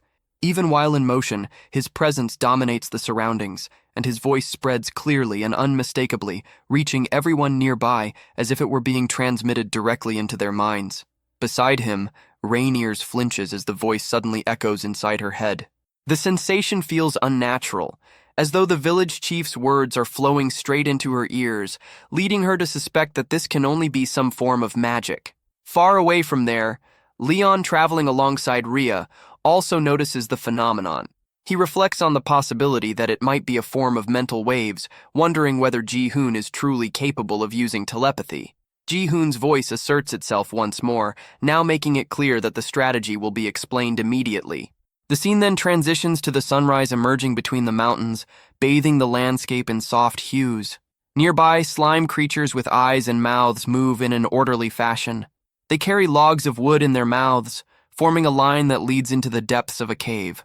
One of them signals that the load should also be taken to the village, while another confirms the instruction without hesitation. Not long after, Rhea and Leon burst out of the forest at a run. Both urgently call out to the Bullman Tour, who stands holding an axe with unwavering grip. Upon seeing her, Tour reacts with surprise, instantly recognizing Rhea.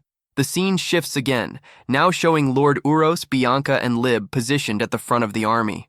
All of them watch the horizon intently. In the distance, it is possible to make out a village hidden within the mountain itself. Uros evaluates the remaining time, estimating that 2 more hours will be sufficient. His orders are clear and decisive. The vanguard is to be assembled, the troops spread into a wide formation, advancing while completely surrounding the mountain. There will be no survivors. The objective is total annihilation.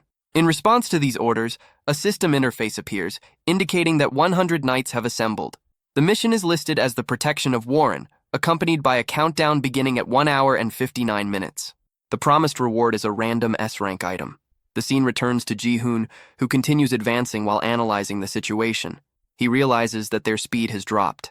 At the current pace, it would take at least another half day to reach Warren. In silence, Ji-hoon reaches out mentally to Rhea and Belle, placing his hopes in them to accomplish what must be done. Beyond the forest, the mountains once again dominate the landscape, and a thought takes shape in his mind, questioning whether this was truly the village chief's strategy. The focus then shifts back to Rhea, Leon, and Tor. The three remain alert when someone suddenly bursts out of the forest, running in desperation and shouting that the enemies are spreading out and advancing from all directions. As they grasp the severity of the situation, Tar and Rhea freeze in place. The reality is unavoidable. They have run out of time. A screen opens with a reward notification appears, announcing a random S-class item, followed by a countdown that reaches its final second. Immediately after, a start signal appears. The scene then shifts to the army positioned behind Lib, Uros, the leader of the thieves, and Bianca, all facing the massive entrance of a rocky cave stretching out before them. The opening seemed even larger than before, which immediately unsettled Uros. He felt as though the cave had somehow expanded over time. That impression led him to question whether a hidden village truly existed inside. The thieves' leader, visibly tense, confirmed that there was indeed a village within the cave. He emphasized that the place had always been filled with traps, and that after so much time, new defenses had certainly been added. In response, Uro slipped a hand into his pocket and pulled out one of the cards he carried with him. The card displayed the symbol of a lightning bolt above the figure of a bull. As he looked at it, he frowned, irritated by the bad luck of drawing that particular card. He then turned to Lieb and ordered her to advance with the 50 Zubenli knights he had brought, assigning them as the front line. Lib accepted the command without hesitation. The thieves' leader reacted with concern, surprised that only 50 men would be sent forward. He questioned whether it would not be wiser to attack with the full force available. Uros, however, made it clear that this unit would serve only as a vanguard, sent to test the terrain and gauge the enemy's response before any larger advance. Uros remarked to Bianca that His Majesty might have overestimated the monsters, suggesting that if he was correct, the vanguard alone would be enough to eliminate them. Bianca, watching Lib draw closer and closer to the cave's entrance, considered that to be the best possible outcome. She stepped toward the blonde woman and gently placed a hand on her back, causing Lib to turn her face slightly. In her thoughts, Bianca wished for her safe return. At the moment of contact, a black shadow was silently conjured. Shortly afterward, Lib turned to the thieves' leader and ordered him to guide them. Completely caught off guard at being required to go along, the man twisted with nervous tension, yet ultimately agreed, despite his clear reluctance. Inside the cave, the scene revealed massive winding rocks surrounded by pools of water that reflected the faint light available. The terrain was uneven and treacherous, demanding caution with every step. The leader of the thieves warned the group to move carefully. Lib advanced at the front beside him, while the guards followed close behind. Some carried torches, their flames casting trembling shadows along the cave walls and lighting the narrow path ahead. The bandit kept his eyes on the ground, uneasy as he recalled a section of the floor that once had a different color. Now, that mark was gone. The absence only increased his tension, because in his thoughts it made no sense that all the traps could have simply disappeared. At that very moment, the ground suddenly gave way, collapsing beneath their feet. The group began to plummet into the void. As he fell, the bandit felt his worst suspicion confirmed. He had known something was there. The drop was absurdly deep, and to make matters worse, sharp stakes waited at the bottom. Lib remained completely composed, even as she fell. She turned her attention to Shamari, who was beside her and already understood exactly what needed to be done. With an amused smile, Shamari pointed her sword toward the ground below. In her mind, she focused on the idea of reshaping the earth. Sand and small stones began to stir and spin around her, responding to her will. She then fixed her thoughts on forming a mound of earth, molding the terrain to stop their imminent fall. The ground, filled with massive spikes, was almost entirely covered by the shaped earth, creating a safe surface. At the front, Lib surveyed the remaining path stretching deeper into the cave and signaled for the group to keep moving forward. Still surrounded by the dust stirred up by the shifting soil, the bandit clenched his teeth, stunned at how easily that trap had been neutralized. Now walking behind the others, he froze when he noticed a crater opening in the ceiling of the cave, chunks of rock beginning to fall from above. Shocked, he realized that no such trap had ever existed there before. Beside Lib, Shamari lifted her gaze toward the falling rocks and took control of the situation. In response, a massive arm made of stone erupted from the ground and stretched up to the ceiling, sealing the crater completely. The bandit was left speechless, paralyzed as he witnessed the absurd scene unfold before his eyes. Shortly afterward, As he drew close to Lib again, he informed her that further ahead, the path split into 3 directions. Even so, in his thoughts, he concluded that such information might no longer matter in the face of the power he had just witnessed. They soon noticed an intense light shining from one of the openings. It was clear that the strongest brightness came from there, revealing the correct path. They followed that passage, and little by little the dark interior of the cave gave way to the unexpected sight of an open blue sky. Lib stepped forward, her serious gaze fixed on the small village ahead as she silently analyzed every detail. At the same time, the leader of the thieves felt a chill run down his spine. Everything seemed far too quiet. Internally, he warned himself not to lower his guard. His eyes quickly dropped to the ground, and he noticed something out of place, a clear sign of danger right before them. Scattered across the ground near the cave's exit were numerous holes. The thieves' leader immediately recognized the threat, certain that rabbit-like creatures would emerge from them at any moment. Lib simply ordered the area to be checked. One of the soldiers rushed forward at high speed to carry out the command. He drove his spear into one of the holes and triggered a burst of flames. Instantly, violent fire erupted from all the openings, rising high into the air and nearly reaching the surrounding mountain walls. When the flames finally subsided and only a few sparks lingered in the air, the thieves' leader was puzzled to find nothing there. Lib also found the situation unusual, quietly remarking to herself how strange it seemed. She then ordered everyone to inspect the village. Before that, she cut the ropes binding the bandit's hands, making it clear that he too would have to prove his usefulness. The moment he was freed, he sprinted toward the village without looking back. Shamari moved closer to Lib and commented, in an almost nostalgic tone, that it was the first time since their youth that the two of them had gone out together beyond the castle. With an amused smile, she touched her face and observed how unexpected it was to see that once frightened Lib of the past now serving as a captain.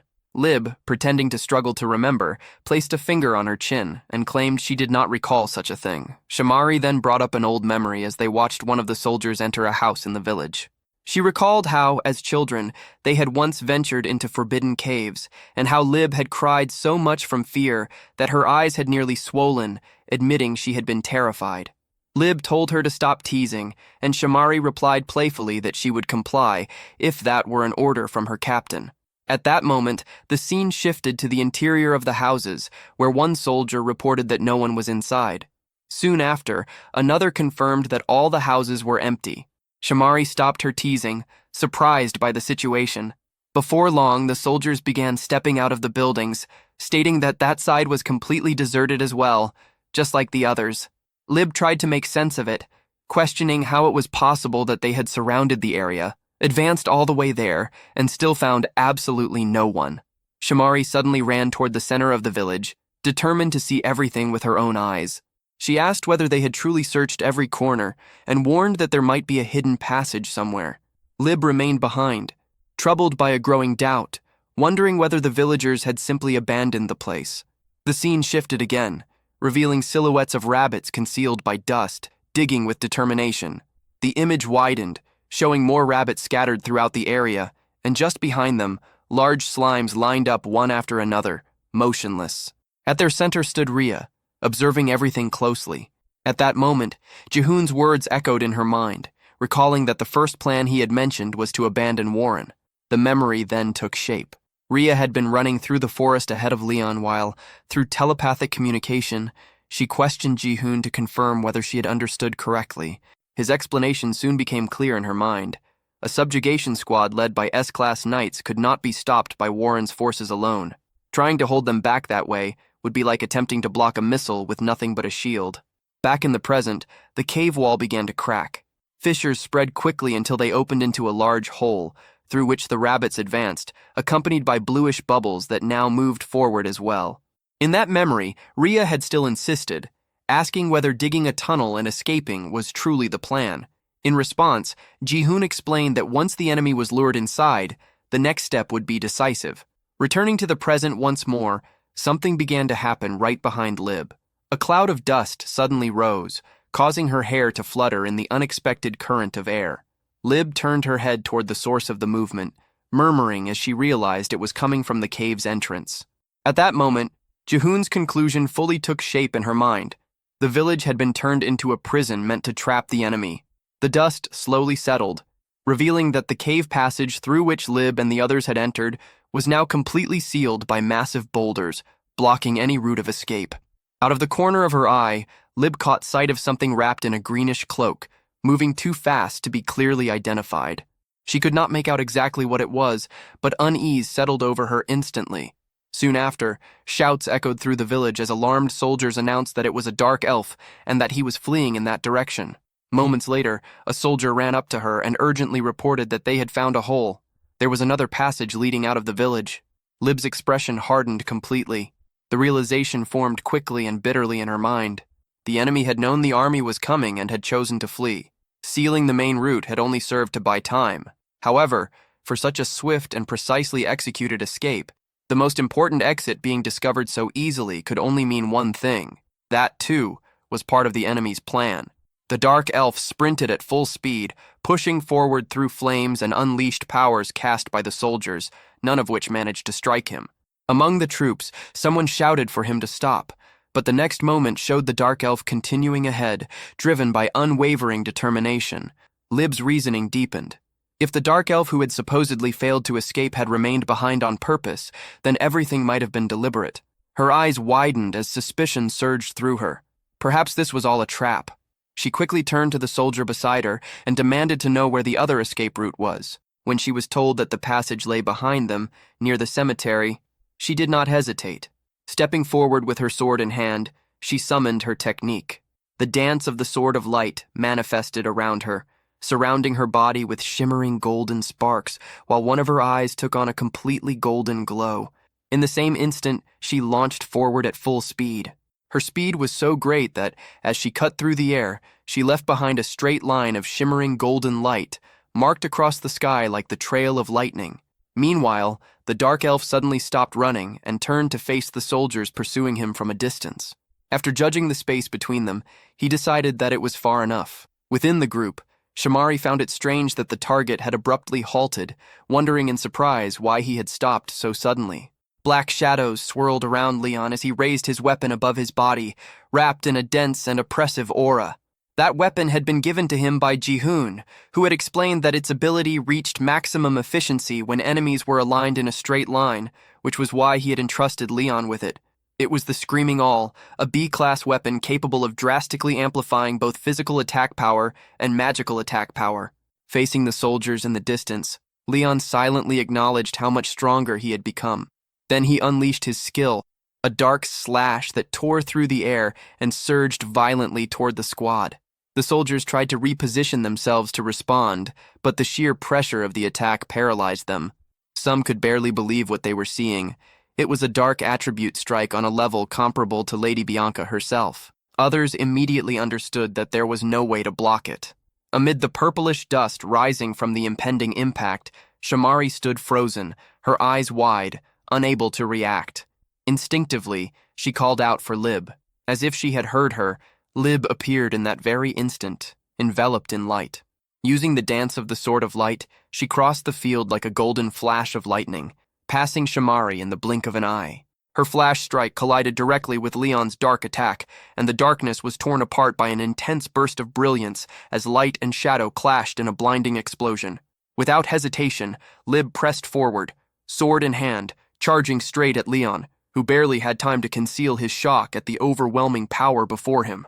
The attack came immediately, forcing him to raise his weapon to block the blow. The scene settled on the absolute contrast between the two blades. Leon's black sword, wrapped in dense shadows, and Lib's blade, radiant with golden light. Leon clenched his teeth as he finally faced the blonde warrior head-on. In that instant, he understood that she was exactly the person Ji-hoon had spoken about, the strongest among the knights. Leon and Lib kept their swords locked, the blades crossing between them in the shape of an X. Without warning, Lib vanished from his sight. Leon flinched when he caught only a streak of golden light flashing past his back. She struck from behind without hesitation, but he managed to turn at the very last second and block the attack.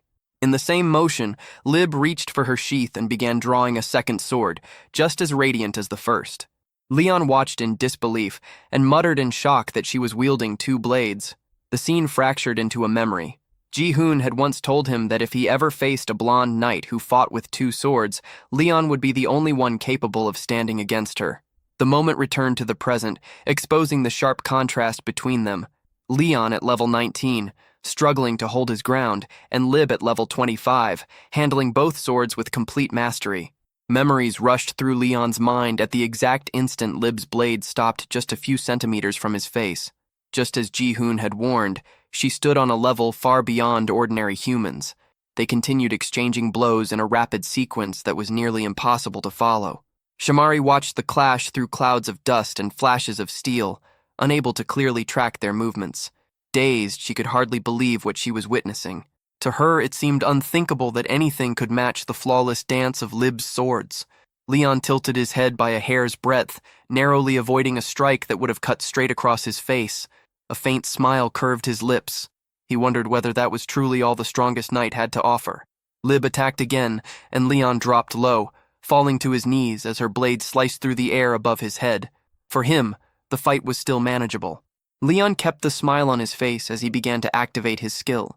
The focus shifted to his hand, gripping the dark purple sword, shadows swirling around the blade. Black energy writhed and twisted in the air, moving as though it answered his call. A massive wave of violet power erupted, sweeping through the space like a crushing tide. The image focused on Lib's eye as she witnessed it, and without hesitation, she summoned her own strength, the dance of the Sword of Light. At the rear of the cave, the scene shifted to those who had remained outside, now thrown into confusion. Urus reacted to the sudden blast, demanding to know the source of the thunderous sound. It had been a tremendous explosion. Moments later, one of the soldiers came running from the direction of the forest, urgently calling out to Sir Uros. In an alarmed voice, he reported that there was a shortcut, and that monsters were fleeing through it. Hearing this, Uros's expression hardened completely. The scene cut to a flashback. A soldier was shown hidden among the bushes in the forest, watching from a distance as a giant rat, slimes, and other creatures escaped through another opening broken into the cave wall. He described what he had seen, explaining that a large group of monsters had smashed through the wall and fled that way. Faced with this information, Uros questioned whether they had abandoned the village. If that were the case, then the explosion from earlier could only be connected to that sudden retreat. Just behind him, Bianca spoke with confidence, stating that Lib was safe. She had linked a fragment of Ryan to Lib's shadow, ensuring her protection. The scene returned to the battle between Leon and Lib. Within her shadow, a hidden red eye revealed itself, and through it Bianca could see everything unfolding. She remarked in surprise that it was impressive for someone to fight Lib on equal terms, wondering if the opponent might be a dark elf. Through the crimson eye in the shadow, she saw the elf visibly exhausted, his body stained with blood from the wounds inflicted by Lib's strikes. The scene shifted back to the outside of the cave. Uros pulled the gigantic hammer from his back and declared with firm conviction that no one could defeat Lib in a direct one-on-one battle. They needed to focus on carrying out His Majesty's orders. He then raised the hammer above his head and began channeling the power of a wide-range ability. Ria's eyes turned hollow, almost catatonic, the moment she noticed the large group of soldiers gathered behind them. At the front line of the army, the archers lifted their bows and aimed straight at the creatures. As Ria understood what was about to happen, panic seized her, and she screamed for them to stop. The command was given. In the next instant, the sky filled with flaming arrows, countless projectiles tearing through the air in blazing trails. The creatures stared in terror, unsure where to run. Tar reacted first, shouting for the slimes to unite. The Slime King reinforced the order with a gesture, and they obeyed without hesitation. The small slimes quickly merged together, stacking and fusing until they formed a massive bluish barrier in front of the group.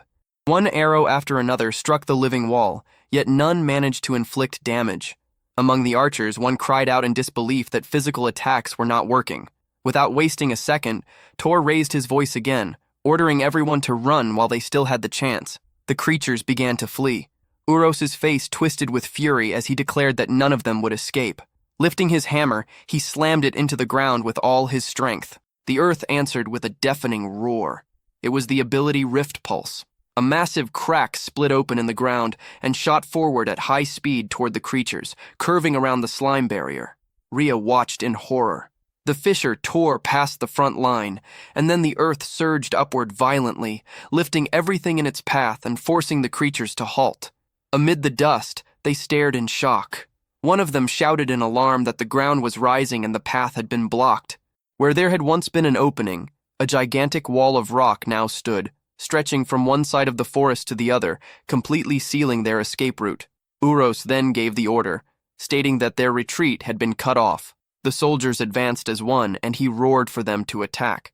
Spears lowered and pointed forward, the army charged toward the creatures. Uros reinforced the command, demanding that not a single enemy be left alive. Rhea remained frozen, unable to react as she watched the soldiers approaching from a distance. Paralyzed, she asked Ji-hoon in her thoughts what they were supposed to do now. No answer came. On the other side, Tar raised his voice and declared that everyone should prepare for battle. Rhea tried to call out to him, but it was already too late. The humanoid rabbits, now fully reverted to their rabbit forms, took their positions, some gripping swords in their paws. One of them shouted that if they could no longer run, then they would fight to the death. The giant rat proclaimed that this was their chance for revenge, and the smaller rats around him echoed the cry, ready for combat. In contrast, the slimes simply reacted with small, silent expressions of surprise, their tiny mouths hanging open. Rhea stood there, watching as all of them prepared for the imminent clash. The sky darkened as clouds gathered overhead, and she whispered to herself that it was fine. She clenched her fists, a clear thought crossing her mind. Ji-hoon's plan had always been to prepare for the future, but at that moment, there was nothing left she could do. Yet the instant the moon emerged brightly from behind the clouds, something shifted. This was a life that had already been saved once. A notification appeared, stating that at night monsters grew stronger, with all their attributes increased. Moonlight reflected in Rhea's irises, making her eyes shine intensely. It was time to fight. Rhea charged forward alongside the monsters, all of them with fire in their eyes, consumed by overwhelming fury. Red flames swirled around their bodies, revealing the surge of power emanating from them. Ahead, the human soldiers advanced in tight formation, shields raised and spears leveled, wrapped in the golden energy Uros had summoned. On the screen, the values of the opposing forces were displayed. The total power of the monster faction stood at 992. The scene closed with both sides sprinting toward each other as the total power of the human faction, 449, appeared, sealing the beginning of the inevitable clash. The scene shifts to the false escape route. A golden glow shines at the tunnel's exit. Then an explosion spreads rocks and a large amount of smoke. From there, the dark elf emerges, regaining his posture. After recomposing himself, although severely injured, he prepares for the unfolding of the battle.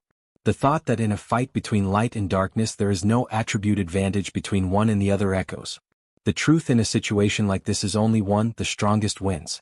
The next attack is declared, and Lib advances with her swords toward Leo.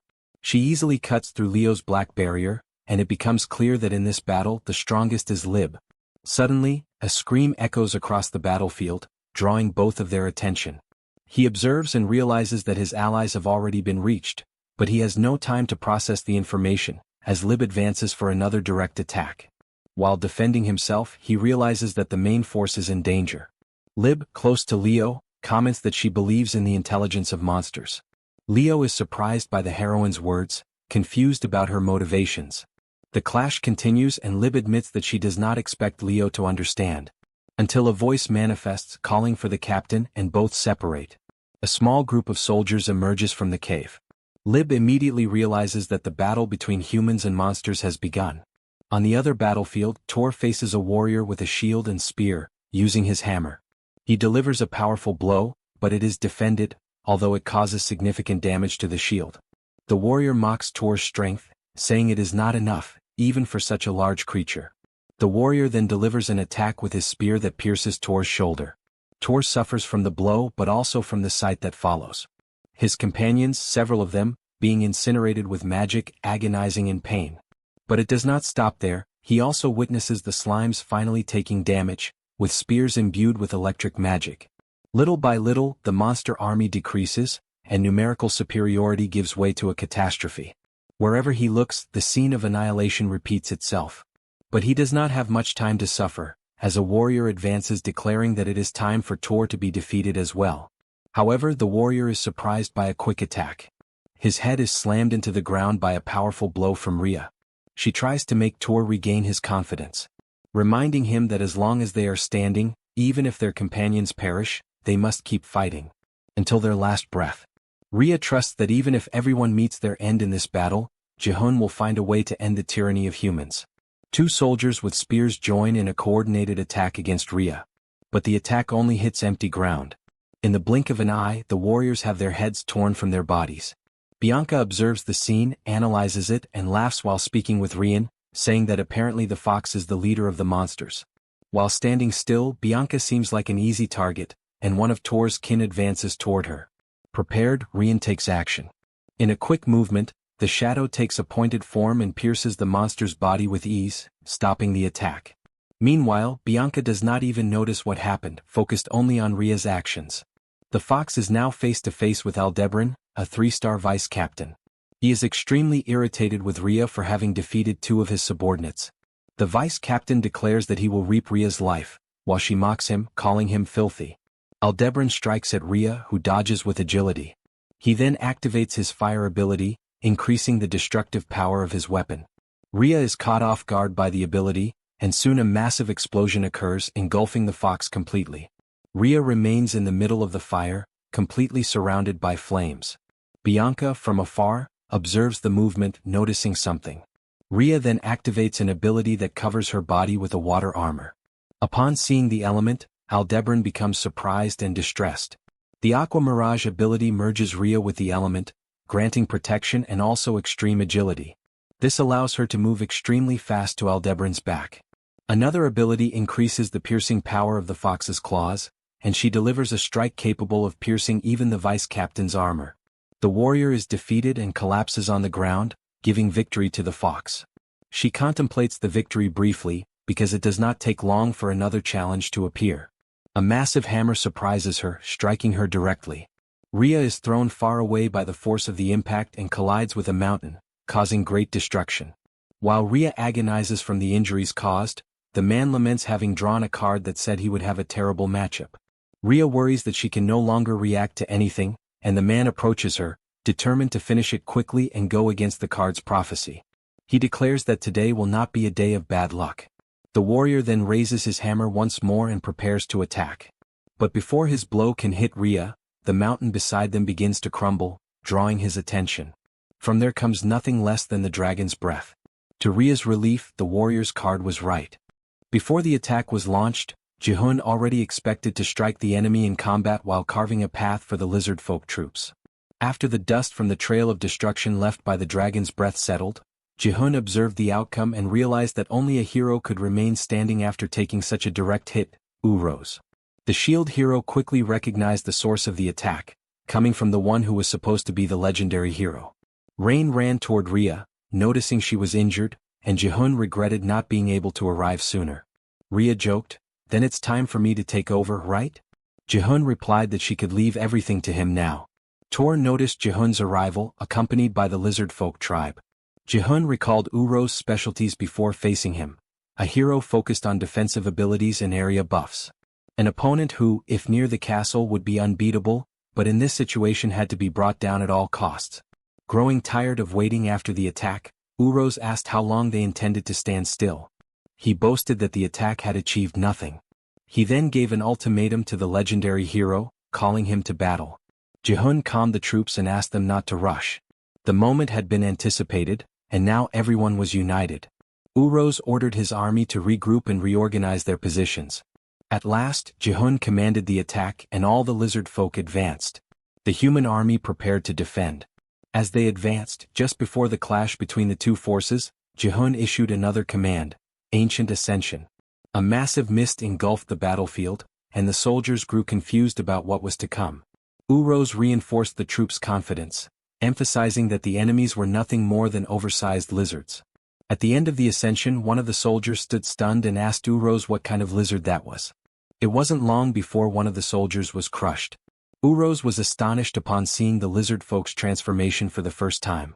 The battle, which had seemed decided by the superiority of the human army, now took a dramatic turn. The lizard folk advanced, and the soldiers' only reaction was to declare their honor and pride in belonging to the great empire's army as they faced certain death.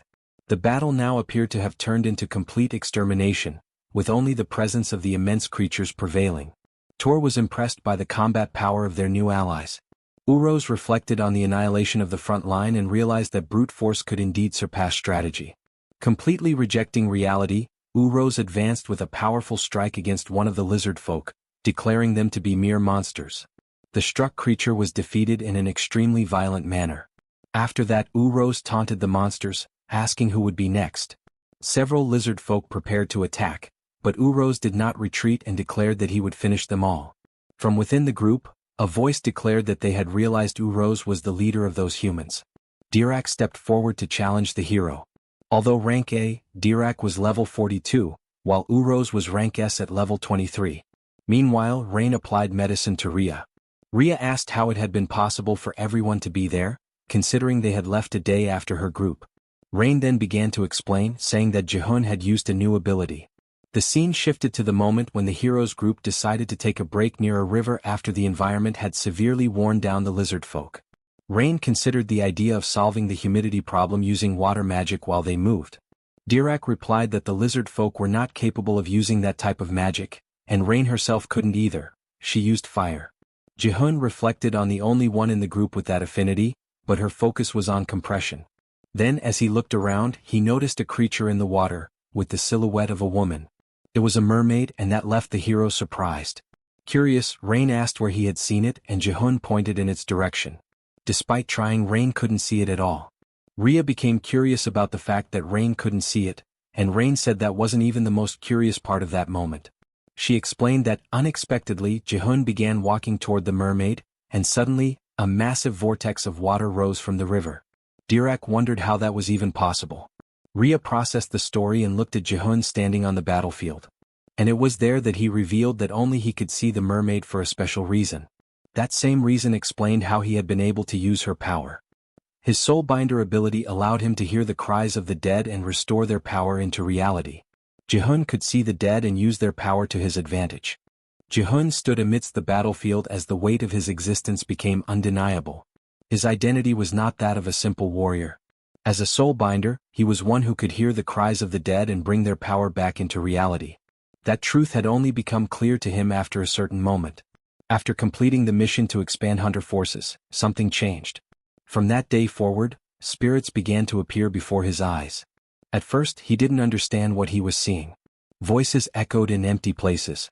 Figures moved where no living being stood. Even when he called out, there was no response from the living, only the presence of something unseen. It was the village chief who first revealed the truth to him. Only then did Jihun realize what those figures truly were. They were the dead. In a world where even living beings struggled to maintain awareness, the dead existed in an even more unstable state.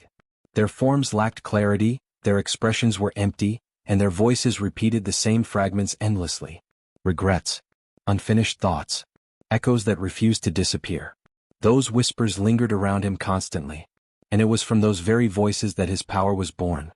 Movement in the distance caught attention. Before anyone could fully react, a sudden surge of energy erupted. Jihun's eyes sharpened. In the next instant, a figure appeared above him, descending with overwhelming force. The attack came fast and direct, leaving no room to hesitate. Without delay, Jihun activated a new ability. Flame Transfer. A burst of fire ignited around his arm as he redirected the incoming force, meeting it head-on. The clash produced a violent explosion of flames that spread across the battlefield, forcing those nearby to recoil. The attacker faltered for a brief moment, caught off guard by the sudden counter. Jihun did not give him time to recover. Channeling the borrowed power through his body, he followed up immediately. Blazing Strike. A concentrated blow, engulfed in flames, drove forward with destructive force, crashing directly into the target and sending a shockwave across the ground. The impact carved through the battlefield, scattering debris and pushing back anything in its path. Yet even as the flames faded, the presence surrounding Jihun remained unchanged. The purple silhouettes of the dead continued to linger around him, reinforcing the nature of his power. He was not simply using magic. He was borrowing it from the fallen. From a not-so-great distance, Bianca watched Jihun's actions. She immediately recognized him as the legendary knight, witnessing the possession ability. She and Ryan grew excited by the encounter, but before they could act, a strange odor disturbed the heroine.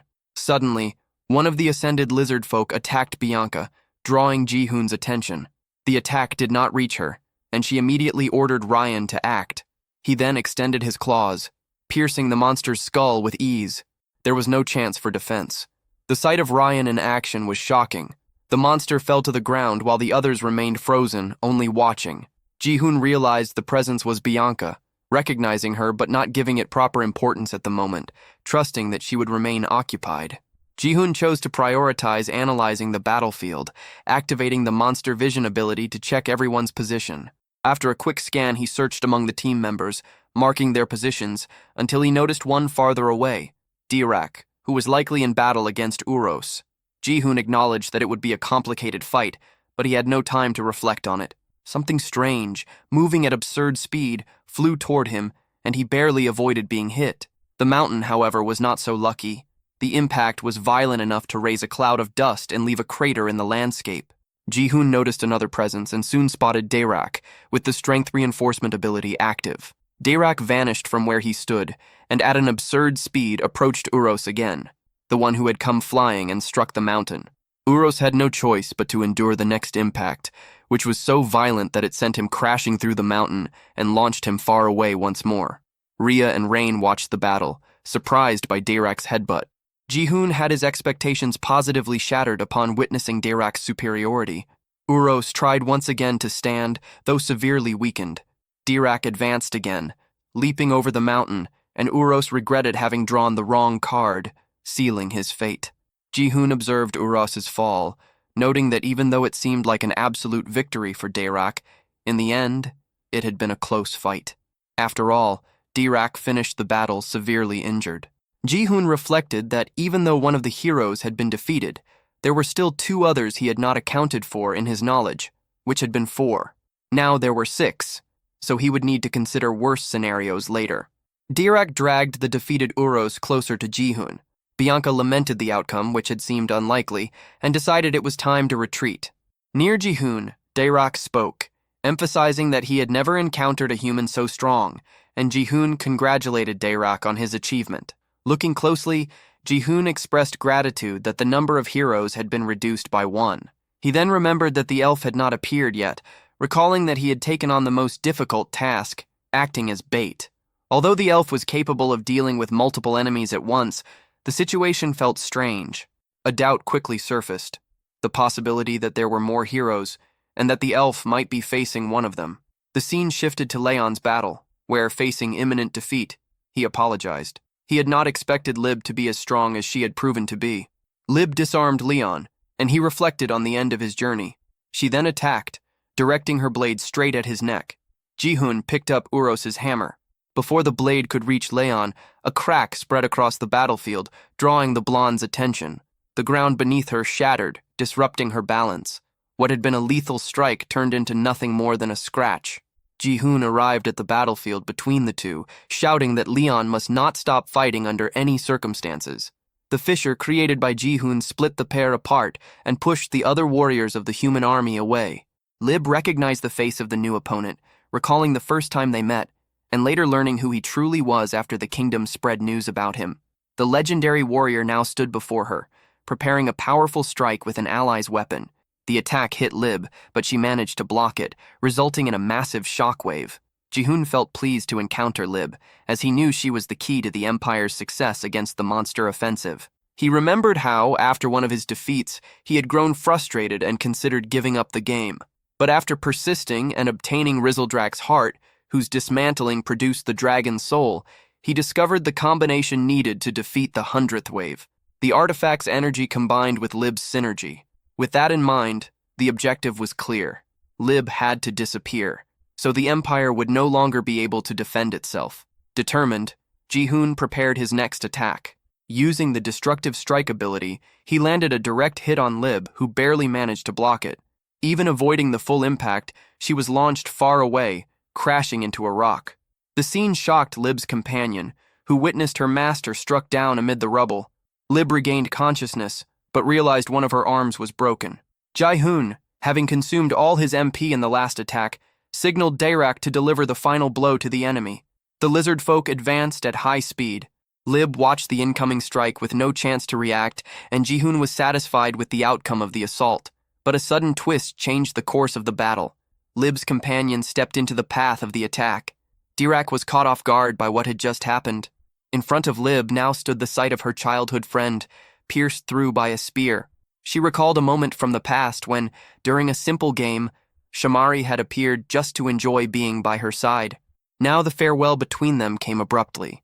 Dirac discarded Shamari's body, throwing it aside, and quickly prepared to continue where he had left off. The second attack came without warning, but Lib now had a new reason to keep going. A massive pillar of golden light erupted from the heroine, stopping the attack and throwing Dirac off balance. Ji-hoon understood that Lib's emotions were part of her power structure, but he had never seen such a manifestation before. With a cold gaze, consumed by hatred, Lib declared that she would kill them all. Dirac did not step back and readied himself for the clash. But something strange happened. From Lib's shadow, Bianca emerged, urging them to retreat, an ultimatum. Bianca then used her mass withdrawal ability. The soldiers understood immediately and rushed toward the purple circle. Lib grew irritated with the decision, declaring that she could not leave things as they were. But in the very next second, everyone vanished, leaving behind only those who had fallen in battle and the monster team. At the hero's destination, Lib pointed her sword at Bianca, unable to accept the outcome of the battle. It did not take long for her to realize she had lost control. Then, after turning away and walking off, she apologized for her actions, and Bianca accepted. After all, Bianca knew that it wasn't just Lib who felt that way, but all the survivors. Acknowledging defeat, the human army continued their march back home. Meanwhile, the monsters celebrated their victory with intensity. Rain prepared to apply more medicine, and Rhea smiled after receiving intensive treatment. Everyone was savoring their first victory against the humans. Ji-hoon had fought his first major battle, but he remembered that for the monsters, this was only one among many. This time, however, with victory came something new: hope. Even so, the war was not over. A system window appeared, signaling that the emergency quest had been a success. Another followed right after, informing him that he had obtained a new S-class item. After retrieving the new item, a mysterious cloak, Ji-hoon declared that this time they would be the ones to attack. In another scene, Lib and Bianca returned defeated alongside the surviving knights. Among the civilians, some recognized the subjugation force that had departed a few days earlier. Others noticed that there were far fewer soldiers than when they had left.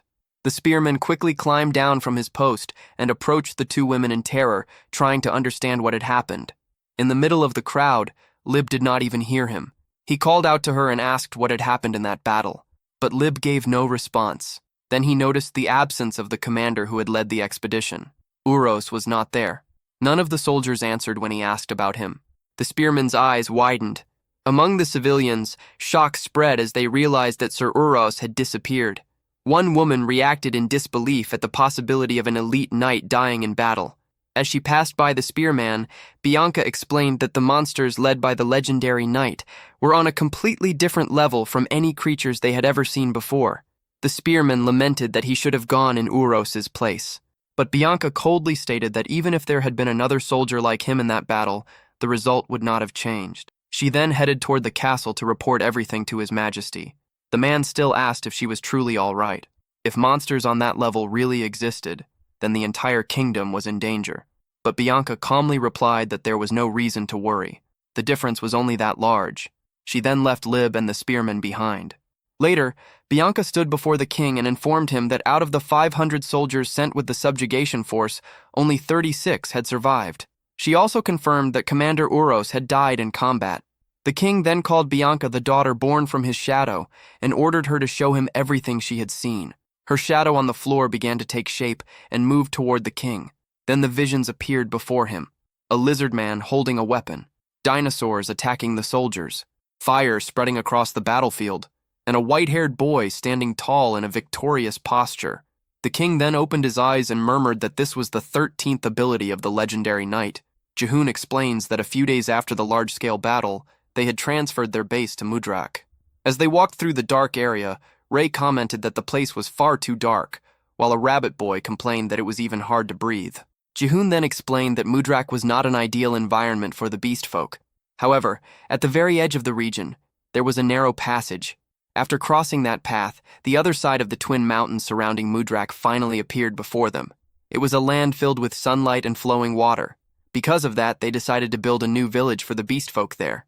On the other hand, Mudrak itself seemed to be the perfect environment for the slimes. In another scene, Jihoon handed a dagger to Leon. As he examined the weapon, Leon recalled that it had been broken before. Jihoon then explained that he now possessed a repair skill. After that, another scene showed Jihoon gathering Leon, Rhea, Dirac, and Lord Lorak to begin a strategic meeting. While displaying a map, Jihoon explained that the battle had made one thing very clear. Dirac, an A rank, had defeated an S rank. According to him, that had only been possible because of an overwhelming level difference. Jihoon said he realized this when he borrowed Dirac's power. Uros's final level had been 25. Because of that, they could assume that the kingdom's elite knights were probably on average in the early or middle range of the 20s. But Jihoon warned that the kingdom would continue growing stronger as it faced wave after wave of monsters, and eventually, that level advantage would disappear. That was why they could not give the humans any time. They needed to attack while their levels were still superior.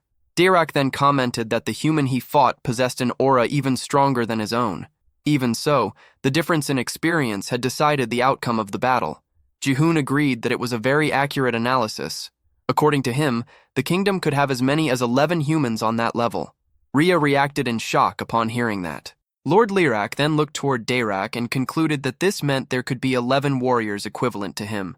Even so, Dirac claimed that he still remained above them for now. Leon then said that no matter how solid the human fortress was, they could destroy the humans' defensive advantage by using the dragon's breath to tear down the walls before advancing. Jihoon began to reflect on that. Leon was right. They only had 3 uses of the dragon's breath. But if all 11 elite knights were truly present, those 3 shots could end up being completely neutralized. Dirac then questioned what Jihoon meant by neutralized. Jihoon explained that among the elite knights, there were those capable of raising powerful barriers, nullifying magical attacks, or even distorting the trajectory of magic. Or, more precisely, perhaps there were. According to Jihoon, this was the perfect moment to bring down the kingdom. They only needed slightly more concrete information. Lib remained alone watching the horizon as she whispered Shamari's name. Then, a woman appeared behind Lib, commenting that she had heard Lib and Lady Shamari had been close since childhood. She also stated that Shamari hated commoners. Lib replied that it sounded contradictory. Holding a fan in her hand, the woman explained that Shamari truly did hate commoners, yet she had still been close to Lib. She added that Shamari did not care much about social status, as she valued ability above all else. The scene then revealed that the woman was the elite knight known as the High Priestess, Astraya. Astraya explained that, for commoners, the limit had usually been reaching the position of high-ranking knight, and for women, the highest they could normally achieve was becoming a mid-ranking knight. But Lib had become an elite knight purely because of her overwhelming talent. According to Astraya, Lib had been exactly like her in that regard. Lib then said that Astraya was overestimating her. If she had not been completely overwhelmed by the legendary knight back then she would have been the one who killed Shamari. Upon hearing that, Astraya curiously repeated the word killed, saying that it sounded strange. Then the two looked toward the sky.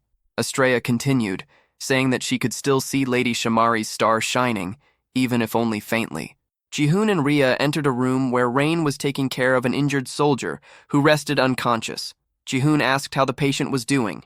Rain replied that the soldier was still unconscious, but had already passed the critical stage. Jihoon then praised her work. Hearing that, Rain became happy and thought to herself that she had been praised. Then the scene shifted into a flashback. The soldier's body lay collapsed on the ground after violently crashing against a rock wall. Jihoon observed the unconscious girl and realized that she was still alive. At that moment, Rain came running over while calling for the village chief. Jihoon said she had arrived at the perfect time and asked if she believed she could save her. Rain touched the soldier and explained that the injuries were far too severe for her to promise anything. Even so, Jihoon asked her to save that person, saying that he was counting on her. Rain became amazed when Jihoon called her the greatest rabbit beastfolk in the world. Returning to the present, Rain remained happy, her cheeks slightly flushed, while Jihoon left the room alongside Rhea. Rhea then asked why he had saved that night, but Jihoon replied that he had not saved that night. According to him, he had merely bought himself an extra life. Rhea commented that Jihoon had started saying strange things again. Jihoon then stated that before attacking the kingdom, they had already fulfilled one of the necessary conditions. After that, he declared that it was time for them to go to the prison. Jihoon and Rhea headed toward a cell where 3 prisoners remained locked up. Then, Jihoon looked directly at one of the handcuffed knights and said he had a proposal for her. He wanted the woman to accompany them to the kingdom. The armored knight, still restrained by chains, pointed at herself and reacted nervously, unable to believe that the proposal was directed at her. Before continuing, I'll treat the armored knight as a male one because the others don't know her identity yet. The scene shifted inside the cell where the 3 prisoners had been held some time before Jihoon's arrival. One of the men started complaining about how much longer they intended to keep them locked up. According to him, since they had not been executed yet, perhaps the monsters were trying to extract information from them. The bearded man then turned his attention to the armored knight and remarked that he did not even remove his helmet to sleep, asking whether that was not suffocating.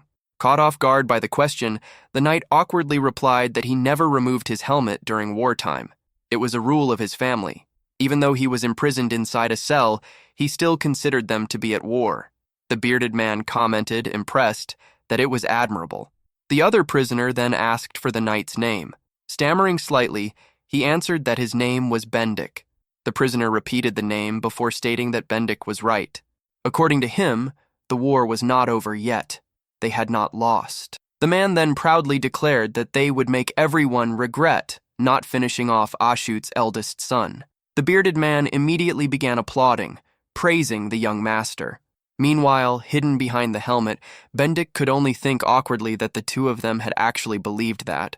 The scene then returned to the moment when Jihoon and Rhea arrived at the prison and walked toward the cell where the prisoners were being held. As soon as they saw Jihoon, 2 of them made expressions of disgust.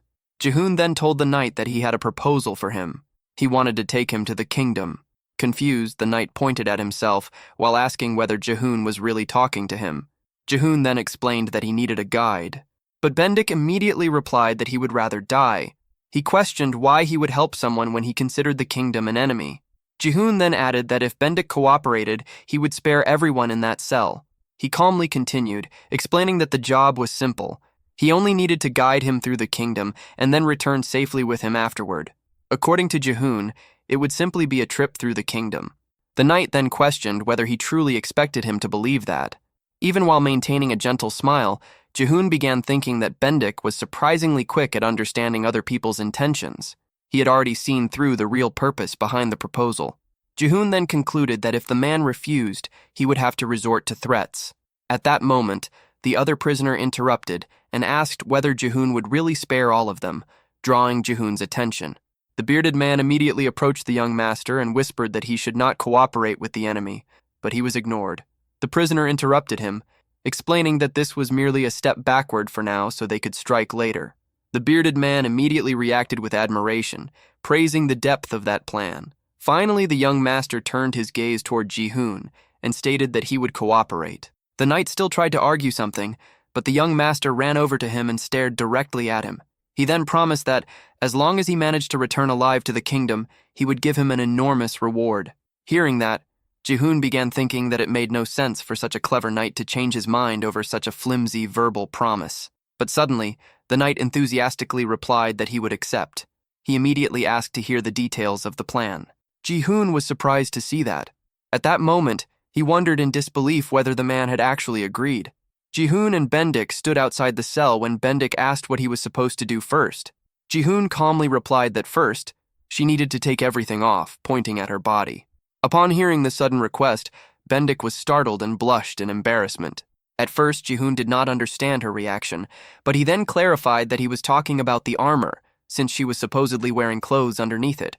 Bendik awkwardly replied that he should be more specific next time. At another moment, Rhea appeared and asked Leon where Jihoon was.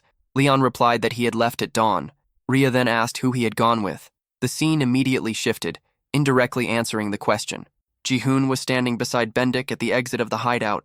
As they walked, Bendik commented that if they were really heading to the kingdom, then they should enter as soon as possible.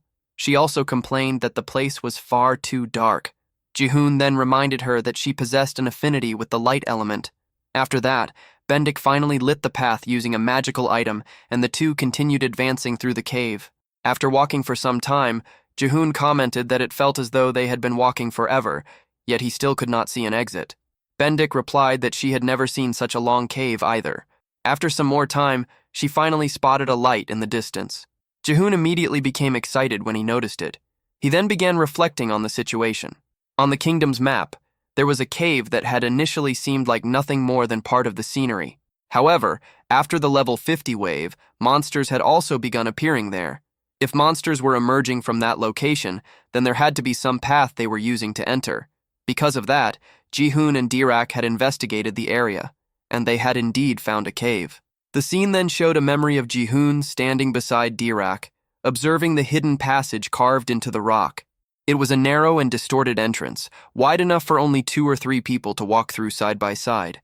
According to the monsters, nobody liked approaching that place because the cave carried an ominous feeling, and as expected, that passage was truly connected to the kingdom.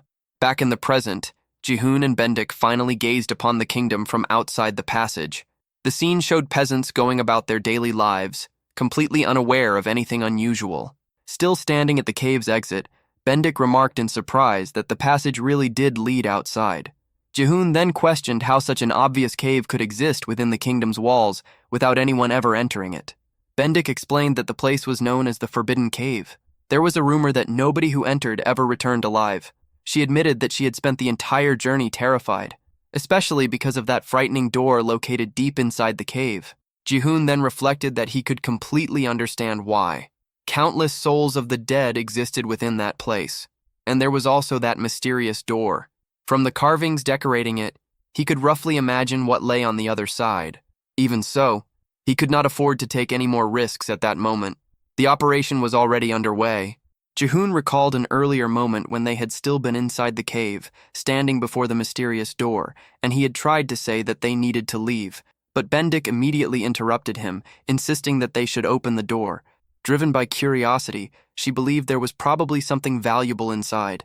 Without giving her any room to argue, Jihoon stopped her by grabbing her clothes and dragging her away while repeatedly saying that they needed to leave. Even while being pulled away, Bendik continued insisting that they had to open the door. Returning to the present, Bendik stretched her body while commenting that they had managed to get out unharmed, so perhaps it really had been just a rumor. Jihoon then revealed that she had briefly been affected by a paralysis spell. According to him, if Bendik had opened that door, she would certainly have died. She was immediately startled by those words and, trying to change the subject, asked where she was supposed to guide him first. Jihoon did not answer. Instead, he asked what name he should use, since he could not use his own. She simply told him to use her name. She then addressed him as Sir Bendik and once again asked where she should take him. At that moment, Jihoon realized that her name was Bendik. She then admitted that it was only a nickname. Suddenly, Jihoon stopped walking and pointed toward a location in the distance. Bendik immediately became alarmed when she realized he was pointing at the royal palace, but Jihoon calmly replied that he had left something behind there. Back in the beastfolk village, Rhea appeared curled up in a fetal position while repeatedly muttering that now it would be just the 2 of them. Meanwhile, Leon began explaining the plan in Jihoon's place. He stated that, as soon as possible, they would launch their attack on the kingdom on the night 2 days from now. Someone then interrupted him, repeating the phrase, "as soon as possible," with a doubtful tone. Leon continued explaining that Jihoon would send the signal as soon as he recovered a certain item inside the kingdom. Until then, everyone needed to be fully prepared for the assault. He then began assigning roles. Rain would depart first alongside the Rabbit Beastfolk unit to establish a forward base for the army. Doom and the Slime unit would be responsible for securing food and weapons before later following as reinforcements. As for Rhea, she was to advance at maximum speed with the Lizardmen tribe as soon as the sun set. She needed to arrive before nightfall, no later than 2 days from then. Leon then called out to Rhea again. After finally calming down, she replied that she understood. She then asked what he would be doing. Leon answered that he would run to the kingdom faster than anyone else, and then he would block the monsters' attacks. The scene returned to Jihoon, who was observing the royal palace in the distance while reflecting to himself. The outer walls had become even stronger. In addition, there were more troops than he had expected. As they watched the activity around the area, a knight was directing several other men on where to carry the massive body of a monster. Bendik commented that it looked extremely heavy. Jihoon then asked what they were carrying. She replied that they were monster corpses. According to Bendik, it seemed that an attack had occurred the previous night. She then explained that many useful materials could be extracted from monster bodies. The hides could be turned into clothes and shoes. The tougher horns, claws, and fangs were used to make accessories and weapons, and with some luck, it was also possible to find enhancement stones. These stones improved the quality of weapons. Jihoon then mentally repeated the part about enhancement stones being found inside monster bodies. Meanwhile, he noticed two knights chatting enthusiastically during a shift change. One of them was celebrating that his shift was finally over, while the other suggested that they go out for drinks that night. At that moment, Jihoon caught the attention of both men by waving at them. One of the knights irritably asked who he was and complained that while everyone else was working, he was relaxing beside a woman. However, a moment later, both men noticed the 3 stars displayed on his armor. That symbol indicated that Jihoon was a high-ranking knight. Immediately, both of them began apologizing. Jihoon then asked what kind of monster they were transporting. Still nervous, one of the knights tried to remember the monster's species. The other quickly answered that it was a gigantic serpent with blue scales and incredibly tough hide. Upon hearing that, Jihoon immediately remembered the dusk serpent. At that moment, Jihoon realized that the kingdom had already reached levels above 20. Jihoon thought that, until he recovered Hellbringer, he would remain at Bendik's house in District 1 for some time. As they walked through the city, he and Bendik noticed a crowd gathered farther ahead. Jihoon wondered why so many people were gathered there. As they approached, they spotted a wanted poster with a person's face scribbled over with horns. Bendik recognized that it was Jihoon. He then asked if she did not know that he was wanted. Bendik replied that she did not, and explained that when she had left the kingdom as a member of the subjugation force, wanted posters like that did not yet exist. Because of that, she concluded that he had become a rather famous villain. Jihoon commented that he did not even know why he was being hunted. Among the crowd, a fat man noticed that the reward had increased. Another person was shocked when they saw the amount of 300 million Nikes and remarked that it was enough money to buy an entire house. Bendik then asked whether Jihoon was bothered by it. Right afterward, her eyes sparkled, and with a smile she commented that he did not need to worry because the amount promised by Roy Ashut was much greater. Jihoon replied that hearing that made him feel somewhat relieved. Excited, Bendik insisted that they continue walking. As he followed her, Jihoon thought that her overly cheerful reaction only made him even more nervous. Because of that, he concluded that he should not lower his guard. While walking, another thought crossed his mind. If that was true, then a legendary knight was worth less than that explosion-headed guy. For some reason, he felt as though he was losing in that comparison. A short while later, something caught his attention. Several giant bears were chained as they were dragged along and whipped by guards. Nearby, children threw stones and shouted insults at the monsters. Jihoon watched the scene in silence. To him, it was impossible to say that hunting other races was truly justified, but he could understand why humans behaved that way. Suddenly, one of the black bears let out a fierce roar at one of the children who had thrown a stone. The child was immediately frightened. A guard then struck the bear with his whip and angrily shouted because it had dared to bare its teeth at the young master. Beside the boy, a girl encouraged them to keep beating the monster. As he watched, Jihoon noticed something strange. The ones consumed by hatred were not the ones suffering. They were the spectators. Even the small children displayed contempt. Unable to fully understand it, Jihoon asked Bendik why humans hated monsters so much when it was humans themselves who were causing them suffering. Bendik replied that it was because they had been taught that way. Jihoon then asked who had taught them. She explained that everyone grew up hearing that they lived within those narrow walls because evil monsters had taken over the land. Because of that, they learned from childhood that they needed to drive the monsters out of that place. Meanwhile, a farmer watched the bears being taken away and thought that if those creatures disappeared, the young knights would no longer need to keep sacrificing themselves. Another believed there would be much more land available for farming. A woman, on the other hand, blamed the monsters for everything. As they watched the children together, Bendik commented that creating an external enemy was the easiest way to unite people around a common goal. At that moment, the boy who had been throwing stones excitedly declared that when he grew up, he would become an elite knight to exterminate monsters and protect the kingdom. Hearing that, Jihoon understood the feeling of discomfort he had experienced. When people were taught to see monsters as absolute enemies, all guilt disappeared, no matter what they did to them. That was the dissonance that bothered him, and perhaps that was also the kingdom's true reality. Continuing their walk, Jihoon and Bendik finally arrived at the castle. After passing through several corridors, they entered an extremely luxurious room. Jihoon then asked whether that was her home. Bendik replied that it was not. At that moment, A maid passing by recognized Bendik and called out to him. The two immediately ran away from the area. As they watched them leave, one of the maids commented that the person accompanying Lord Bendik looked a lot like Miss Lily. The other replied that such a thing was impossible.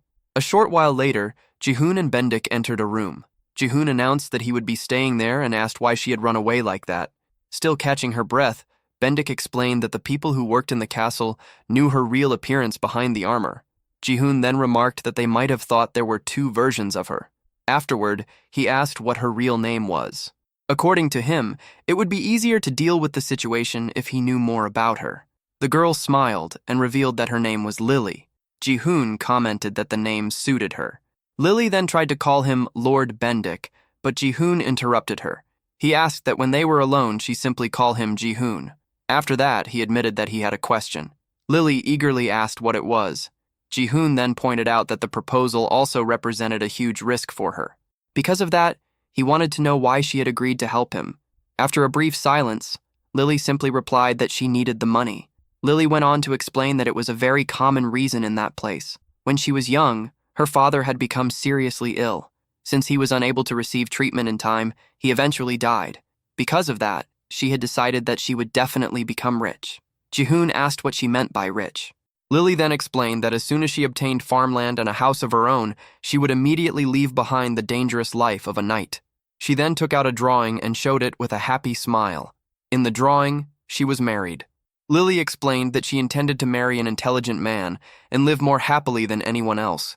Jihoon could only respond with a brief remark, unsure of what to say. As he watched her happiness, he began reflecting in silence. If he achieved his goal, Lily's dream would be destroyed. After all, to fulfill his own dream, he needed to destroy the human side. He then wondered how she would feel if someone destroyed her dream in order to achieve their own. In the end, wasn't it the same for everyone? Jihoon then remembered that, 2 days from now, the promotion examination for knights would take place. Among countless mid-rank knights, only 10 would be able to become high-rank knights. The dreams of those who failed would inevitably be shattered. Even so, that did not mean they should resent those who had successfully advanced. After thinking about that, Jihoon asked whether she truly did not mind. Lily lowered her head and replied that if Jihoon's plan succeeded, she would accept all of it. But shortly afterward, she became cheerful again. With a confident smile, she declared that if the plan failed, she would receive an enormous fortune. Jihoon scratched his head after hearing that. Then he began to think that perhaps she had already figured out part of his goals. Even knowing that, Lily was far more ambitious than he had imagined. Pointing at herself with a smile, she commented that the poorer a person was, the greater the risks they had to take. Hearing that, Jihoon could not help but ask how much money she was going to receive in exchange for gambling with the fate of an entire country. Lily then explained that the one who had made the promise was Roy Ashit, the eldest son of the Ashit family. She explained that the Ashit family was known as a prestigious bloodline that had produced elite knights for generations. According to the rumors, members of that family always kept their word. Because of that, she believed she could trust them. Lily continued by saying that Roy Ashut had promised her farmland and a small mansion near the royal palace. To her, that reward could not even be compared to the amount offered on the wanted posters. Hearing that, Jihoon thought that she was practically selling the fate of the country in exchange for a house of her own. But suddenly, something caught his attention. He then asked her to wait a moment. If there was an Ashut among the elite knights, he wanted to know whether there was someone named Leon Ashut. Lily replied that there was and asked if he knew Sir Leon Ashut. Upon hearing the confirmation, Jihoon turned his head away and remarked that he had just heard the one name he least wanted to hear. Unable to understand his reaction, Lily remained silent. Jihoon then asked her to tell him if there was any name she did not recognize among the ones he was about to mention. He then began listing several names: Aries, Uros, Bianca, Cancer. After a brief pause, he continued: Leon Ashut, Astria, Lib, Antares, Archaon, Capricorn, Aquar, Luches. When he finished, Lily clapped her hands in amazement. According to her, Jihoon had named the captains of divisions 1 through 12 exactly and in the correct order. Jihoon let out a long sigh. He then concluded that they were truly all there. As he reflected on the matter, he began reorganizing several pieces of information in his mind. The existence of the elite knights had always seemed strange to him. At first, He had even thought that they were the result of some special summoning method similar to his own. He also remembered the stories of Lib and Shamari. The two came from noble families and had known each other long before his arrival in the kingdom. As he recalled how close they were, a new question emerged. If they had already been there long before his arrival, then had the 12 elite knights already existed back then? Ji-hoon sat down in a chair and let out another sigh. Despite everything, he considered it a small relief. After all, he had built his strategy around the worst possible scenario. The only thing that had disappeared was his hope of finding a more favorable situation. If all 12 elite knights were truly present, there were countless ways to stop the power of dragon breath. Because of that, he concluded that he would need to act with extreme caution.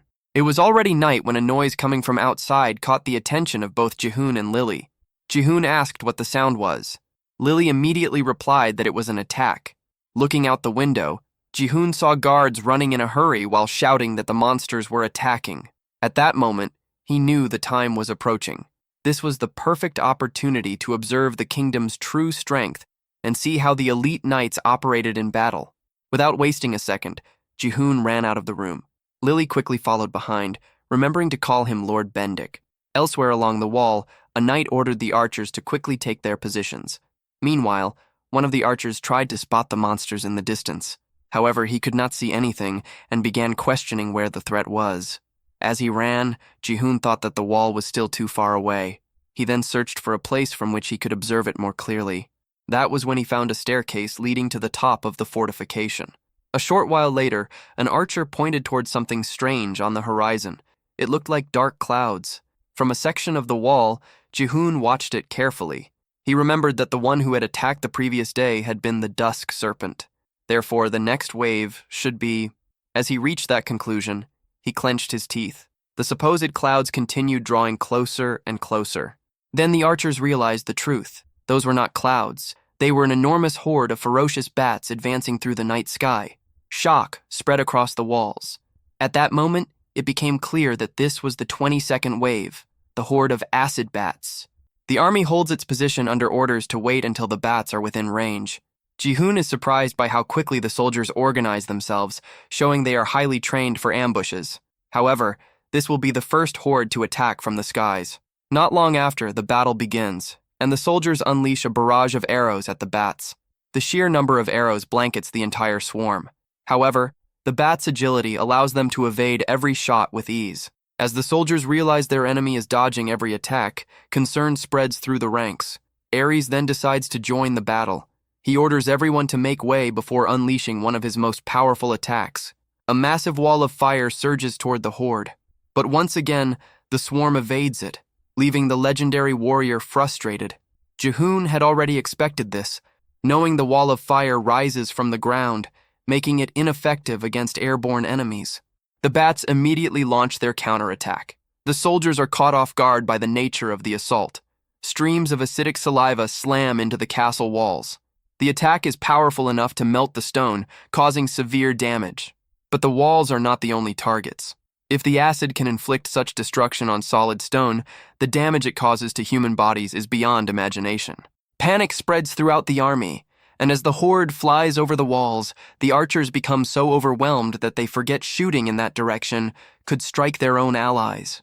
As Ji-hoon watches the bats fly past the walls, he wonders where the other knights are. Only Ares is fighting. He questions whether they became careless because Ares had handled every previous horde on his own. Suddenly, a golden beam of energy streaks past Ji-hoon. Lib, the one responsible for it, wipes out countless bats in the blink of an eye. Even though the attack is effective, Ji-hoon knows Lib will not be able to stop this horde either. Just as expected, all Lib can do now is watch as the swarm attacks the city.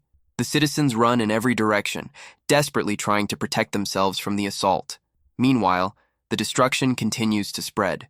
The kingdom's strategy for defending the castle appears to have been flawed. Stationing two close-range fighters as the main defenders could only lead to this outcome. The horde pushes forward with ease, and the royal palace seems doomed to collapse. However, a single presence catches Ji-hoon's attention. Estrella begins casting her spell. With a confident smile, she carries herself like someone who controls the flow of the battle. In an instant, Gate of Sanctuary is activated, enveloping a large portion of the city. Jihoon immediately realizes that this ability will become the bat's greatest obstacle. Within its area of effect, their attacks will no longer work. No magic will. The bats remain unaware of this and continue their assault. A relentless barrage of attacks crashes against the dome, but none of them have any effect. Estrella remains calm and completely still. Jihoon determines that at her current level, she can protect Zones 1 and 2. He quickly realizes that the bats now have only one option left. The Horde's leader orders every last one of them to charge the king, even if it costs all of their lives. The entire swarm immediately redirects toward the royal palace. The citizens watch in fear as the bats form a single assault formation aimed straight at the king. Ares is thrown into panic by the sudden turn of events. The king, however, appears completely unconcerned, almost as if he is unaware of the danger. High above the palace, another powerful figure waits in silence. Disappointed that there is no audience to witness her performance, she calmly prepares for the attack. As a powerful shockwave begins to gather, Jihoon recognizes that Cancer is about to bring the Horde to an end. A massive bolt of lightning tears across the sky, completely annihilating the swarm in a single instant. The monsters perish immediately, without even a chance to react. The flash is so overwhelming that, for a brief moment, the night seems to vanish beneath daylight. Every monster in the Horde is reduced to nothing but ash. Bianca watches the battle come to an end, and her only concern is making sure the courtyard does not become a mess. To handle that, she calls on her companion. Jihoon analyzes the kingdom's defensive strategy, pointing out that if the legendary warriors had been stationed on the front lines, the casualties across the districts would have been much lower. On the other hand, the Horde would have scattered and launched attacks across many different parts of the kingdom. Leaving the front line vulnerable had been intentional, anticipating the Horde's final movement and drawing them into a perfectly aligned formation for a deadly trap. Meanwhile, Leon arrives at the area, but only moments too late to witness the attack. By sunrise, the kingdom is already working to rebuild the damaged areas. Estrella uses her healing powers to treat the wounded. Grateful for the assistance, she asks one of her attendants where Akur is. The attendant replies that he is in the final stage of his research. Not far from there, people gather at a tavern to celebrate the victory, praising Cancer's strength and beauty. At the counter, Jihoon asks around about the sword, but the bartender seems to know nothing about it. He had assumed that a place like this would be where rumors about the sword would circulate, but he is disappointed to find that his assumption was wrong. Then, a drunken man nearby overhears the conversation and asks if he is referring to the one embedded in the palace garden. Jihoon and Lily immediately turned their attention to the drunk man. The two were inside the Crow Nest Tavern when the man continued, saying he had assumed Jihoon already knew about it. The elderly tavern owner explained that he had never seen the sword himself, as he spent all his time working to make a living. The drunk continued, saying that the sword had caused a huge commotion back then. According to him, not even the elite knights had been able to pull the sword from where it was embedded. Because of that, a royal decree had been issued throughout the kingdom. Whoever managed to pull out the sword would be granted the title of elite knight. Hearing that, Jihoon thought the situation sounded remarkably similar to the legend of Excalibur. The drunk then expressed his surprise that a high-ranking knight like Jihoon had never heard the story. Feeling somewhat uneasy, Jihoon explained that he had been part of the subjugation force at the time and had only recently returned to the kingdom. The drunk nodded in understanding. According to him, serving in the subjugation force must have been an incredibly difficult experience. Even so, he remarked that at least they had managed to achieve results. Jihoon simply agreed, saying that was indeed the case. As he walked through the kingdom alongside Lily, Jihoon reflected on how he had been forced to flee for his life back then, leaving Hellbringer behind. He had never imagined the sword would still be standing in the exact same place. That meant the worst possible outcome had never come to pass. Jihoon then told Lily that, from that point on, they needed to find a way into the palace. Not long afterward, they arrived at the main gate. One of the guards stopped a knight wearing imposing armor and asked the reason for his visit. Before he could continue, another guard hurriedly scolded him for failing to recognize the man. He immediately apologized respectfully to Sir Rains and allowed him to enter the castle without delay. Jihoon and Lily watched the scene from a distance. After Sir Rains entered, the guard nervously explained to his companion that high-ranking knights did not need to undergo inspections. Seeing this, Jihoon concluded that since Bendik was also a high-ranking knight, entering the palace should not be a problem. Standing beside him, Lily explained that the royal palace was the residence of the royal family. According to her, Ordinary knights were only allowed through the main gate, while the rest of the palace was restricted, at best, to the elite knights. Jihoon replied that he had expected as much. He had also assumed security would be extremely strict. Lily then asked whether he truly believed he could retrieve a sword that even the elite knights had failed to remove. Jihoon answered confidently that if anyone could do it, he believed he could. At that moment, a woman's voice came from behind them, asking whether he was not a high-ranking knight from the Cancer Division. A cold sweat ran down Jihoon's face the instant he recognized the voice. Lily quietly murmured the name, Sir Lib. Inside, Jihoon thought that out of all the possible places, he had to run into that person right in front of the palace. Lib then remarked that she had heard the Northern Subjugation Force led by Kalhera had been completely wiped out. She then asked what had happened. Jihoon tried to answer, but the words caught in his throat. Lib then asked why he was the only one who had returned. Remaining silent, Jihoon rapidly assessed the situation. If the sole survivor were wandering around freely without even submitting a report, it would certainly raise suspicions.